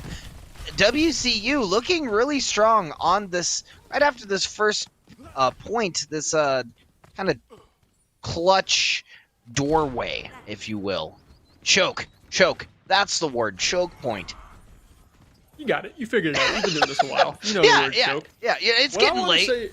What I want to say about Western Colorado is they're playing two DPS heroes that I didn't even know they could play, and those are pretty hard to headshot heroes, so you're kind of limiting the hit scan on the side of Baker just by playing these DPS heroes that are harder targets to hit. Instead of taking the dual hit scan to hit scan, they found another way around that engagement that is working wonders for them here on second point. Yeah, and once again, just the comp strategy coming out from WCU's really just, I don't know, awkward. Awkward is the best way to put it. They don't really have the dive, right? It's like a pseudo dive comp. And as you were saying earlier, that these are the two hardest DPS to hit, Velocity is going to hit those tri-rockets on MWM and kick off this engagement for Baker University. Going into this fight, Baker has some ultimates they could expend, but this fight looks like it might be a little cheaper than they had originally thought. If they could save 4 of these to finish the second point, that should surely get the job done. But Mr. Mango going to pop that amplification matrix just to try and keep some frontline damage and pressure on this Baker team. And right now, Olektov is lining up a shadow that does get relatively blocked. It looks like that Sigma shield was up in time, but still, the front line of Western Colorado collapses, and Baker just continue to take ground. Yeah, WCU trying to get the flank beast mode moving with Boo in the back line, but the front line all but decimated. Don't really have much of a chance to stop the progression. They are going to go for the Dragon Blade. Is it going to find anyone? Not quite yet. They did get a lot of damage out on Julius, and she will fall as Blue Badger's going to get the res immediately back on Julius, and Olektov is going to take Boo to basically secure this point for Baker. Secure it and hold on to 3 ultimates going into third point. And right now, Western Colorado does not have a lot to play with. Yeah, with 3 minutes left to hold as well. This is, once again, a very steep climb for them to make. MWM going to switch over to the Ash. Probably better for the Bob, especially on these payload-style maps, and play more to the strength of the comp that they're running. Hoodie Tofu does have Gravitic Flux online, and if they're able to hold on to it just for a minute more, Disagree might have self-destruct, and that is a wombo combo if I've ever seen one. That is a big one, and I love what Velocity's doing here too. This left side of third point for the attacking team is the most crucial one to take if you're playing these hit scan. A good duel taken here by Boo, but using that deflect before the visor is a sure sign of death to come, and Boo feels the wrath of Velocity there as Velocity continuing down this left side looks to take the truck next and continue to just hold these big sight lines on third point to just be relentless against Western Colorado in that pressure applied from the Soldier 76. Yeah, WCU's got to finish these kills, and they're slowly starting to pick up that pace and do it. Julius is going to decimate kind of from the long distance, going to opt to back up, realizing that they're now getting encroached, getting pushed on by the entirety of WCU. WCU definitely taking that a little bit more in their favor, but Hoodie Tofu's held on to this ultimate for quite some time. The Gravitic Flux hasn't come out, and we've already seen Disagree pop that self-destruct. Or no, wait, no, Disagree might be baby mech'd right now. That might be why the percentage is going up so much. And what I was going to say is Baker plays so well playing this brawl comp with the Reinhardt very compactly that these fluxes have actually been big, but the nano visor from the top of the truck, look at this nuke. 3 kills, wow. 4 all on his own. Velocity is going bananas. That's a 5K if you want to count Robert. That should be the third point sealed up. Yeah, Velocity moving at like 300 miles an hour. The rest of the group trying to get on payload, and Disagree's not going to notice. Not going to make it there in time. And WCU taking a page out of Fanshaw's book, not touching at the end is going to be their detriment. Baker University taking that with 57 seconds still on the clock. I feel like WCU's issue and what we've seen all set is finishing these kills. Don't leave your plate uncleaned. You got to clean your plate, make sure it's all done so that we're seeing Velocity step off a lot and just heal. Able to back up, and not even Velocity. We're seeing that with Blue Badger, with Kila Xgon, even with Julius. These backliners, the DPS and the healers primarily, are backing up, healing up, and then re-engaging in the fight. So WCU in this, I guess this switchover, we're going to have to see them clean up their kills if they want to take the series. Yeah, Baker's done a great job peeling for their own backline too, and then playing these self-sustainable heroes like Velocity on the Soldier 76. Doesn't always need the nano boost, doesn't always need the Mercy Pocket to be popping off and staying safe from dives that come out from Western Colorado, because Velocity, he's been the focus this entire game, I feel like. Just, you have to shut him down. The tanks on Western Colorado know it, but for one reason or another, whether it's peel from the supports or Cryptic Titan playing the Diva or just Velocity running away, he's just able to stay alive for much longer than he should be. Yeah, and we're seeing a massive switch from WCU. They are going to switch over to virtually a full dive. They're not going to run the Lucio, but virtually a full dive on their end. Boo is going to run the Echo, which could be really good. You could have a second Shatter now, which with the dive comp, having that third tank, we're basically running goats at that point. Pretty much. I mean, and dive goats at that too could be very scary. I like how Mango is already farming up this nano boost like crazy. That could go on the Winston early or be saved for the Genji blade, but I would like to see it get thrown on the Winston. That is how you can really start to take care of some hit scans. Definitely get Julius out of the fight, or Blue Badger. So first nano boost of the game, throw it on your main tank. After that, that's when you start to combo with the Dragon Blades. But right now, Western Colorado is making their way through Route 66 with relative ease. Velocity has to get back on top of Big Earls and start to make a stand. Yeah, with these dive comps too, they're creating and making a lot more space, more than they've made before. MWM is going to take out Julius immediately, and Boo finding the target on Velocity. Olaktov is going to take out Beast Mode on the front line, and it is going to be a bit of an even fight until Boo says, gotcha, sparked ya, startled ya, earth shattered ya, nailed ya into the wall just like the coffin, and looking to finish out this fight with another earth shatter. Oh my lord, Boo spooking us all. Boo's out here causing earthquakes with that hammer, and if you want to make another anime reference, I will just say, the Echo copy onto a Reinhardt from the skybox, that is like as Attack on Titan as it really gets. No, 100%. It really is. Honestly, as they dropped in, needed some. We're gonna need some more of those movement suits. Moving around like Spider-Man on the map. Bob is gonna get thrown in the back line and immediately taken out. I don't know if that was a misclick from Julius, but I feel like she did not want to use that in that situation, as WCU was not able. Wow. I don't know what to say about that. Julius spiraling out of control right now. It really is. Mr. Mango gonna die in the backline from a random, I guess, grenade from Julius. Kind of a bit of an awkward play for WCU. They're gonna have this Nano Blade online here, and it could be sharp for MWM. It's gonna have to be very huge. There's no immortality field or sound barrier on the side of Baker to save them, so it could just spell disaster. Already starting to cut up the backline, able to find Blue Badger. But MWM does go down. Still, though, Hoodie up in the front line. Primal raging around Route 66 like a bounce house, collects 3 kills. Trying to track down this Diva and make it one more. So, I don't understand something, Berkeley. I need you to explain something to me. We saw WCU run dive on the very first point of control, and they won that very first point of control. In the entire rest of the series, they have not ran dive until this moment. They throw it back to dive, and now here they are, running it down mid. Why have we not seen this dive since then? Well, like I kind of said, going into this map, they had a different roster in on King's Row, and it was a different look entirely, and really didn't work very well for them. I mean, we saw how it went.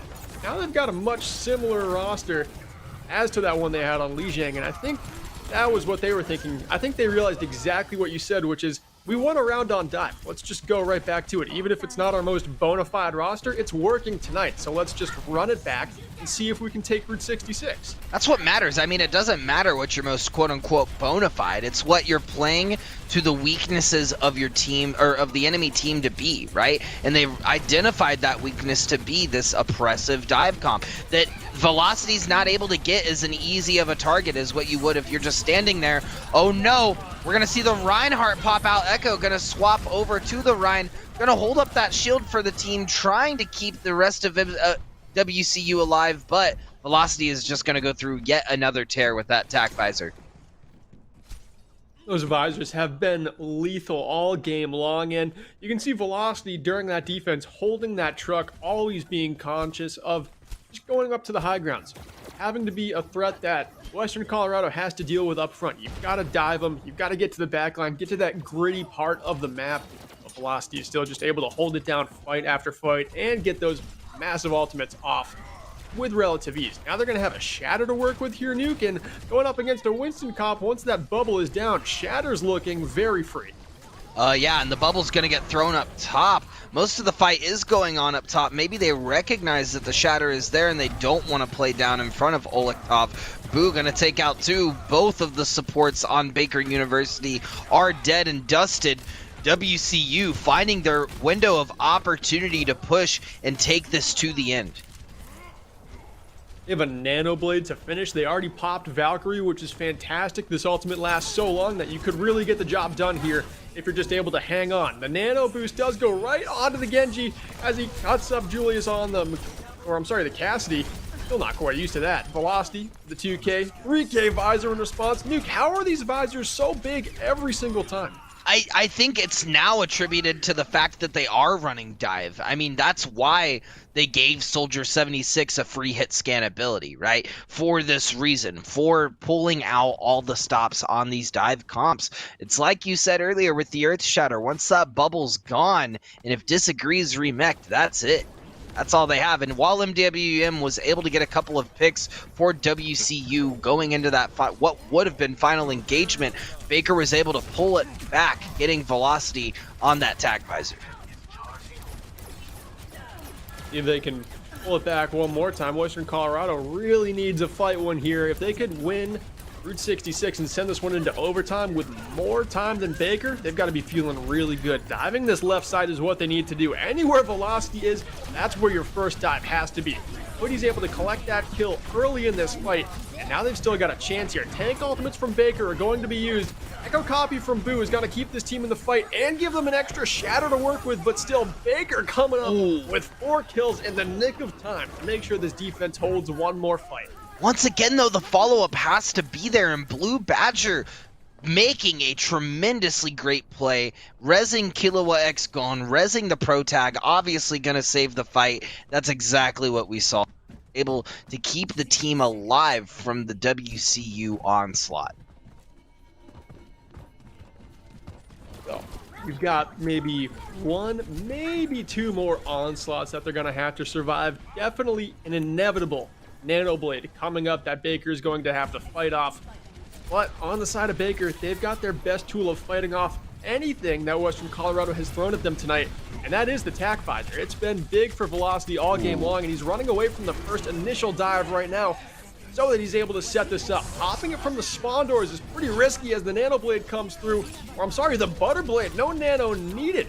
Just coming in trying to cut up everything. Instead, we've got Velocity with a Nano visor for the final stand, trying to be made by Baker University to just keep this Western Colorado team from capping the 3rd point. I don't know if it's going to be enough, though, Nuke, as Western Colorado collect a lot of kills, and a big sleep dart negates the high noon. Julius not able to get that ultimate off, and that is the kind of play Western Colorado need to make to stay in Route 66.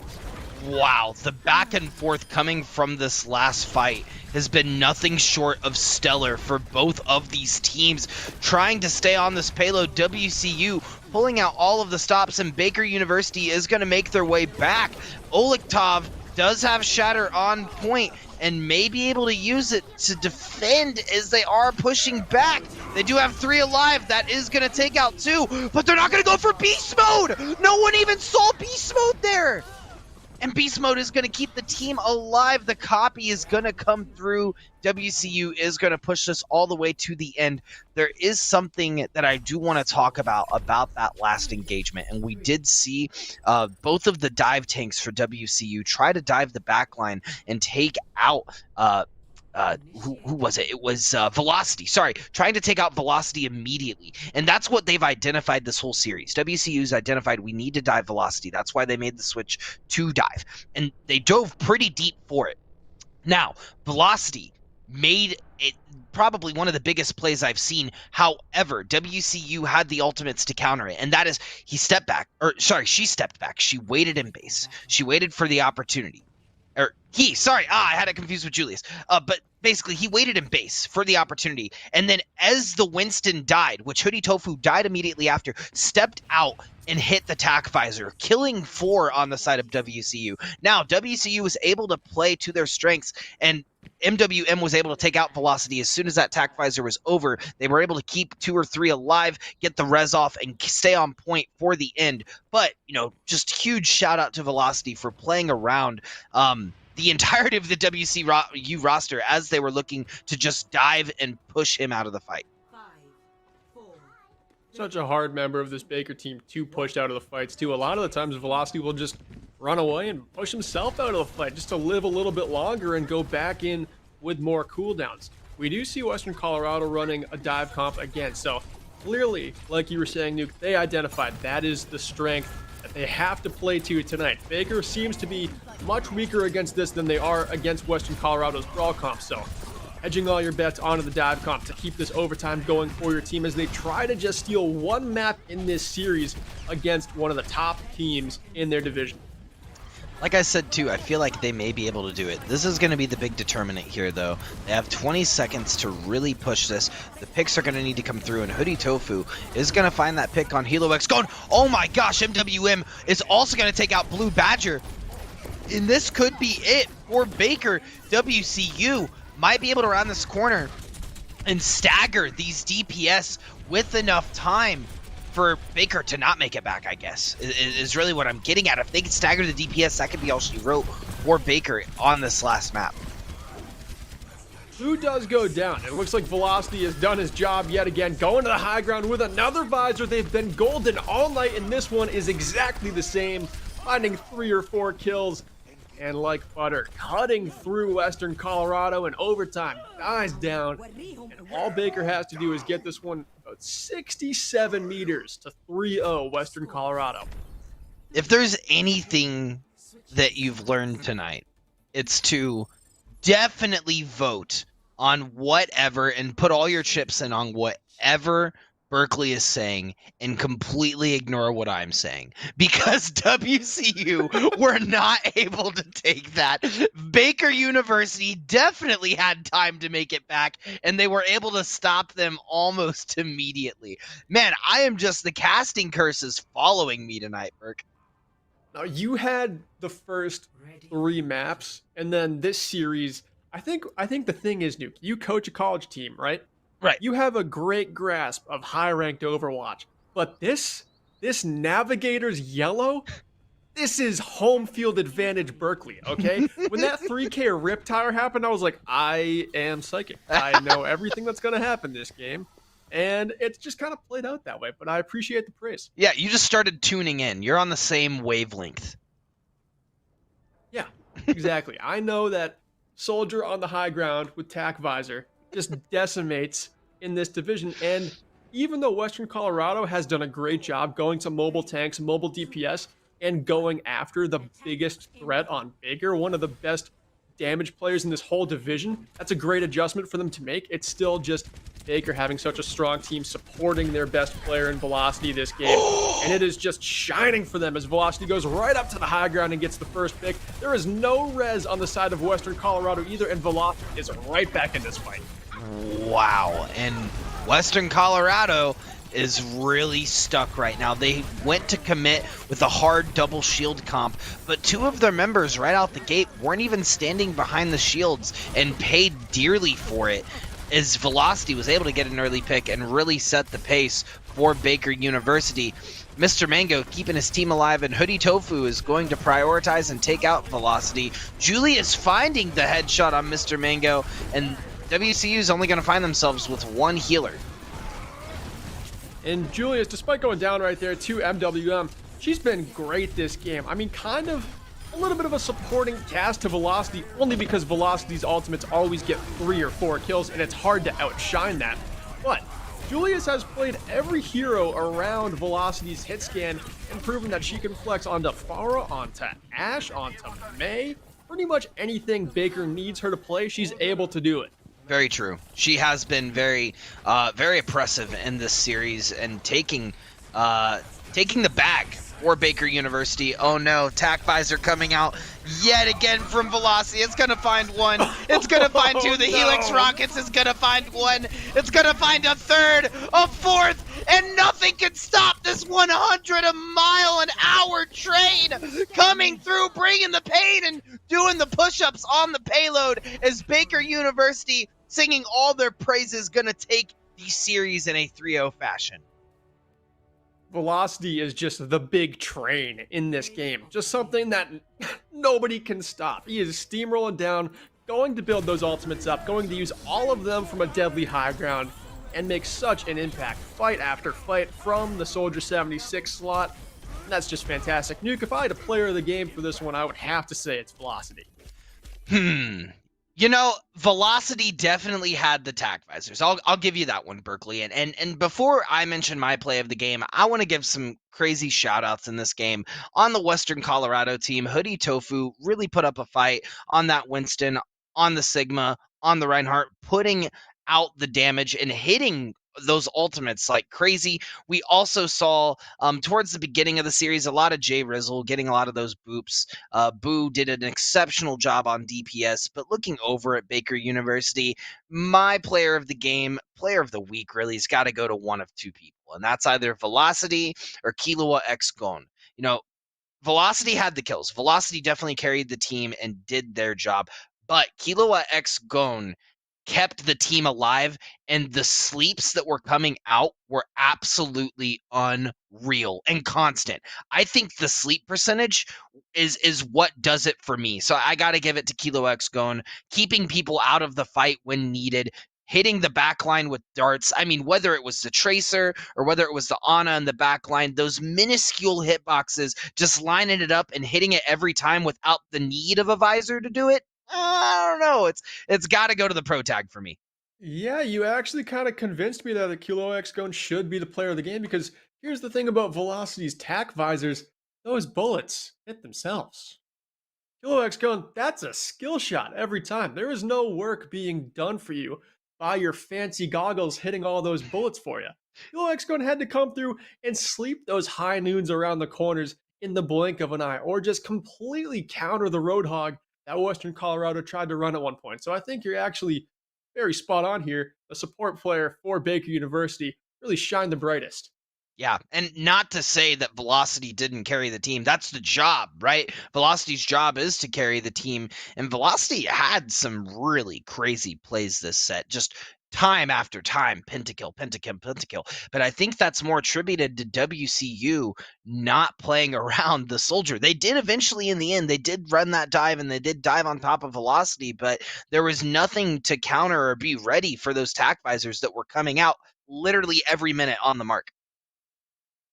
Yeah, like clockwork, those Tac Visors were coming through, and I don't think there was a single one that got less than 2 kills. I think all of them found the mark and then some. So Velocity making a huge impact in this game. But Kilo X Gon, still, you're putting the nano boost onto those Tac Visors a lot of the time as well, and really propping up Velocity boost? And the rest of the team. Did you say nano boost? Nano boost. Nano boost. Is that a Hunter x Hunter reference? It is. That's their power scaling they use. Anyone who watches Hunter x Hunter, help me out, Twitch chat. Help me out here. But yes, using the nano boost, it was so much. Yeah, player of the game's got to go to Kilo X Gon. And while the action has ended for Berkeley and I, you know, we've been on for a few hours now. We got to see right before this set Grandview take on the Fanshawe Falcons, and now we were able to cast Baker versus WCU.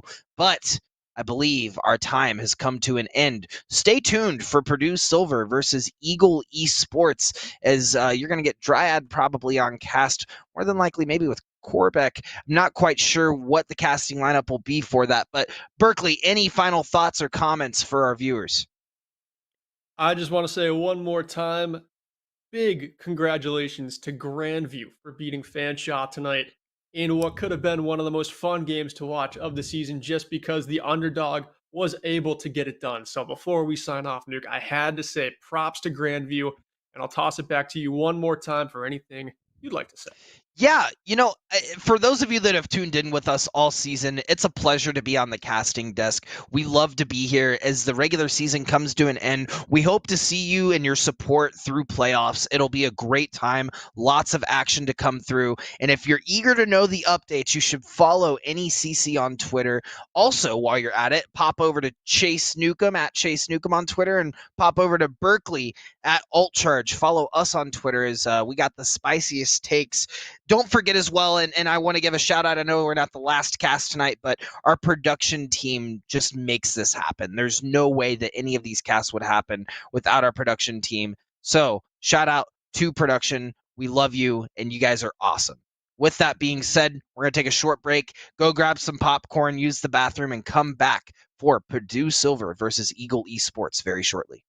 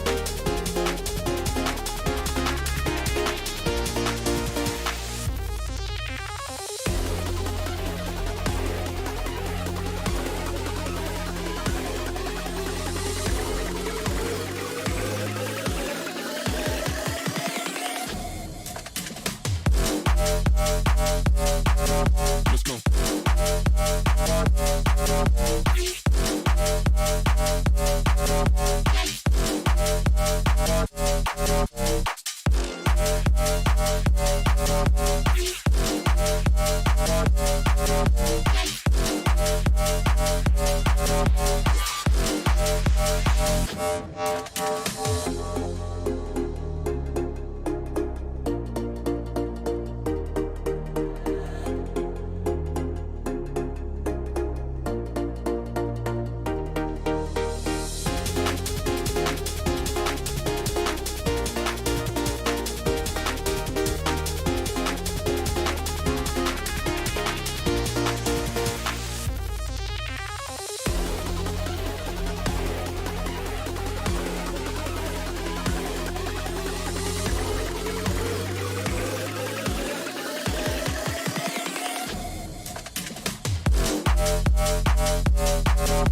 go.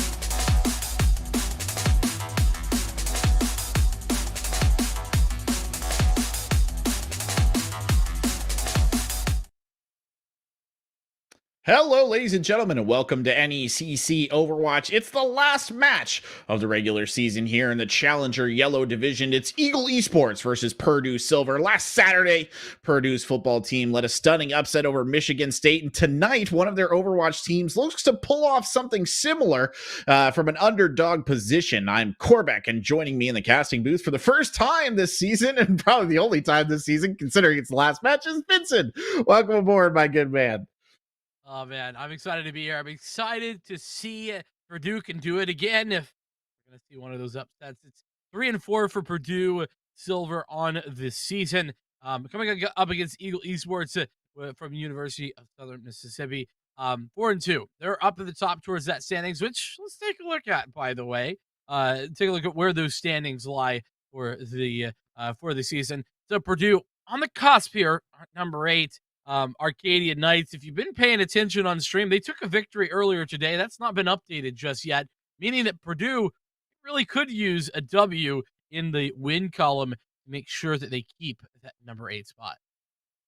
Yeah, certainly feeling the pressure on them tonight. They do not want to sort of biff this one. Eagle Esports obviously running a little bit better here, Vincent. They're not particularly fussed about winning or losing, though surely for seeding purposes. They want to try and maintain their edge as best as possible. Of course, pride matters as well, right? To a certain extent. Gotta count the pride. So we'll see how they really go about this, whether they're going to put their 110% into this or whether Purdue is going to kind of walk it in. Again, Purdue, the more disadvantaged team, and you can see the maps down here. It's maps that all Overwatch players will be very familiar with. It is the Lijiang Tower start, the King's Row second, and ending out with a Route 66 chaser. So about as straightforward as you can get here in terms of maps tonight. 150%. I mean, that's going to be a great set of maps to watch. Of course, Kings Row, everybody loves that one, and I'm personally a big fan of Route 66. I don't know about you. Some people don't love it, but I love how all three different areas are so different. That's what I enjoy. Yeah, I think it's one of the maps where there is the starkest contrast between the three areas. I mean, I think all maps to a certain extent do have that divide, right? It's just it feels particularly apparent on Route 66. You have the long sight lines of stage number 2. You have the more compact verticality of stage number 2, and then you have stage number 3, which is quite tight, right? We imagine it as a difficult point. It's got some verticality in it and can be a real challenge to push it through. So I think this is a very good set of maps for these two teams to prove it on, and a good set of maps to end the season on as well. Yeah, and we're getting right in towards Lijiang Tower, and start out here with an interesting look compositions for either side. It's gonna be the Reinhardt coming out for both sides. So Ren look to play that Zarya a little bit different and keeping things up and running. But the May is what I've got my eyes kind of locked in here for Eagle Esports. That really is going to put a lot of pressure on Purdue early. Yeah, it almost gives them, I think, a little bit of an advantage out here at the gate. A lot of territory denial if they can just get on there with the Symmetra turrets and the May Freeze, and they're going to do their level best to get there as fast as they can. The teleporter race is on. They both come down almost simultaneously. The teleport's coming through at just about the same time. One of the Reinhardts does hit the ground a little bit faster, but it's not enough to slow things down. Juicebox Hero, though, getting very beat up early on here, will survive. The Immortality field is down. The first kill will go to Spruce Goose.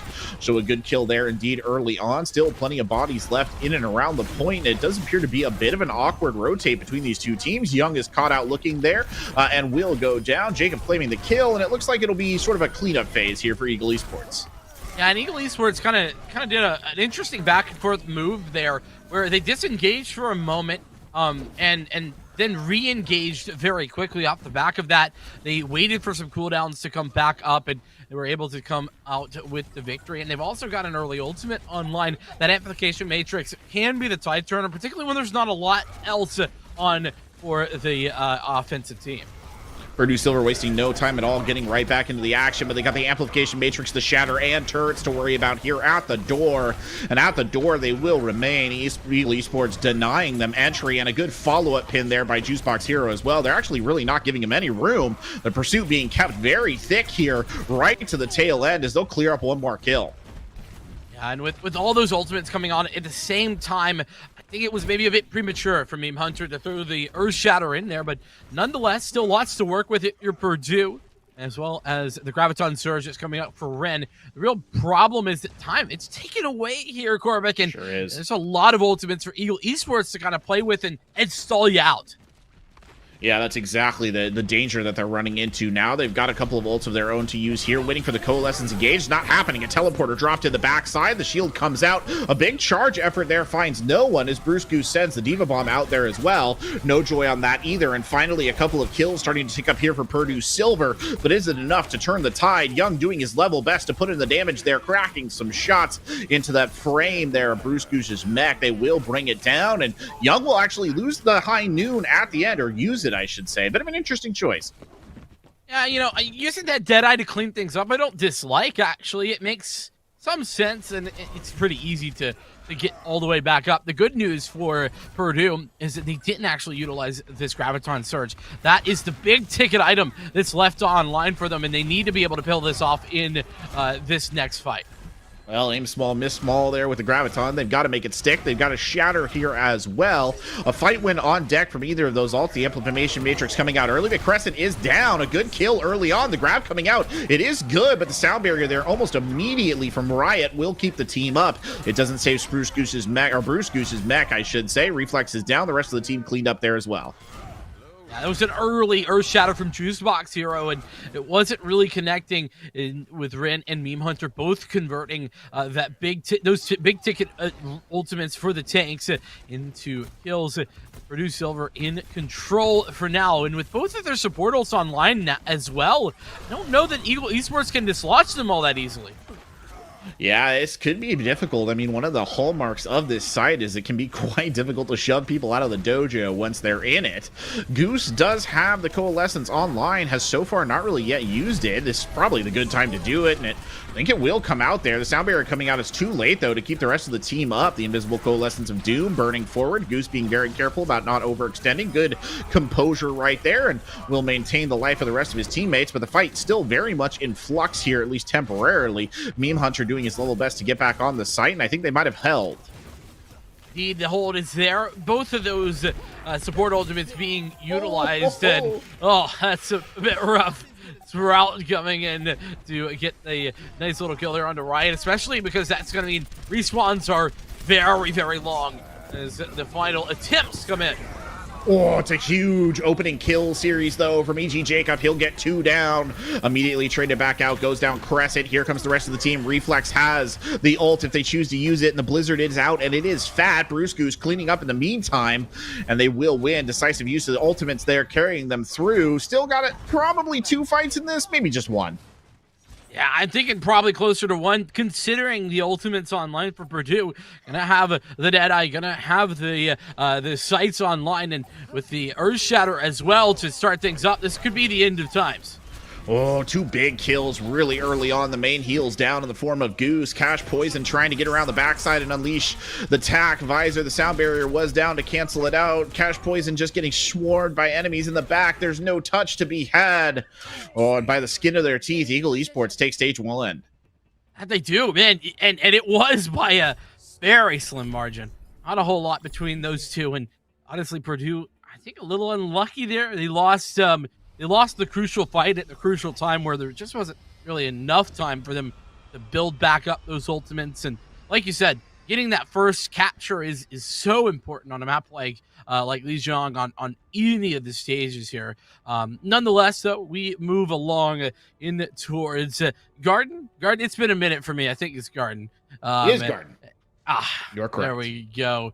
And we've seen some adjustments here, especially on the tank line. It's going to be the Monkey followed up by the Diva for both sides, but a little bit different here. Eagle Esports are going for that Sombra. So deadly, especially if we can get the hacks on that was right targets.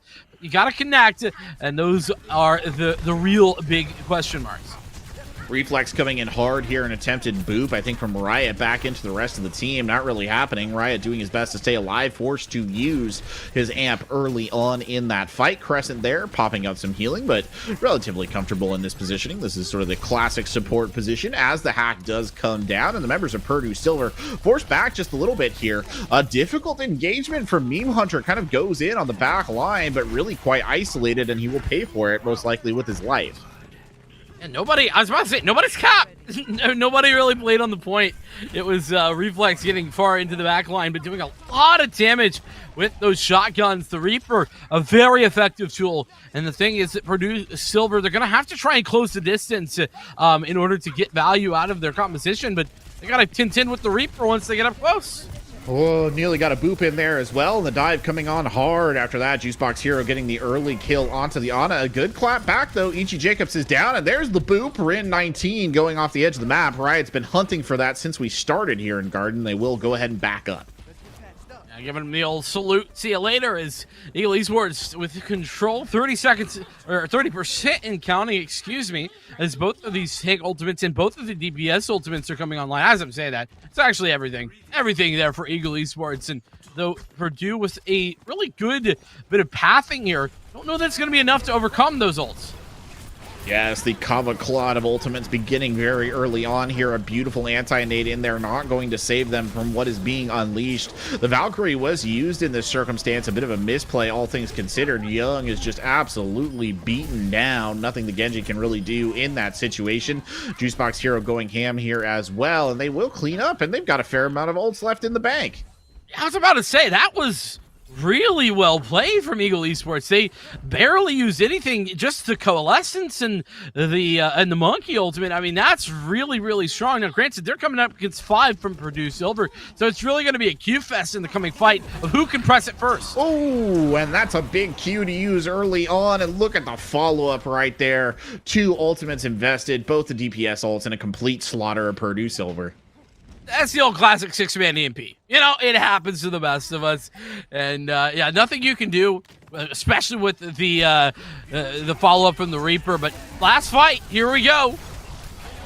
They're going right into it. Young coming out with the blade. The sound barrier was there to cancel out some of the effectiveness of both of these DPS ults. Neither one of them getting a lot of traction. Still hunting for a kill with attack visor. Won't find it. Demon Bomb coming over the top. That's Young down. The Bruce Goose hits one more with the remake there onto the top of Goose. Little goose on goose violence as Cash goes down as well. Bruce Goose is just honking away on the point, except his honk come in the form of 2 portable shotguns on the battle mech, doing more than enough there to clean things up as Crescent comes around with the Coalescence and puts this map to bed.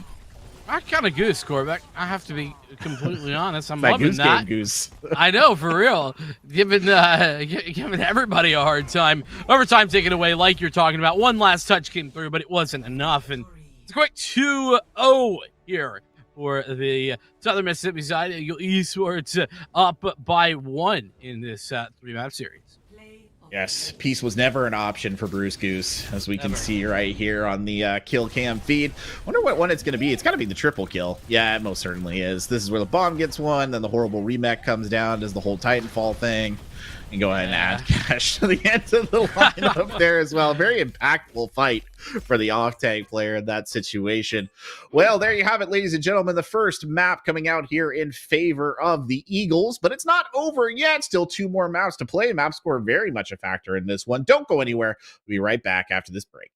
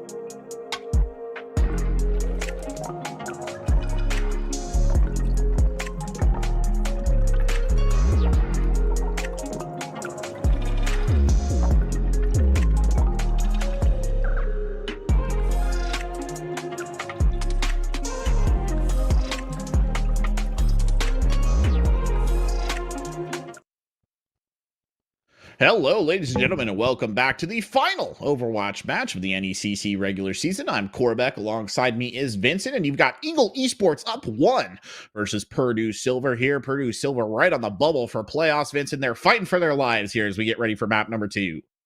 That they are, and well, listen, Eagle Esports, they had a great showing over in map 1. We talked about sort of partially off the back of Bruscu's 72% kill participation over back in map number 1 on that Diva, and it was very impressive. That is for sure. As we look towards Kings Row, it is going to be the El Clasico of Overwatch, as I'd like to say, and also, you know, everybody's favorite hybrid map.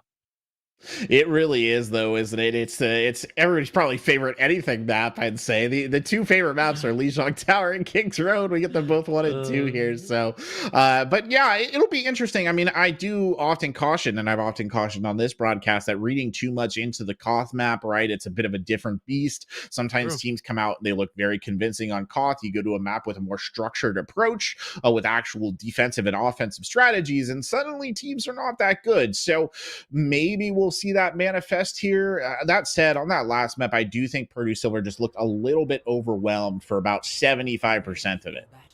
I gotta agree with you. My mind, as soon as you're cautioning, harkens back, of course, to the shock somehow winning only winning Koth maps, or I should say not only, mostly Koth maps. It was not only Koth maps. It was what, Hybrid and Koth was the 2 that they won. I think that was the 2. Yeah. So regardless, point being that it certainly can be a difference maker, and we're seeing some interesting decisions there for the attacker. So I'm going to put that to the side for now, because I'm getting trolled as per our usual arrangement. As usual, so, yeah. it's a much more reasonable competition here for Eagle Esports as they come out with that same Diva on the back of Bruscu's, and Reinhardt followed that up. And of course, I think the May came to fruition, particularly on stage 1. And we're seeing it once again. Well, they're going to start by rotating around the statue of Mondada here and then moving straight into the engage. And an early kill there. Cash Poison is down, so one of the DPS is out. I couldn't even tell you what's happening right now. It's a little clash in the cubby right there, and it does look like Eagle Esports has emerged victorious. And Eagle Esports not in the mood for mercy. Going to go ahead and finish off the last couple of members they can. Quick and easy. That's what that one was. Unfortunately, Jacob going down. Gonna have to respawn to get the team, but should be able to get there in time. Interesting decision. I think this Torbjorn on attack, it's not the norm for sure, but it can be very effective. But it's gonna put a lot of pressure on that shield. That's for darn sure. It's a very good position of the turret, actually, up on the high ground, but this damage amplification matrix coming out so early, and Juicebox Hero just wipes the opposing tank line with one mighty fire strike. The Shatter coming in there as well. I don't actually think they'll really get anything off the back of it. They do work around the edges of it, but there's just sheer healing numbers there preventing too much follow-up. Indeed, and really nice usage of the amp matrix from Pasty, who's in, by the way, where he was Crescent last map, and Eagle Esports, they are in control here as they continue forward. Well, they'll go right into the engagement again. Meme Hunter leading on the front line, already down to about half health. The Coalescence coming out here from Goose will help. That's a well-placed series of ults. Beautifully done. The bomb comes sailing over the top but finds no one. Bruce Goose not able to channel the magic he had on Lijiang Tower. Jumps back into the middle and is gunned down. And that was a very good recapture there from Purdue Silver. Super quick, and yeah, really well done. They are going to get that capture through, and they're pushing forward to try and take some space. Another thing to note is that they have that Graviton Surge that I was talking about last map. It's coming back, and it could be big here for them to continue their forward momentum in stage 2. Rin probably looking for the grab here. The sound barrier coming out theoretically enables a free grab, but it all depends on how they invest it. They invest it right down the mouth of Bruce Goose, who eats it up like bread at the park. There's absolutely nothing to be done in that regard, and they will shove them back under the archway here, at least temporarily. That was very tasty. That's Bruce Goose. Very nice find. Pick up the ultimate there from Ren, and now things looking a little bit more dicey as Eagle Esports continuously push Purdue back and regain control of these sightlines. Still some ultimates online for Purdue. They do have the defensive ults as well, but gonna have to try and pull something out, maybe with that Deadeye on the flank. That's what Cash Poison seems to be shaping up for. Very extended engagement here as Cash Poison comes rolling in on the backside. Good fan right there for the kill. Cash Poison immediately running the other way. Bruce Goose up and above here as well. They do have Reflex with this Blizzard in play. It could be a huge ult in this tight space. Drops it right on top of the enemy team. Look at that wall that came up on the backside of it. And what are you going to do if you're Purdue Silver? Nothing to be done but to die. Yeah, to reiterate, what a fantastic wall that was. The timing perfect, and everyone, or I say not necessarily everyone, the two tanks, the big ticket items, so to say, caught in the middle. No adjustments, no swaps, nothing coming through here for Purdue. They're going to continue to try this out, but they've adjusted in their pathing. I will say this is a smart move. Well, they come straight down the gut. E.G. Jacobs unleashing the high noon early on, only gets the turret for their troubles, but Young is dead. So one of the DPS taken out of contention right away. The bomb coming out right there. No joy off of the back of that. The pressure still on. Another good Maywall coming in. The Shatter, even better positioned. A beautiful sound barrier, though. The follow-up from Sprout, keeping the team alive, but the damage is just so much. E.G. Jacob with free reign here as the sound barrier is invested by Riot as well to just ensure that victory. I don't know that there was a real need for the sound barrier. Nobody was even particularly low. That might have been a bit of a mistake. Nonetheless, it still does indeed confirm victory as a couple of more ultimates are getting close by for Eagle Esports. The big ticket one going to be that Blizzard if it can come online. But the problem is getting there in time. They try and drop the grab from deep downtown, but the Baywall blocks a lot of the follow-up. Still, the Tourbillon ultimate over the top. The Molten Core actually doing some serious work right there. The Goose getting some big kills, and then Cash Poison follows it up with a high noon. And a very, again, just an impressive series of ults for a very quick team kill right there. They got it in him. I tell you what, Vincent, it's there. Oh yeah, no doubt. And you know what? I also want to add on, right? The positioning of that Molten Core was phenomenal. It was unmatched, unable to really contend with it.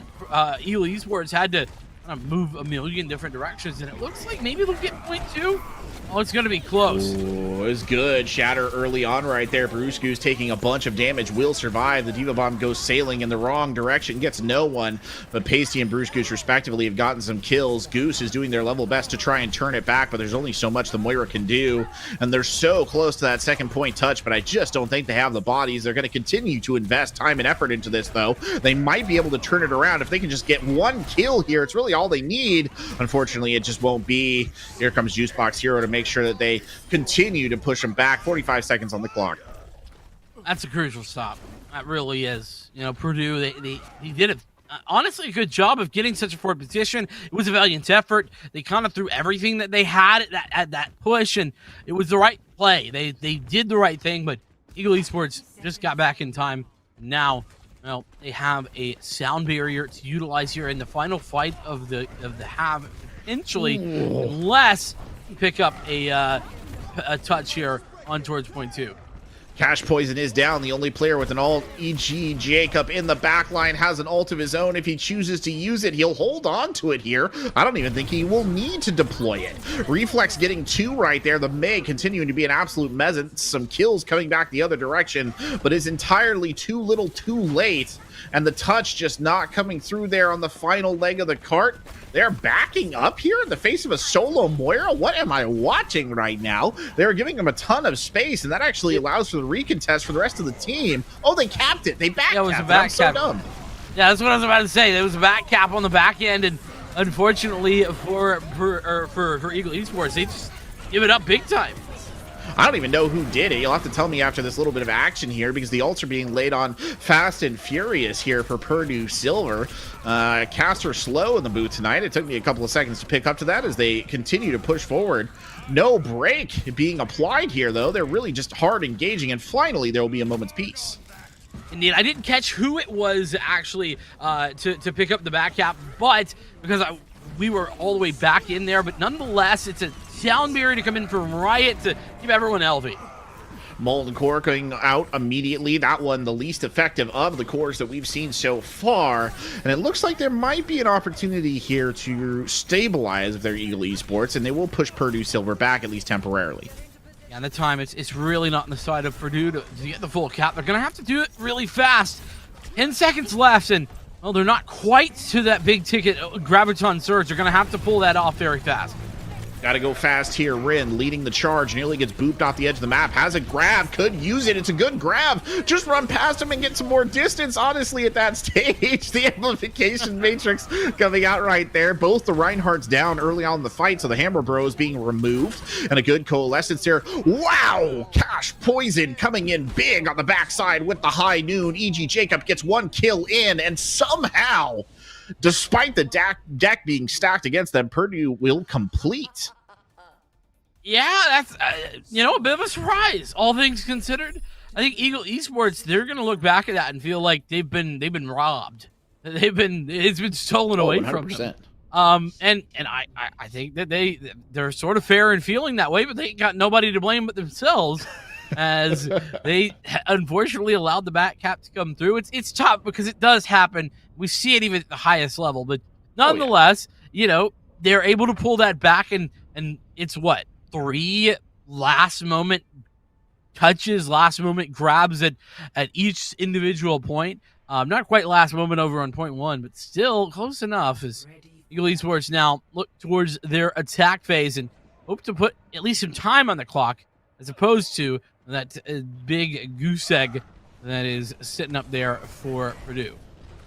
Yeah, it's interesting what happened there. I mean, I think it might have been Goose who got the back cap. I'm not entirely sure, but like you said, unfortunately, you really do have no one to blame but yourself, right? You left the vault doors open and unguarded, as it were. But, I mean, still, genuinely, it did feel like Eagle Esports was in the driver's seat for most of that matchup. I don't know what to make of those sudden, blitz moments, though, that Purdue Silver they just suddenly come alive. It's electric, and then they kind of go back offline for a while. Well, it's those high pressure moments. Some teams, they're wonderful at them, and they take advantage. E.g. Jacob looking for some opening shots with the Widowmaker, but not going to connect. They're going to swap back over to the Cowboy. Little cheeky peeky right there is what I'd call that, as Juicebox Hero leads his team around the statue of Mondada. They will go straight into the fight. Juicebox getting bullied here on the front line, losing a significant amount of health. The 2 tanks really living up to their name, absorbing damage like it's going out of style. Young here pounding on the turret. Can't really support his team from this angle, but if they back up just a little bit, they will. Juicebox Hero finally dying here, though the sustain is noteworthy as they section off one of the members of Eagle Esports and try and bring them down. Now Rin is in trouble. Rin gets sectioned off. Rin will die. Fires the grab at the tail end of that. The Coalescence coming out there as well, and that will win them the fight. Yeah, but I don't know. That's a big investment there from Ren. Yeah. Really needed either. And, I mean, incredible to get there, in all honesty. That grab was quick, but now coming back in, Eagle Esports with a big advantage and the ult. Amplification Matrix is out. Juicebox Hero now pushing up. Juicebox Hero looking for the shatter. A high noon coming out as well. That's Cash Poison trying to get it off. Won't find anybody with it. Instead, Pasty claims a kill. Bruce Goose gets one as well.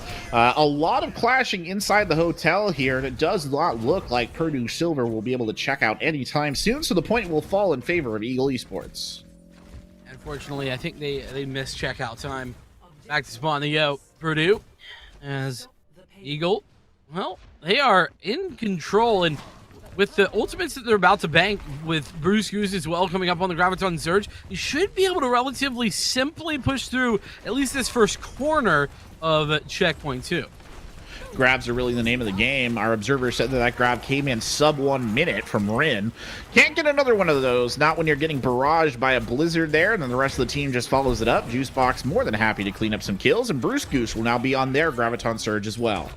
Yeah, and just using the blizzard, they're not really having to invest anything more. Wow, what a great showing there by Eagle Esports, and great job not to over-invest. As some players getting a forward position. Oh, Juicebox Hero. This is the sneakiest position that you could be in, and I'm. Is that going to be a flank shatter that I smell? he got spotted out though. He got bounced by an orb. I don't even know if that was intentional or not, but it certainly worked. The grab comes out the other way. The application matrix it is well. EGU Jacob collecting some of the easiest elims of his life right there, firing point blank into the Graviton, and it does look like Eagle Esports will be completing point number 2 here, and Purdue Silver, they're just reeling right now.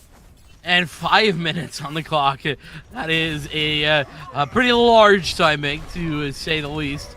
Something that we didn't necessarily see Purdue have to contend with. But this third point, man, it gets harder and harder as you get further and further. And Purdue with now a big ult advantage to come into this fight. Pull it back. Oh, the shatter was coming down there from Meme Hunter, and Meme Hunter paid for it with their life. Pasty has just been racking up kills, by the way, on the support position. Is Riot gets the double boop. Oh, it's the boop of dreams here on the end phase of King's Row. Many a Lucio has hunted for that boop, but it'll be Riot who confirms it tonight, and there's still a little bit of fighting to be done here as the cart rolls forward. On fire is right off the back of that, too. That was beautiful, the golden box of victory. Not quite a golden box of victory, in all fairness, considering there's still time on the clock. But either way, Ed-Eye coming out, and Purdue, they have one last hold. A lot of death, and unfortunately not really favoring Purdue. Eagle Esports relatively cleaning the point here. There's still one brave Torbjorn holding on desperately at the end, but they will finish with a handy 3-minute, 54-second time bank. Well done to Eagle Esports. They certainly did turn the tide and, well, turn that goose egg into something much, much more. 3 minutes, 54, nearly 4 minutes on that clock. Lots to contend with if you are Eagle Esports. Purdue, though, you know, they're probably gonna want to run that back. Doesn't look all that great for them, as got nothing to work with on that clock. No, they don't, and that's the problem here. I don't know that they're going to be able to muster the needed hold here on for this is a first point hold, right? It's been a while since I've actually played this. I do think it is. You have to hold on to first point if you're at 0 in the time bank on a hybrid, and there you go. Thank you very much to our observer. It is one third tick on the first point. That is correct. There is. My hope meter, my hopium is running a little low here, Vincent, if I'm being honest about that. Yeah, I mean, it pains me to say, but my meter too is running on that E, empty. But nonetheless, chances are always possible. And Purdue Silver looking to pick up this chance and push it through here. Indeed, but we're talking about a slender chance, an absolute Everest to climb here for Purdue Silver. As the engage comes in, the Maywall coming out right there, the aggression being applied almost immediately. A very bold strategy here in the face of such dangers. The immortality is taken down early on. Juicebox Hero does die. It looks like they might catch the other tank here as well. Indeed they do. Bruce Goose will go down. Managed to clean up the support there as well, so they'll win fight number 1. Now they just have to do that maybe like 6 more times, 7 more times. Yeah, I think your math's pretty darn close. And, what I will say, Young being on the May, it's an adjustment. It's something we haven't really seen.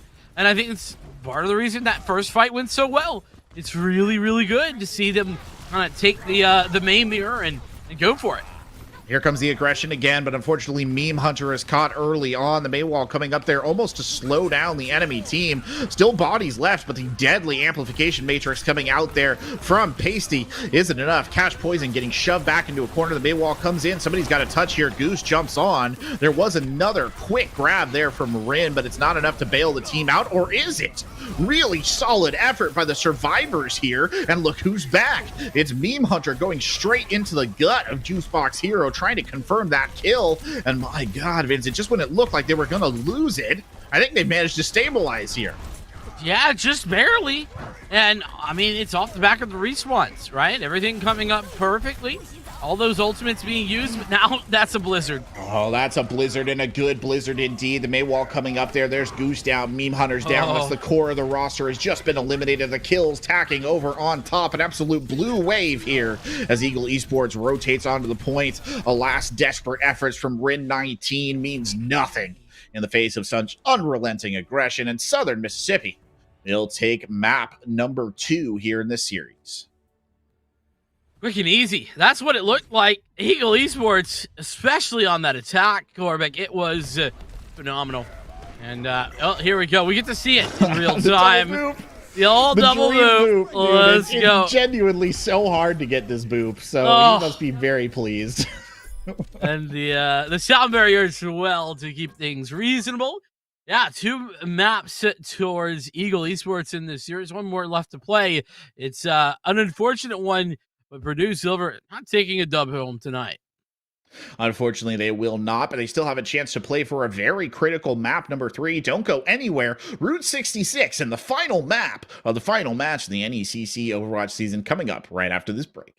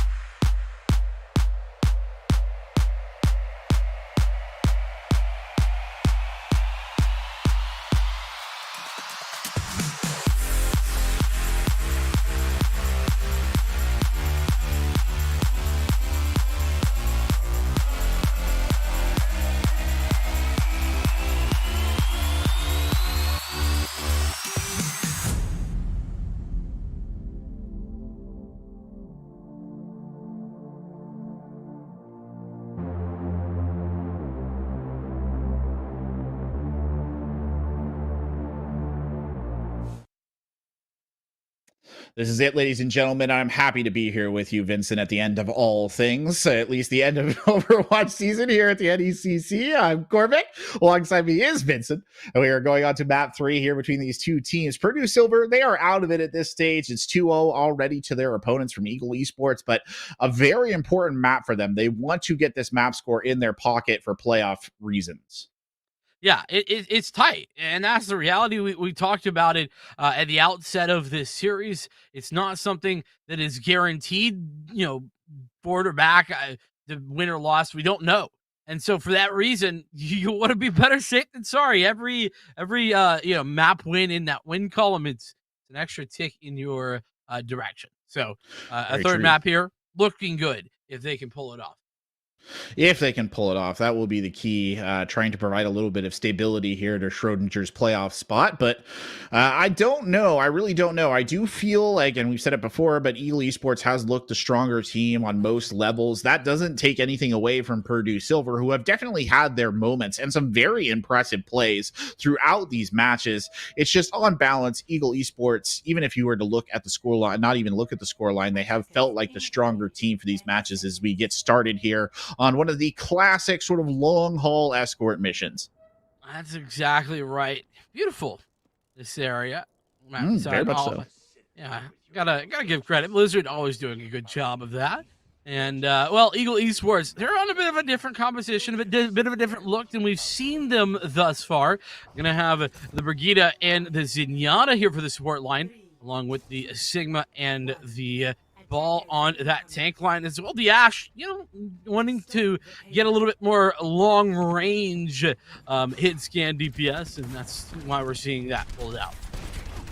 And Cash Poison coming out on the Soldier again has been favoring the hit scans for most of the night, and that is not an engagement you want to take. E.G. Jacob just takes his head off right at the beginning. He will get brought back to life. The Necromantic Auras there of Mercy keeping him in the game. One of my favorite Skyrim schools. Young just gets nailed right there at the top of the deck. E.G. Jacob continuing to be an absolute nuisance. Reflex getting involved in the act as well, just to demonstrate that, well, they can at this stage. Reflex is taking a little bit of a nap, but unfortunately, I just don't think that the kill is there. The cart continues to move forward, though, despite this absolute barrage of violence from on top of the gas station. I think it might finally have stopped. Yeah, and, I think Juicebox here are doing a good job of sort of trying to interrupt that cart here and there, making it difficult to push forward, and that's kind of the problem. You have to dislodge Bruce Goose from the top of that gas station. It's going to be quite difficult, all things considered, but that's a fantastic sleep. It was a fantastic sleep, an amazing early start to the engagement. Young getting right in on the top, and they've got a little bit of backup as well. Young dropping very low right there, definitely needs healing. Runs for the 200 HP med pack there as Bob is out here, and Reflex hits the massive pulse bomb. You can't ask for anything more than that. Both of the supports down, and the rest is merely a matter of academia right there. They will all drop, and the team kill gong sounds.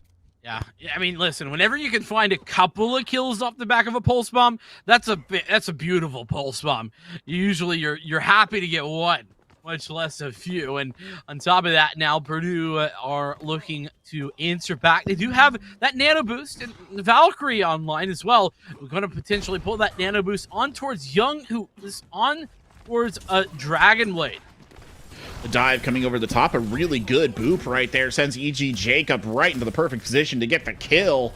Unfortunately, Meme Hunter got sent back up in the sky and got brought down almost immediately. The cart continuing to roll right here. They do have the nano boost should they choose to use it. They have a Valking Mercy as well as the minefield is dropped. Goose still alive, fighting it out. Won't go down just yet, but Juicebox Hero will eventually confirm the kill. There goes the mech as well, and that, I think, is the bitter end of this. Cole Cassidy fighting it out in the gas station, but alas, not enough to turn the tide. And Bruce Goose continuing to be a force here on off tank. Absolutely. I mean, and kind of playing more of a main tanky role on top of the gas station. Obviously, still Sigma is what it is, but being able to contest and be that stalwart figure on top and making it very hard to get forward. The ball coming in almost immediately on Goose. It was a good effort to sleep right there from Goose, but it will not confirm. They do still have this nano boost in the pocket, but they have not gotten a good opportunity to use it, and they won't here either. Aqua Strain down. That's the substitute who came in. Young is taken out here as well. Cash Poison dropped. E.G. Jacob could deploy this Bob at any time. In fact, they've got a Gravitic Flux here as well, but they're just going to apply standard pressure over to Meme Hunter, who will go back and touch the cart. Speaking of that Gravitic Flux, I got a feeling that Brewskers might hold on to that for the Nano Blade. I mean, that would be pretty deadly and a pretty nice way to defend that and destroy that combination that could be the end of this hold.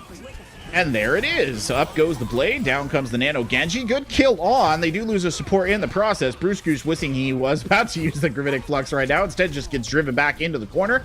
Cash Poison falling dangerously low, though. And unfortunately, Goose is taken down at well. And the recovery coming out of the tank lineup yet again. Eagle Esports tanks have been on point all night long.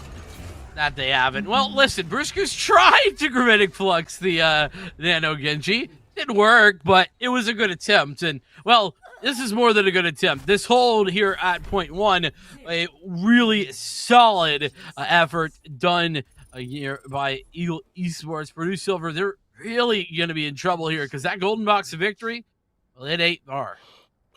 It most certainly is not. Quite a short road trip there, 48.48 meters. Do appreciate a good bit of symmetry. Unfortunately, I don't think the same could be said of Purdue Silver in this particular situation here. And yeah, it's just around the bend, just around the river bend, as somebody once said in a movie for a large corporation with a mouse as a mascot. As we get ready for the last push here of the NECC season, and Eagle Esports, well, I imagine they're feeling relatively confident because Purdue Silver, they're showing the dive again. No idea who that large corporation could be. I have no guess idea whatsoever. Yeah. Unnamed for sure, and will continue to be such. That being said, I do like the setup that Eagle Esports played with last time out on the defense, and if they stick with what they've got, I think this is also very solid. Flipping over towards the Purdue Silver side of things, they clearly are trying for these, win conditions, i.e. Nano Blade, or potentially the sites to come online, but realistically, they don't have a lot of time to work with. We just talked about it. 48.48 meters. That ain't far.